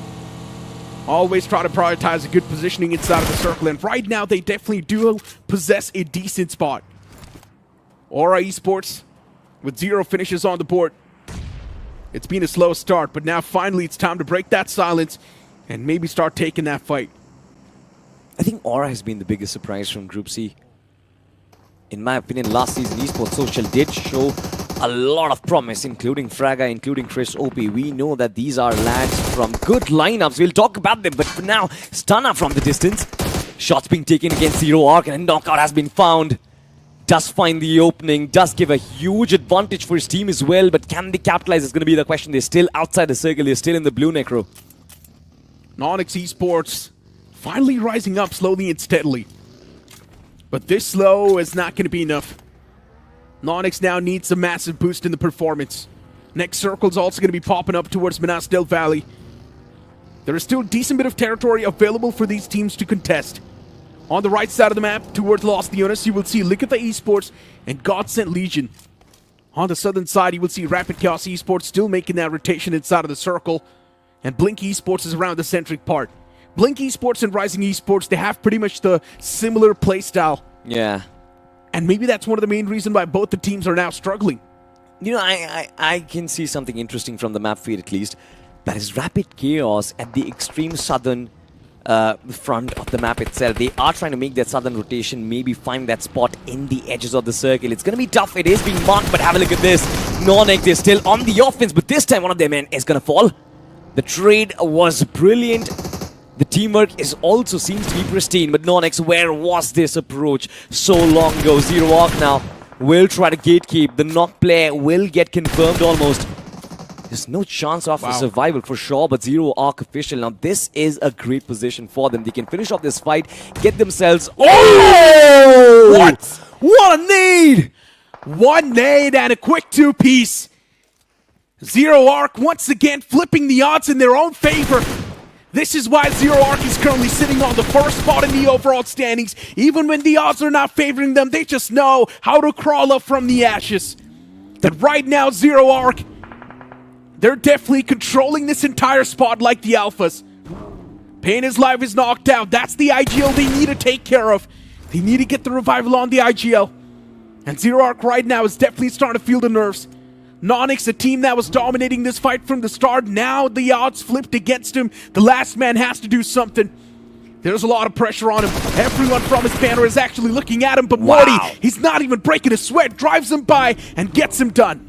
In Necro, you always use this term, the alphas in the lobby. It seems like Zero Arc, they actually are playing like the alphas in the lobby. They did not flinch when they lost their fight in the first instance. NoNx did manage to break through, did manage to gain themselves a numbers advantage. Zero Arc was brought down to a three-man team, but they did not flinch at all.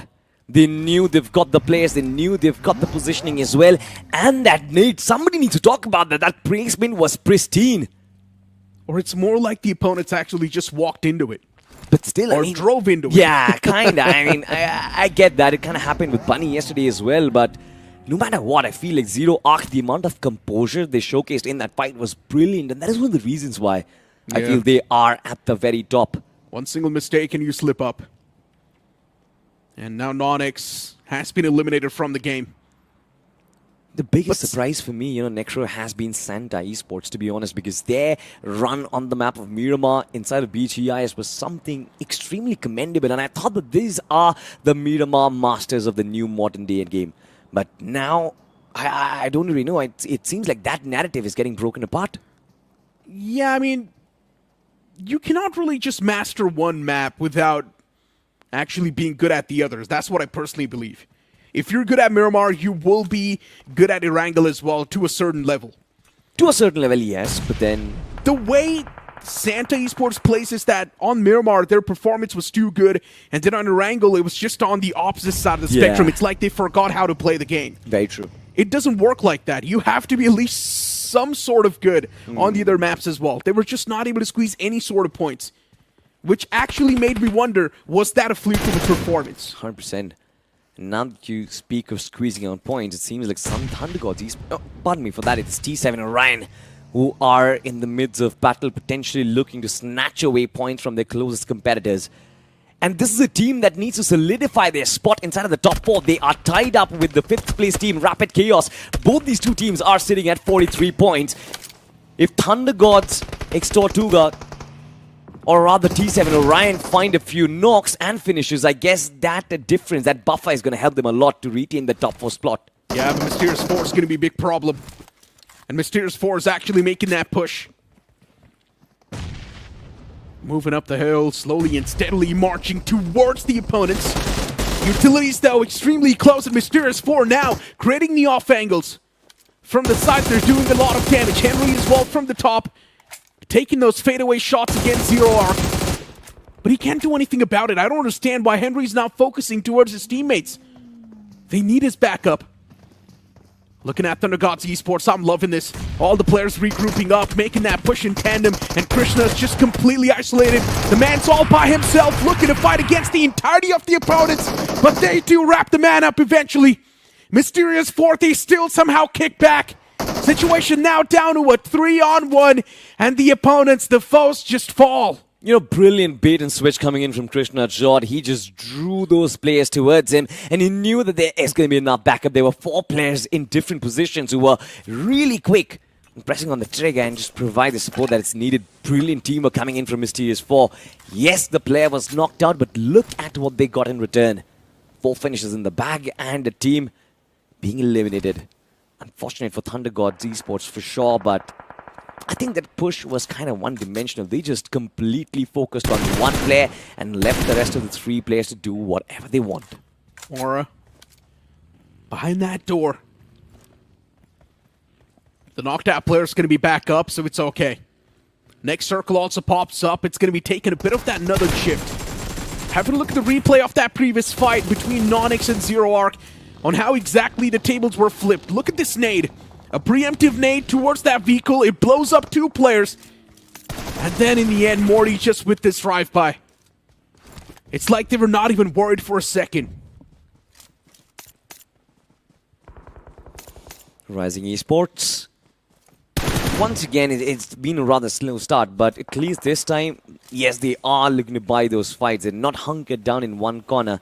They do have a good spot, to be honest, at the south side of the circle, but there are a lot of teams coming in from the edge. Have a look at that cluster, Necro. There is Rapid Chaos, there's Fly Esports, Aura Esports, Likita, Blink. 5 teams coming down the south side, and Rising Esports who will, or rather should have a piece of every single one of them. That should give them a lot of finishes. Indeed.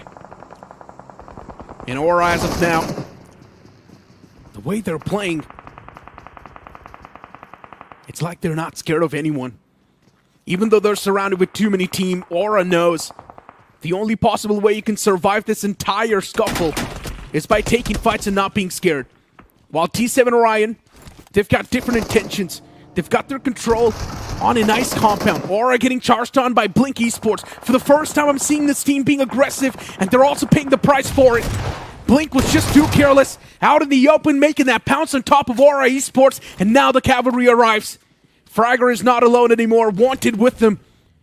Utilities are also going to be tossed, and eventually Aura Esports, they're getting things established, they're getting things under control. Wanted! He whiffed a lot of shots, but eventually connects the final bullet. I absolutely hated the push coming in from Blink. It did not really make any sense going uphill and not having any information where the players are.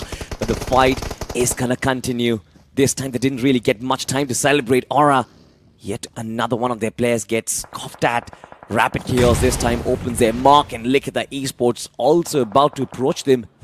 My only concern is Necro from up top.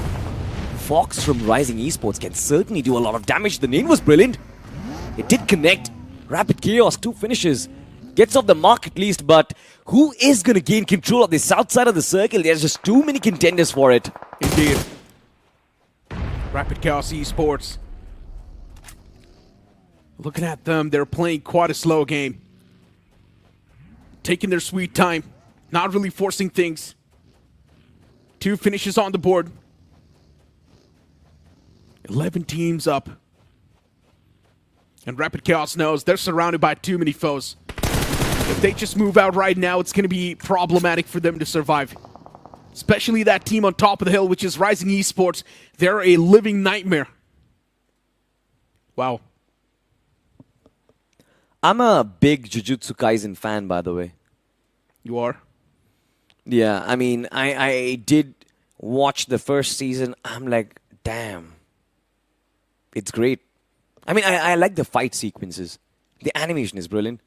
And it looks like the design inside of this vehicle is also pretty crazy. But the fact is, there's somebody hiding inside the vehicle and is expecting that nobody's going to expect that I am hiding in a vehicle in the middle of nowhere, absolutely. It's like he's trapped in that cage. He's not trapped. He is willingly trapped so that others think, you know what?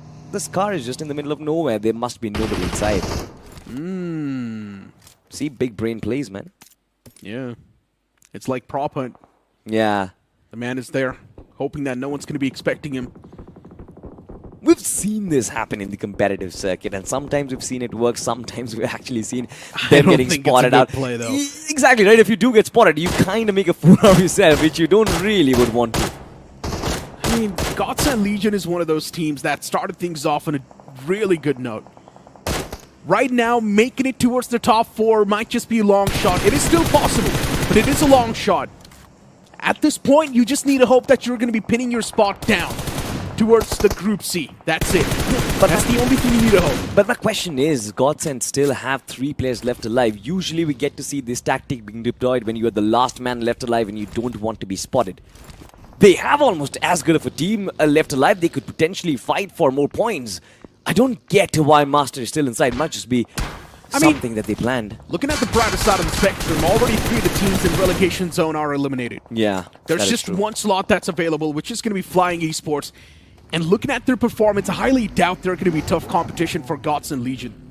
But Godsend don't know that teams in the relegation zone have been eliminated. That's the question. They are still going to be figuring out that, you know what, 10 teams are there. There might be anybody who can push us back. 22 points, by the way, is not too high. We saw the last group. It is inside of the relegation area. Jot's knocked out from Flying Esports. 2 more players still standing. Jot want to back away. There's GENxFM on the pinnacle. GENxFM as well, just checking out the players of Rapid Chaos Esports. Threats lingering all across the port. GENxFM knows the elimination point is actually crawling away. They probably do want to hand out the death blow. But exposing yourself also means death. And that's where GENxFM is sort of hesitant. Eventually they do get the confirmation, so it's not a concern. And Salty Santa Esports with just 1-man squad, at least they're not going to be in the relegation zone, so that's a good thing. Yeah, 100%. Not a great team either to actually play yet another week inside of Group C, but you know what? You don't really have options right now. You will have to fight it out, and I hope that Santa Esports can actually gain back their lost form. For now, you mentioned GENxFM Esports. I feel like they've got a really good position, especially with terms of the high ground. But the circle might betray them in the next iteration, so they have to be very careful. If they do not have an exit strategy, if they do not have vehicles to move on to the next circle, I guess they are in a position where they're going to get shot at from every single direction. Next circle closing in pretty soon. Flying Esports on the edge. They just need a few more points to actually bring themselves outside of the relegation zone. Someone needs to stay alive till the top 5 or maybe squeeze in a few elimination points. That's still a tall ask, but they can do it. Godsend Legion with 3 players standing.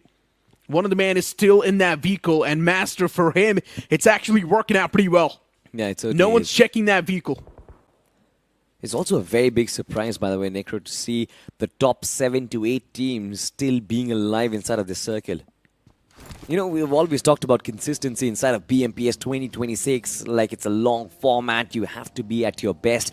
Week in, week out, does not really matter where you are and what stage you are. It seems like this Group C, even though there's a lot of doubters for this group and the teams inside of this group, it seems like they're doing really well. All 4 top teams look strong. And right now, GENxFM, they're under fire as Rapid Chaos.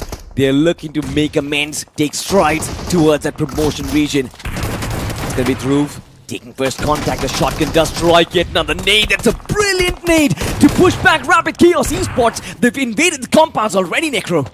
Rapid Chaos Esports, it's a bit of a back and forth that's going on as even GENxFM strikes back. This man from GENxFM is definitely now a big pain in the foot for Rapid Chaos. 3 more players though still standing at GENxFM for them. It's the only glimmer of hope left standing. 20 bullets in the magazine and the man's going to be taken care of. Nicely done by Rapid Chaos Esports. They survived to see another day. Oh, Rapid Chaos with that fight. They move up to top 3. 48 points on the board, make it 49. I guess it's going to be 50 extremely soon. And if Rapid Chaos do cross that 50-point mark, in my opinion, they're going to be safe. Hey, at least we've got the confirmed relegation teams now. Yeah. It's going to be LEX, Flying Esports, Thunder Gods and NoNx. Still fighting out the promotion though. It's really close between Ares and TDR, and maybe even Rising Esports can squeeze themselves in barely. They've got all the 4 players standing, and the circle is actually playing its part with the players of Rising Esports. It's favoring them. If they do back the chicken, maybe with about 5 or 7 eliminations, then I feel like the competition is going to be extremely interesting. But have a look at this, Team Ares. They are looking to solidify, take out their closest competitors. T7xORION, this is going to be a big fight. Nades being lobbed in, one man waiting for it. And of course he's going to suffer. He goes down now, man advantage for Ares. 2 men left alive for T7xORION, and I think they're not even stand a chance for a fight. Yet another one goes down, and just a one-man team. They're getting systematically destroyed by Ares, and I love this fight. From the top, it's Rising Esports raining down hellfire. Ares Esports, they're also facing some troubles, but it's fine. They've already taken care of the opponents. And that's where the main concern is now off the board for Ares. They just need to get the revival on the fallen comrade, which is going to be a piece of the pie, and then move inside of the circle in a decent spot, which is not going to be concern at all for Ares Esports as of now.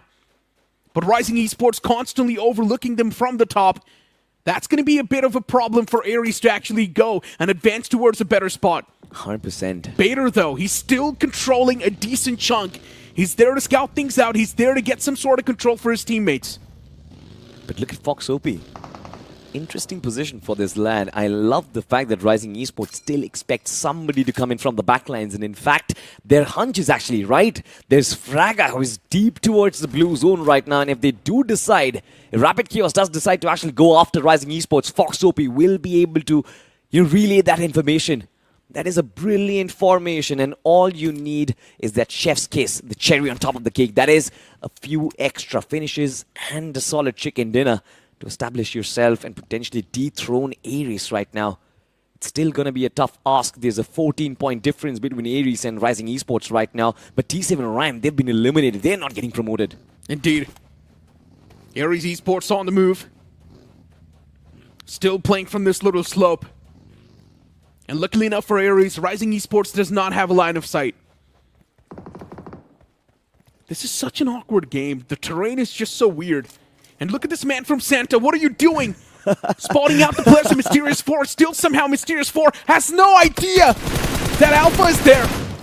And Salty, I hate to break it to you, my friend. Yeah. Santas don't exist. Santas do exist, but it seems like the gifts have been delivered to the rest of the lobby, not to them. Nonetheless, have a look at this though. Ares did find a way to challenge Rising Esports for the top, and now this fight can get really interesting. It's a 4v4 fight. It's going to be a fair fight. If Rising Esports get taken down, Ares will deservedly snatch their slot away, and they will potentially move to Group B. Rapid Chaos from the other side, shots being fired. That's going to be a risky rotation, but he escapes. That's a big move coming in from Mysterious 4, but the knockout is going to be there.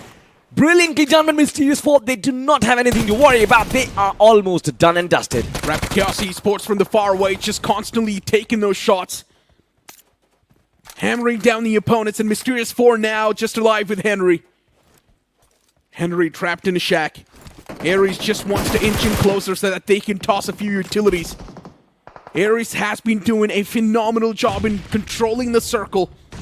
Rising Esports is now going to be the only massive threat that Ares needs to worry about. Utilities not finding proper thread. Mysterious 4's Henry still alive. This one man can create a lot of trouble for either Ares or Rising Esports. As of now, Ares has the biggest threat from him. You know, out of all of this commotion, maybe Rapid Chaos can also snatch away the victory away from the hands of Rising Esports as well. But at least now, nobody has good position but Ares.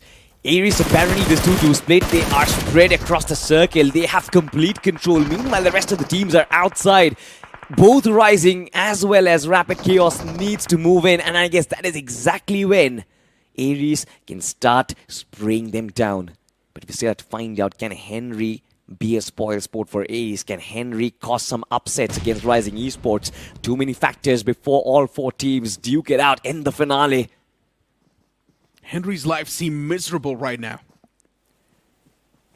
Henry just cannot do anything. All he can do is just pin himself down in that shack because he's constantly being watched by Team Ares. And looking at the map, the amount of control Team Ares has, it's insane. Team Ares controls a major terrain, while teams like Rapid Chaos Esports, all they can do is just duke it out against Rising Esports. And the moment Rapid Chaos Esports is forced to take a fight against Rising Esports, Ares Esports automatically just wins. You talk about winning Ares, just automatically at yet another finish point. Henry has been finished off, and this is where things get interesting. The next circle pops up in 4 odd seconds, and as soon as it does, Rising Esports are going to get thrown off guard. Rapid Chaos is going to get thrown off guard. They will be forced out of their compounds, out of their covers as well, and Ares is preparing for that moment. As the circle shifts, it is going to be the last circle of hell, and it can actually go either way right now. It indeed can. But Rapid Chaos Esports, they're stubborn. And they're adamant in taking that fight against the boys. While Rising Esports, they've got different plans. Exiting that compound, but they're also taking a lot of damage from Rapid Chaos Esports. Rising Esports' chance of survival are extremely slim, but Ares Esports' game is also spoiled in the process. Yuva OP, he does a lot of damage, and Ares, somehow they've dropped the ball. Rising Esports swinging that situation in their own favor, and now Rapid Chaos Esports, this game has been served to them on silver platter. They're looking to capitalize for sure. It is going to be a 3v3 battle, but one player from Rising has been knocked out. It's phenomenal on the way they survived Ares, but can they survive Rapid Chaos is going to be a question. Drew from the back lines. He's been phenomenal, 7 finishes in the back already. He's already the MVP, but can he give Rapid Chaos the chicken dinner? It's going to be a big question. Yet another nade lands. It finds a knock as well. Almost finds the second one. Yuva as well as Fox OP. These two players, I don't really think they've got a chance anymore. Good nade. Finds the knock. And Finally. now just one man left alive. I don't understand why was Rising Esports allowed to stay alive for such a long time. Yeah. Rapid Chaos Esports should have closed this game way before. The moment they charged on towards Ares Esports, Rapid Chaos Esports should have also made that pounce. A little bit late on the capitalization, but still they compromise the opponents, and it will be the opponents who come out on top of Rising Esports. Man, they dropped the ball big time, and Rapid Chaos Esports, they squeeze in a chicken dinner when it mattered the most, but looking through OG, 10 finishes all by himself. Is he going to be the eliminator? I'm not really sure, because I think that guy Torres did set up a really good standard. I think he's sitting somewhere at around 25. But Dhruv with 10 finishes, I think, is going to be the first double digit that we have seen inside of BMPS 2026. Yeah. The last highest was 9 finishes from Sarvar OG, that too in the first game of the tournament. Now Dhruv, in the last game of day number 2, did break that record, and Rapid Chaos, I'm pretty sure they are confirmed on going on to the next group, which is going to be group number B. This is really nice from the side of Rapid Chaos Esports. When it felt like Rapid Chaos Esports was slipping away in the overall standings, they come through with a banger performance. And all thanks to Dhruv OG. One man delivering a lot of elimination points. But still, as I mentioned, things were a little bit messed up in the final few moments. Rising Esports should not have been allowed to stay alive for such a long time. The moment Rising Esports made that push against Aura, I feel like the opponent should have instantly capitalized. Rapid Chaos Esports should have pushed up. And first of all, I think Rising Esports made a wrong call. They should not have pushed on Aura. I think they should have pushed on the opponents, which was Rapid Chaos? Rapid Chaos instead. Yeah, I mean, yeah, the final circle was a bit confusing, and I understand what exactly happened. It was kind of like a triple threat. You could go against anybody. But the fact that Rising Esports did survive the fight against Ares is actually pretty insane, to be honest. I've never really seen somebody exit their compounds in like the last stages, and especially when you're so out in the open, everybody's taking shots at you, still managing to survive those shots, going against a 4-man team and eliminating them completely. I think this team, Necro, no matter how much we criticize, I think Rising Esports, they're kind of improving. No, it's on an upward trajectory. The thing is that we're still looking at Group C. All right. No. So nothing can be said as of now. You always have a counter. I mean, everyone has to agree with that. We're still just looking at Group C. It's not even close to being the best. Very true, man. We've still got groups like Group A and D to go, and you never know. Maybe even inside of Group D, we might just have some hidden potential. A team that is just bannering, a team that is just hammering anyone that stands against him. There is a possibility that we might just see a complete different flag just rising up from Group D. 100%, and I'm just hoping to see like that. My dream is to watch a team rise up from Group D, potentially promote their way towards Group A and qualify for the grand finals. It will be the best storyline inside of BMPS 2026. But ladies and gentlemen, Dhruv, of course, has to be the MVP. And all our top players, they certainly did a lot, but Dhruv just stole away the limelight. I mean, the next best player is Fox OP from Rising Esports with 3 eliminations. Dhruv has 10, by the way. That is 3 times that. Yeah, that's what I'm saying. Dhruv was on a different level. He was a beast in that game.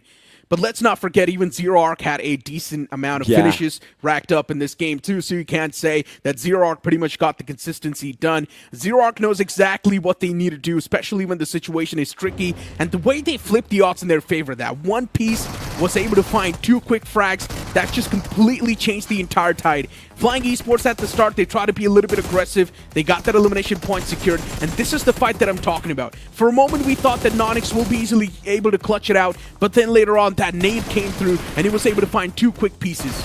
Zero Arc does have that experience. If they face such pressure situations time and time again, and they understand how to counter that majority of the times. This fight, Blink Esports against Aura Esports, Aura X, did not make any sense to me at all. Blink is just playing like a blind team right now, not going in for information, just going against opponents and trying to take those fights head on. That is not really how you win the battle eventually. But Rapid Chaos, Zero Arc, all of these teams, they certainly are going to be very comfortable right now, moving on towards Group B next week onwards. For Ares Esports, there was a certain time inside of the game where things felt way too tricky. For a moment, we thought that Ares Esports might just not be able to make it outside of that pinch, but then later on, eliminating that team was probably the best possible decision they came through with. Directly pushing on top of that compound, eliminating the foes, then instead moving on top of that slope, getting that map control was probably the best decision they made, and that's why Ares was able to stay alive for such a long time, and also got a decent bit of elimination points contributed with that. Looking at the match rankings, of course, for Rapid Chaos Esports, since they had the chicken dinner, they've also got the most amount of points. Rising Esports with 13 points, we still need to find out if they're going to be inside of the top 4. I don't think so they are. I don't think so too as well. Ares with 11 points did just enough. Zero Arc did just enough. Mysterious 4, they were already quite comfortable. T7xORION will still be a question mark, but one thing is for sure, Necro, it seems like the table toppers from Group C, they've been insanely consistent throughout their matches. I mean, look at the numbers at the bottom half of the leaderboard as well. There's absolutely nothing. Santa X, Aura X with 4 and 3 points respectively. I think anybody but barring the top 6, they've just absolutely dropped the ball in Group C, to be honest. They're constantly getting those 7 to 8 points per game, and that's the main reason why they were able to pin that spot down in the top 4. You flip the page and you will still see a few familiar names. Blink Esports, NoNx. Well, NoNx is pretty much going towards the relegation. Even Likitha Esports is going to be relegated. So for Blink Esports, they're still going to be safe in this group itself. They're not going to be relegated, neither be promoted. So it's a decent thing. Godsent, the way the day started off, I thought that maybe the comeback is on the way, but then later on, once again, we saw them just completely miss out on the opportunity. Overall rankings on the screen. And yes, we've got the promotion and relegation teams even from the side of Group C.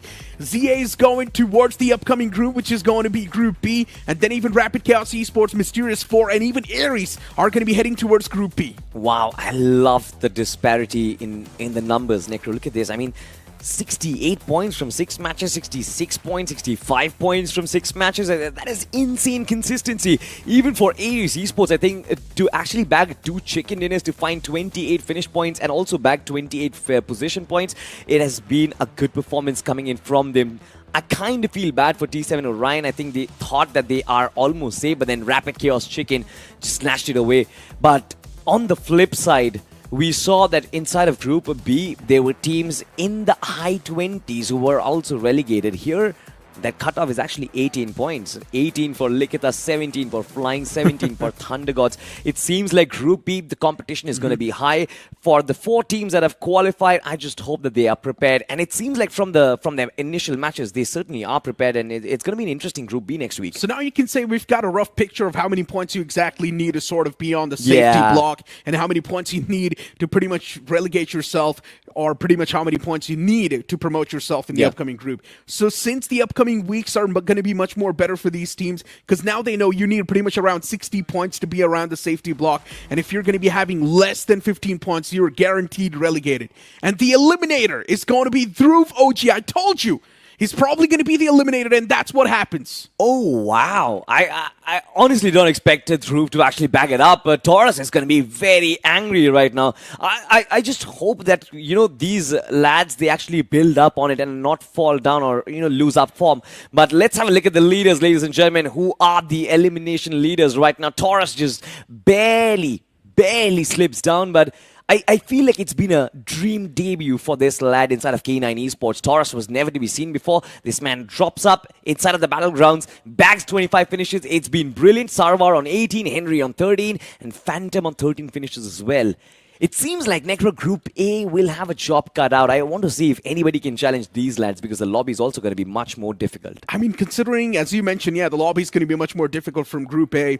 It is really going to be tough for any individual player to actually rise up towards these many numbers. Since the lobby's so good, since every single individual player is going to be good, it's really hard to just isolate those duels for yourself and get those elimination points. Because at that point, you prioritize team play a lot more. The performer of the day is going to be Taurus, without a doubt, from K9 Esports. He was on a different level, securing so many elimination points for his team. And he's also one of the main reasons why K9 Esports is also promoted towards the upcoming group. Yeah, certainly. I mean, K9 Esports have been a surprise, honestly. When K9 gave up on that Omega lineup, I kind of felt very disappointed, honestly, because I felt like Omega and the rest of his boys was kind of the image that K9 was going ahead with. But the fact that Somraj and this new lad Taurus just stepped up and kind of replicated that same performance, I get your point. It's still Group B, it's still not Group A, it's still not the best lobby in the country, but still I feel like for Somraj to come back from what happened in BGIS, I think it's been a brilliant performance, Necro. Yeah, but now it's also brought up a bit of those switches in the playing for, right? So Somraj has probably picked up boys that he's comfortable playing with. We've also seen a lot of dips from the side of Smoker's performance in the previous tournament, which was BGIS. But now the way Smoker is playing, it makes a lot of sense why he was not removed from the roster. Smoker has found himself a perfect piece of the puzzle. Yeah, hopefully, man. This Somraj-Smoker duo lives long. I hope that K9 Esports actually does really well. But ladies and gentlemen, I mean, it's been a fantastic day so far, at least for my side. Group B, it was interesting, but we did get the first set of promoters and relegators as well. But there are still two more groups remaining. Necro, Group A and Group D are going to be duking out tomorrow. We'll see you at the same place and the same time. Till then, take care of yourself. And for now, it's a sign out from Salty and Necro. We'll see you tomorrow.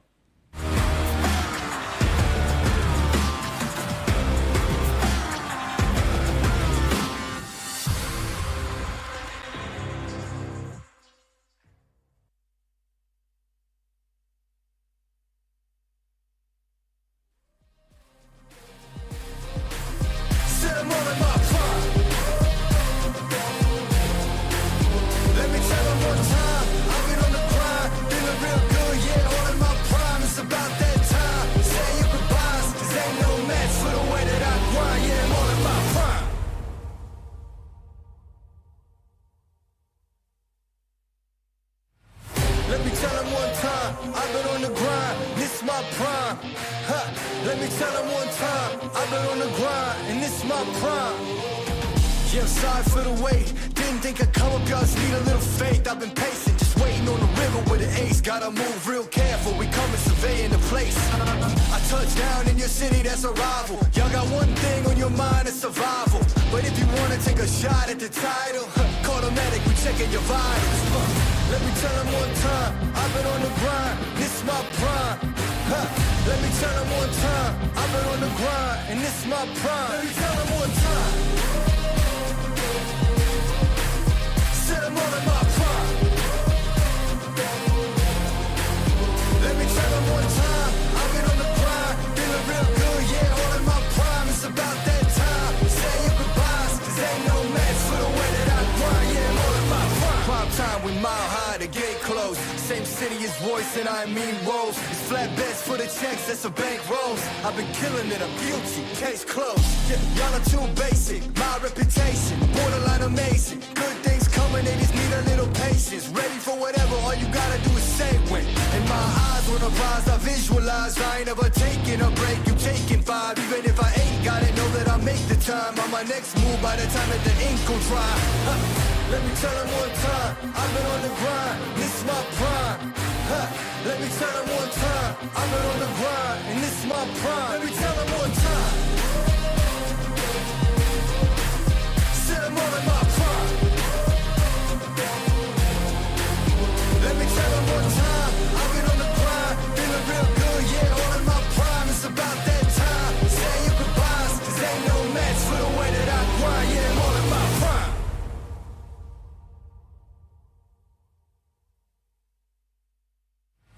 Let me tell them one time, I've been on the grind, this is my prime. Let me tell them one time, I've been on the grind, and this is my prime.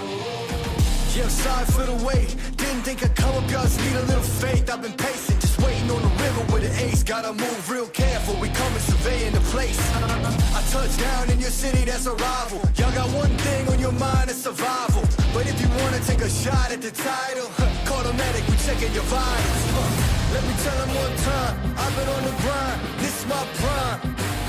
Let me tell them one time, I've been on the grind, and this is my prime. Let me tell them one time, said I'm all in my prime. Let me tell them one time, I've been on the grind, feeling real good, yeah, all in my prime. It's about that time, say your goodbyes, cause ain't no match for the way that I grind, yeah, I'm all in my prime. Prime time, we mile high, the gate closed. Same city as voice and I mean rolls. It's flat bets for the checks, that's a bank rolls. I've been killing it, I'm guilty, case closed. Yeah, y'all are too basic, my reputation, borderline amazing. Good things coming, they just need a little patience. Ready for whatever, all you gotta do is say when. And my eyes on the rise, I visualize. I ain't ever taking a break, you taking 5. Even if I ain't got it, know that I'll make the time on my next move by the time that the ink gon' dry. Let me tell them one time, I've been on the grind, this is my prime. Let me tell them one time, I've been on the grind, and this is my prime. Let me tell them one time, said I'm all in my prime. Let me tell them one time, I've been on the grind, feeling real good, yeah, all in my prime. It's about that time, say your goodbyes, cause ain't no match for the way that I grind, yeah, I'm all in my prime.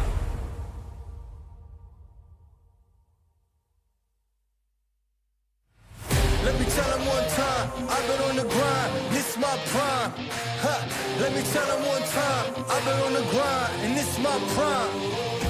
Yeah, sorry for the wait, didn't think I'd come up, y'all just need a little faith. I've been patient, just waiting on the river with an ace. Gotta move real careful, we coming surveying the place. I touched down in your city, that's a rival. Y'all got one thing on your mind, it's survival. But if you wanna take a shot at the title, call the medic, we checking your vitals. Let me tell them one time, I've been on the grind, this is my prime. Let me tell them one time, I've been on the grind, and this is my prime. Let me tell them one time, said I'm all in my prime. Let me tell them one time, I've been on the grind, feeling real good, yeah, all in my prime. It's about that time, say your goodbyes, cause ain't no match for the way that I grind, yeah, I'm all in my prime. Prime time, we mile high, the gate closed. Same city as voice and I mean rolls. It's flat bets for the checks, that's a bank rolls. I've been killing it, I'm guilty, case closed. Yeah, y'all are too basic, my reputation, borderline amazing. Good things coming, they just need a little patience. Ready for whatever, all you gotta do is say when. And my eyes on the prize, I visualize. I ain't ever taking a break, you taking 5. Even if I ain't got it, know that I'll make the time on my next move by the time that the ink gon' dry. Let me tell them one time, I've been on the grind, this is my prime. Let me tell them one time, I've been on the grind, and this is my prime. Let me tell them one time, said I'm all in my prime. Let me tell them one time, I've been on the grind, feeling real good, yeah, all in my prime. It's about that time, say your goodbyes, cause ain't no match for the way that I grind, yeah, I'm all in my prime.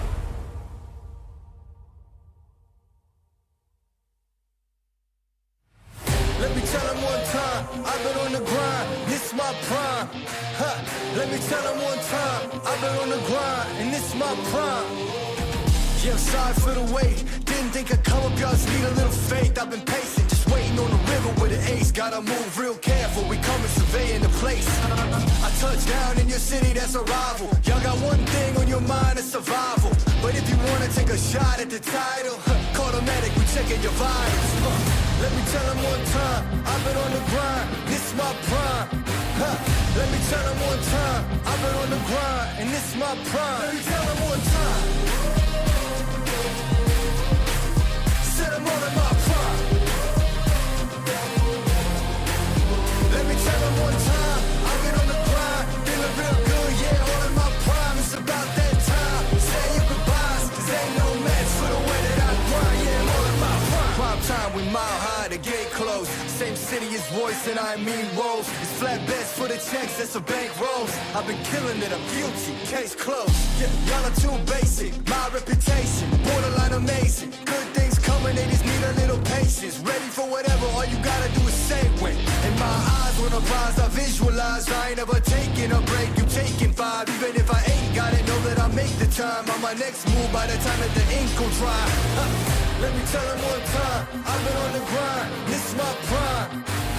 Let me tell them one time, I've been on the grind, and this is my prime. Let me tell them one time. Said I'm all in my prime. Let me tell them one time, I've been on the grind, feeling real good, yeah, all in my prime. It's about that time, say your goodbyes, cause ain't no match for the way that I grind, yeah, I'm all in my prime.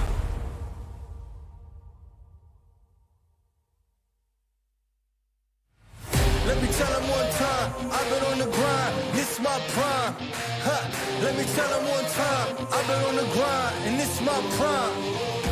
Yeah, I'm sorry for the wait, didn't think I'd come up, y'all just need a little faith. I've been patient, just waiting on the river with an ace. Gotta move real careful, we coming surveying the place. I touch down in your city, that's a rival. Y'all got one thing on your mind, it's survival. But if you wanna take a shot at the title, call the medic, we checking your vitals. Let me tell them one time, I've been on the grind, this is my prime. Let me tell them one time, I've been on the grind, and this is my prime. Let me tell them one time. Said I'm all in my prime. Let me tell them one time, I've been on the grind, feeling real good, yeah, all in my prime. It's about that time, say your goodbyes, cause ain't no match for the way that I grind, yeah, I'm all in my prime. Prime time, we mile high, the gate closed. Same city as voice and I mean rolls. It's flat bets for the checks, that's a bank rolls. I've been killing it, I'm guilty, case closed. Yeah, y'all are too basic, my reputation, borderline amazing. Good things coming, they just need a little patience. Ready for whatever, all you gotta do is say when. In my eyes, when I rise, I visualize. I ain't ever taking a break, you taking 5. Even if I ain't got it, know that I make the time. On my next move, by the time that the ink gon' dry. Let me tell them one time, I've been on the grind, this is my prime. Let me tell them one time, I've been on the grind, and this is my prime. Let me tell them one time. Said I'm all in my prime. Let me tell them one time, I've been on the grind, feeling real good, yeah, all in my prime. It's about that time, say your goodbyes, cause ain't no match for the way that I grind, yeah, I'm all in my prime.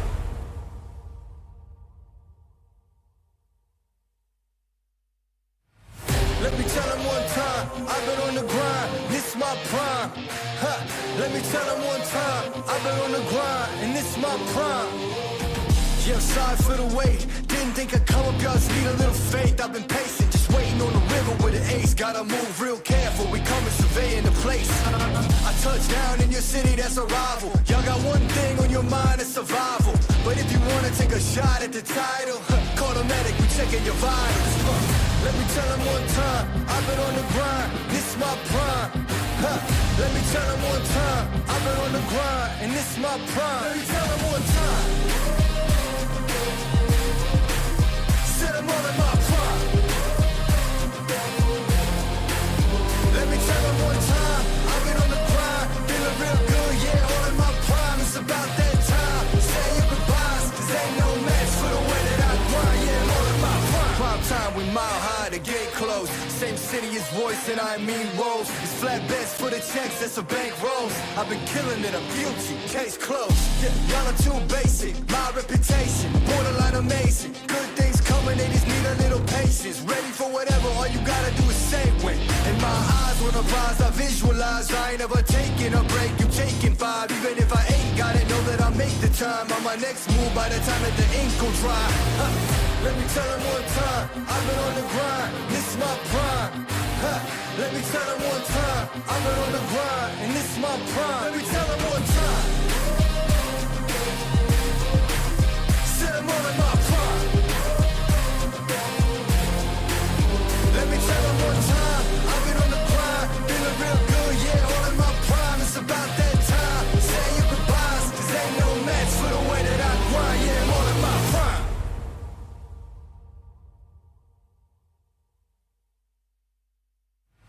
Let me tell them one time, I've been on the grind, this is my prime.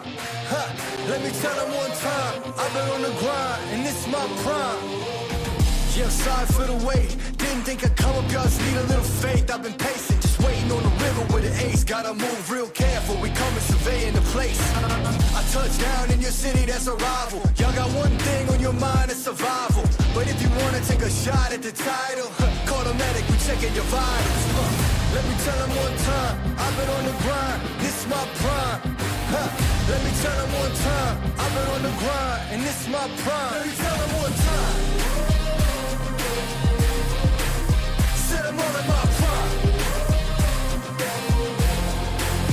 Let me tell them one time, I've been on the grind, feeling real good, yeah, all in my prime. It's about that time, say your goodbyes, cause ain't no match for the way that I grind, yeah, I'm all in my prime. Prime time, we mile high, the gate closed. Same city as Royce and I mean woes. It's flatbeds for the checks, that's a bank rolls. I've been killing it, I'm guilty, case closed. Yeah, y'all are too basic, my reputation borderline amazing. Good things coming, they just need a little patience. Ready for whatever, all you gotta do is say when. In my eyes, when I rise, I visualize. I ain't never taking a break, you taking 5. Even if I ain't got it, know that I'll make the time on my next move by the time that the ink will dry. Let me tell them one time, I've been on the grind, this is my prime. Let me tell them one time, I've been on the grind, and this is my prime. Let me tell them one time, said I'm all in my prime.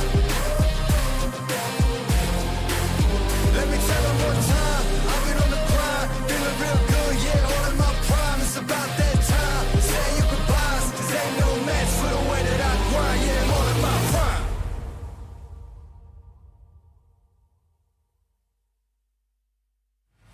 Let me tell them one time, I've been on the grind, this is my prime.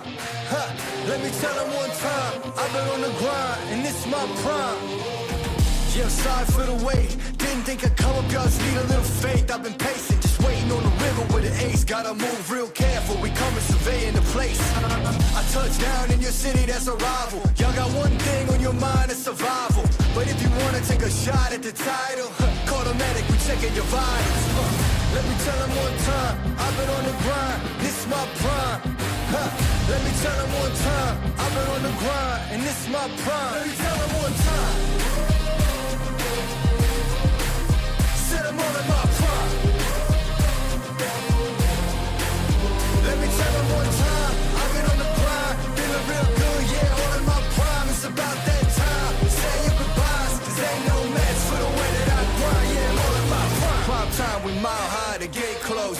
Same city as Royce and I mean woes. It's flatbeds for the checks, that's a bank rolls. I've been killing it, I'm guilty, case closed. Yeah, y'all are too basic, my reputation borderline amazing. Good things coming, they just need a little patience. Ready for whatever, all you gotta do is say when. In my eyes, when I rise, I visualize. I ain't never taking a break, you taking 5. Even if I ain't got it, know that I'll make the time on my next move by the time that the ink will dry. Let me tell them one time, I've been on the grind, this is my prime. Let me tell them one time, I've been on the grind, and this is my prime. Let me tell them one time, said I'm all in my prime. Let me tell them one time, I've been on the grind, feeling real good, yeah, all in my prime. It's about that time, say your goodbyes, cause ain't no match for the way that I grind, yeah, I'm all in my prime.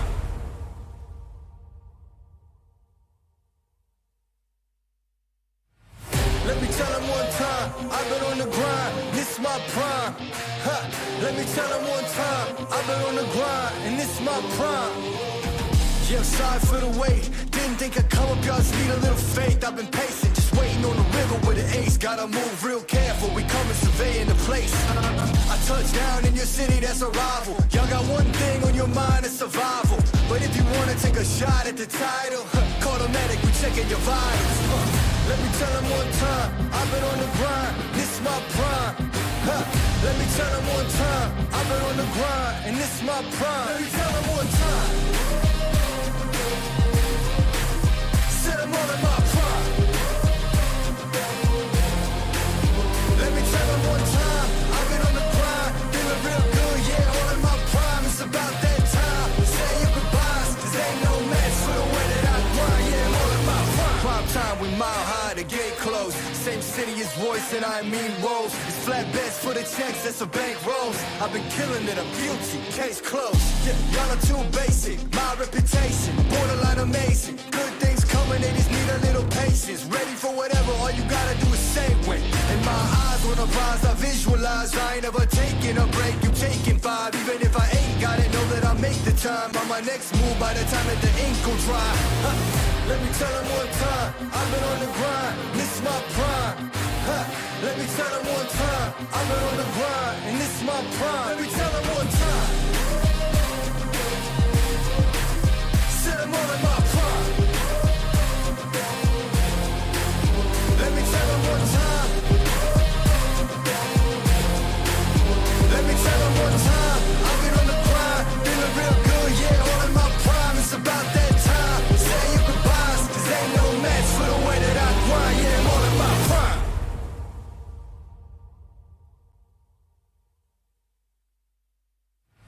Let me tell them one time, I've been on the grind, this my prime. Let me tell them one time, I've been on the grind, and this my prime. Yeah, sorry for the wait. Didn't think I'd come up, y'all just need a little faith. I've been patient, just waiting on the river with an ace. Gotta move real careful, we coming surveying the place. I touch down in your city, that's a rival. Y'all got one thing on your mind, it's survival. But if you wanna take a shot at the title, call the medic, we checking your vitals. Let me tell them one time, I've been on the grind, this my prime. Let me tell them one time, I've been on the grind, and this my prime. Let me tell them one time. Said I'm all in my prime. Let me tell them one time, I've been on the grind, feeling real good, yeah, all in my prime. It's about that time, say your goodbyes, cause ain't no match for the way that I grind, yeah, I'm all in my prime. Prime time, we mile high, the gate closed. Same city as Royce and I mean Rose. It's flatbeds for the checks, that's a bank rolls. I've been killing it, I'm guilty, case closed. Yeah, y'all are too basic, my reputation, borderline amazing. Good things coming, they just need a little patience. Ready for whatever, all you gotta do is say when. In my eyes, when I rise, I visualize. I ain't ever taking a break, you taking 5. Even if I ain't got it, know that I make the time. On my next move, by the time that the ink will dry. Let me tell them one time, I've been on the grind, this my prime. Let me tell them one time, I've been on the grind, and this my prime. Let me tell them one time. Said I'm all in my prime. Let me tell them one time, I've been on the grind, feeling real good, yeah, all in my prime. It's about that time, say your goodbyes, cause ain't no match for the way that I grind, yeah, I'm all in my prime.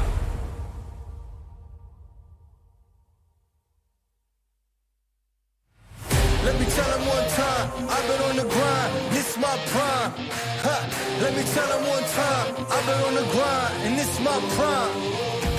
Yeah, sorry for the wait. Didn't think I'd come up, y'all just need a little faith. I've been patient, just waiting on the river with an ace. Gotta move real careful, we coming surveying the place.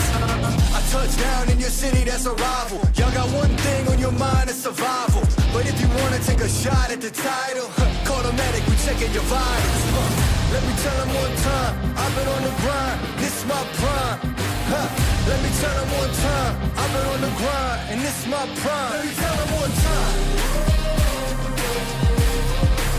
Said I'm all in my prime. Let me tell them one time, I've been on the grind, feeling real good, yeah, all in my prime. It's about that time,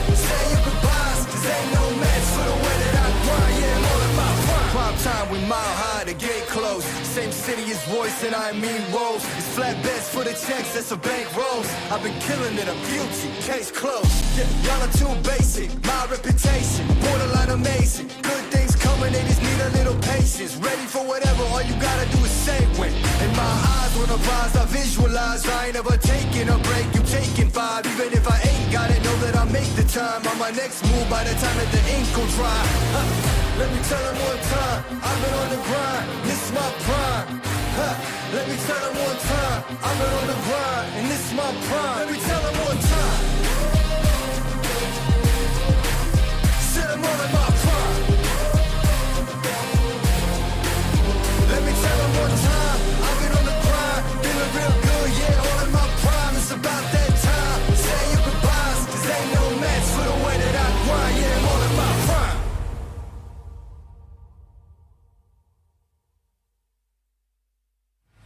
Let me tell them one time, I've been on the grind, this is my prime. Let me tell them one time, I've been on the grind, and this is my prime. Yeah, I'm sorry for the wait, didn't think I'd come up, y'all just need a little faith. I've been patient, just waiting on the river with an ace. Gotta move real careful, we coming surveying the place. I touch down in your city, that's a rival. Y'all got one thing on your mind, it's survival. But if you wanna take a shot at the title, call the medic, we checking your vitals. Let me tell them one time, I've been on the grind, this is my prime. Let me tell them one time, I've been on the grind, and this is my prime. Let me tell them one time, sit them all in my prime. Let me tell them one time, I've been on the grind, feeling real good, yeah, all in my prime. It's about that time, say your goodbyes, cause ain't no match for the way that I grind, yeah, I'm all in my prime. Prime time, we mile high, the gate closed.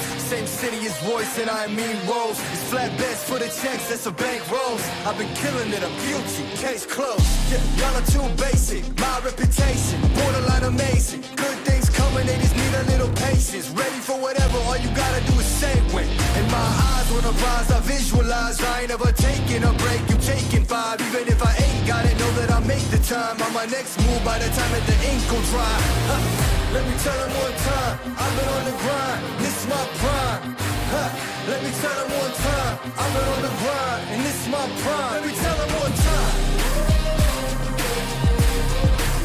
sit them all in my prime. Let me tell them one time, I've been on the grind, feeling real good, yeah, all in my prime. It's about that time, say your goodbyes, cause ain't no match for the way that I grind, yeah, I'm all in my prime.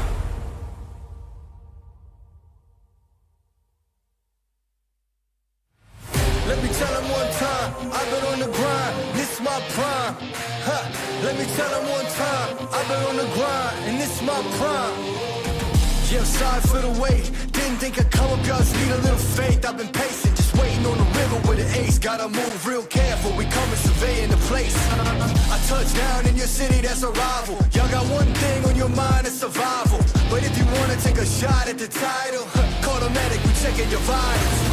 Let me tell them one time, I've been on the grind, this is my prime. Let me tell them one time, I've been on the grind, and this is my prime. Let me tell them one time, sit them all in my prime. Let me tell them one time, I've been on the grind, feeling real good, yeah, all in my prime. It's about that time, say your goodbyes, cause ain't no match for the way that I grind, yeah, I'm all in my prime. Prime time, we mile high, the gate closed. Same city as voice and I mean woes. It's flatbeds for the checks, that's a bank rolls. I've been killing it, I'm guilty, case closed. Yeah, y'all are too basic, my reputation borderline amazing. Good things coming, they just need a little patience. Ready for whatever, all you gotta do is say when. In my eyes, when I rise, I visualize. I ain't ever taking a break, you taking 5. Even if I ain't got it, know that I'll make the time. On my next move by the time that the ink will dry. Let me tell them one time, I've been on the grind, this is my prime. Let me tell them one time, I've been on the grind, and this is my prime. Let me tell them one time, sit them all in my prime. Let me tell them one time, I've been on the grind, feeling real good, yeah, all in my prime. It's about that time, say your goodbyes, cause ain't no match for the way that I grind, yeah, I'm all in my prime.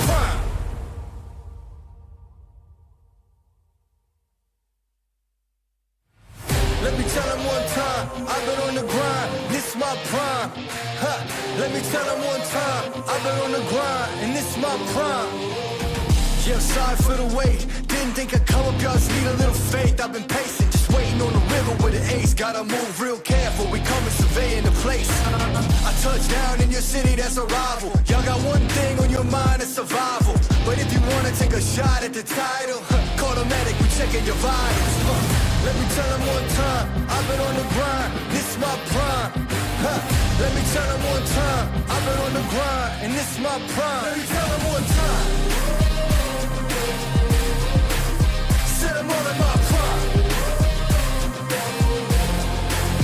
Let me tell them one time, I've been on the grind, feeling real good, yeah, all in my prime. It's about that time, say your goodbyes, cause ain't no match for the way that I grind, yeah, I'm all in my prime. Prime time, we mile high, the gate closed. Same city as voice and I mean roles. It's flat bets for the checks, that's a bank rolls. I've been killing it, I'm guilty, case closed. Yeah, y'all are too basic, my reputation, borderline amazing. Good things coming, they just need a little patience. Ready for whatever, all you gotta do is say when. In my eyes, when I rise, I visualize. I ain't ever taking a break, you taking 5. Even if I ain't got it, know that I make the time. On my next move, by the time that the ink will dry.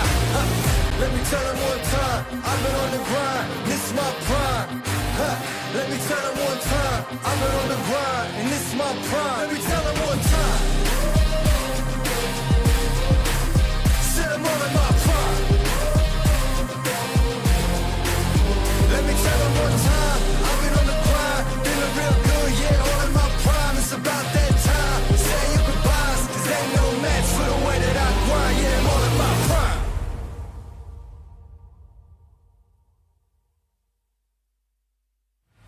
Let me tell them one time, I've been on the grind, this is my prime. Let me tell them one time, I've been on the grind, and this is my prime. Yeah, sorry for the wait, didn't think I'd come up, y'all just need a little faith. I've been patient, just waiting on the river with an ace. Gotta move real careful, we coming surveying the place. I touch down in your city, that's a rival. Y'all got one thing on your mind, it's survival. But if you wanna take a shot at the title, call the medic, we checking your vitals. Let me tell them one time, I've been on the grind, this is my prime. Let me tell them one time, I've been on the grind, and this is my prime. Let me tell them one time. Set them all in my prime. Let me tell them one time, I've been on the grind, feeling real good, yeah, all in my prime. It's about that time, say your goodbyes, cause ain't no match for the way that I grind, yeah, I'm all in my prime. Prime time, we mile high, the gate closed. Same city as voice and I mean roles. It's flat bets for the checks, that's a bank rolls. I've been killing it, I'm guilty, case closed. Yeah, y'all are too basic, my reputation, borderline amazing. Good things coming, they just need a little patience. Ready for whatever, all you gotta do is say when. In my eyes, when I rise, I visualize. I ain't ever taking a break, you taking 5. Even if I ain't got it, know that I make the time. On my next move, by the time that the ink will dry. Let me tell them one time, I've been on the grind, this is my prime. Let me tell them one time, I've been on the grind, and this is my prime. Let me tell them one time. Set them all in my prime. Let me tell them one time, I've been on the grind, feeling real good, yeah, all in my prime. It's about that time, say your goodbyes, cause ain't no match for the way that I grind, yeah, I'm all in my prime.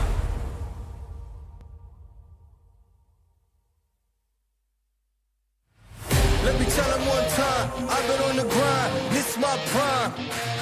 Let me tell them one time, I've been on the grind, and this is my prime. Yeah, sorry for the wait, didn't think I'd come up, y'all just need a little faith. I've been patient, just waiting on the river with an ace. Gotta move real careful, we coming surveying the place. I touch down in your city, that's a rival. Y'all got one thing on your mind, it's survival. But if you wanna take a shot at the title, call the medic, we checking your vitals. Let me tell them one time, I've been on the grind, this is my prime. Let me tell them one time, I've been on the grind, and this is my prime. Let me tell them one time. Set them all in my prime. Let me tell them one time, I've been on the grind, feeling real good, yeah, all in my prime. It's about that time, say your goodbyes, cause ain't no match for the way that I grind, yeah, I'm all in my prime. Prime time, we mile high, the gate closed. Same city as voice and I mean roles. It's flatbeds for the checks, that's a bank rolls. I've been killing it, I'm guilty, case closed. Yeah, y'all are too basic, my reputation borderline amazing. Good things coming, they just need a little patience. Ready for whatever, all you gotta do is say when. And my eyes on the prize, I visualize. I ain't never taking a break, you taking 5. Even if I ain't got it, know that I'll make the time. On my next move by the time that the ink gon' dry. Let me tell them one time, I've been on the grind, this is my prime. Let me tell them one time, I've been on the grind, and this is my prime. Let me tell them one time, said I'm all in my prime. Let me tell them one time, I've been on the grind, feeling real good, yeah, all in my prime. It's about that time, say your goodbyes, cause ain't no match for the way that I grind, yeah, I'm all in my prime.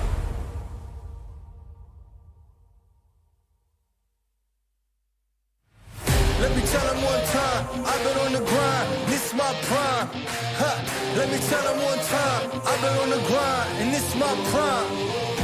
Yeah, sorry for the wait, didn't think I'd come up, y'all just need a little faith. I've been patient, just waiting on the river with an ace. Gotta move real careful, we coming surveying the place. I touch down in your city, that's a rival. Y'all got one thing on your mind, it's survival. But if you wanna take a shot at the title, call the medic, we checking your vitals. Let me tell them one time, I've been on the grind, this is my prime. Let me tell them one time, I've been on the grind, and this is my prime. Let me tell them one time, said I'm all in my prime. Let me tell them one time, I've been on the grind, feeling real good, yeah, all in my prime. It's about that time, say your goodbyes, cause ain't no match for the way that I grind, yeah, I'm all in my prime. Prime time, we mile high, the gate closed. Same city as voice and I mean roles. It's flatbeds for the checks, that's a bank rolls. I've been killing it, I'm guilty, case closed. Yeah, y'all are too basic, my reputation borderline amazing. Good things coming, they just need a little patience. Ready for whatever, all you gotta do is say when. And my eyes on the prize, I visualize. I ain't never taking a break, you taking 5. Even if I ain't got it, know that I'll make the time. On my next move by the time that the ink gon' dry. Let me tell them one time, I've been on the grind, this is my prime. Let me tell them one time, I've been on the grind, and this is my prime. Let me tell them one time, said I'm all in my prime. Let me tell them one time, I've been on the grind, feeling real good, yeah, all in my prime. It's about that time, say your goodbyes, cause ain't no match for the way that I grind, yeah, I'm all in my prime.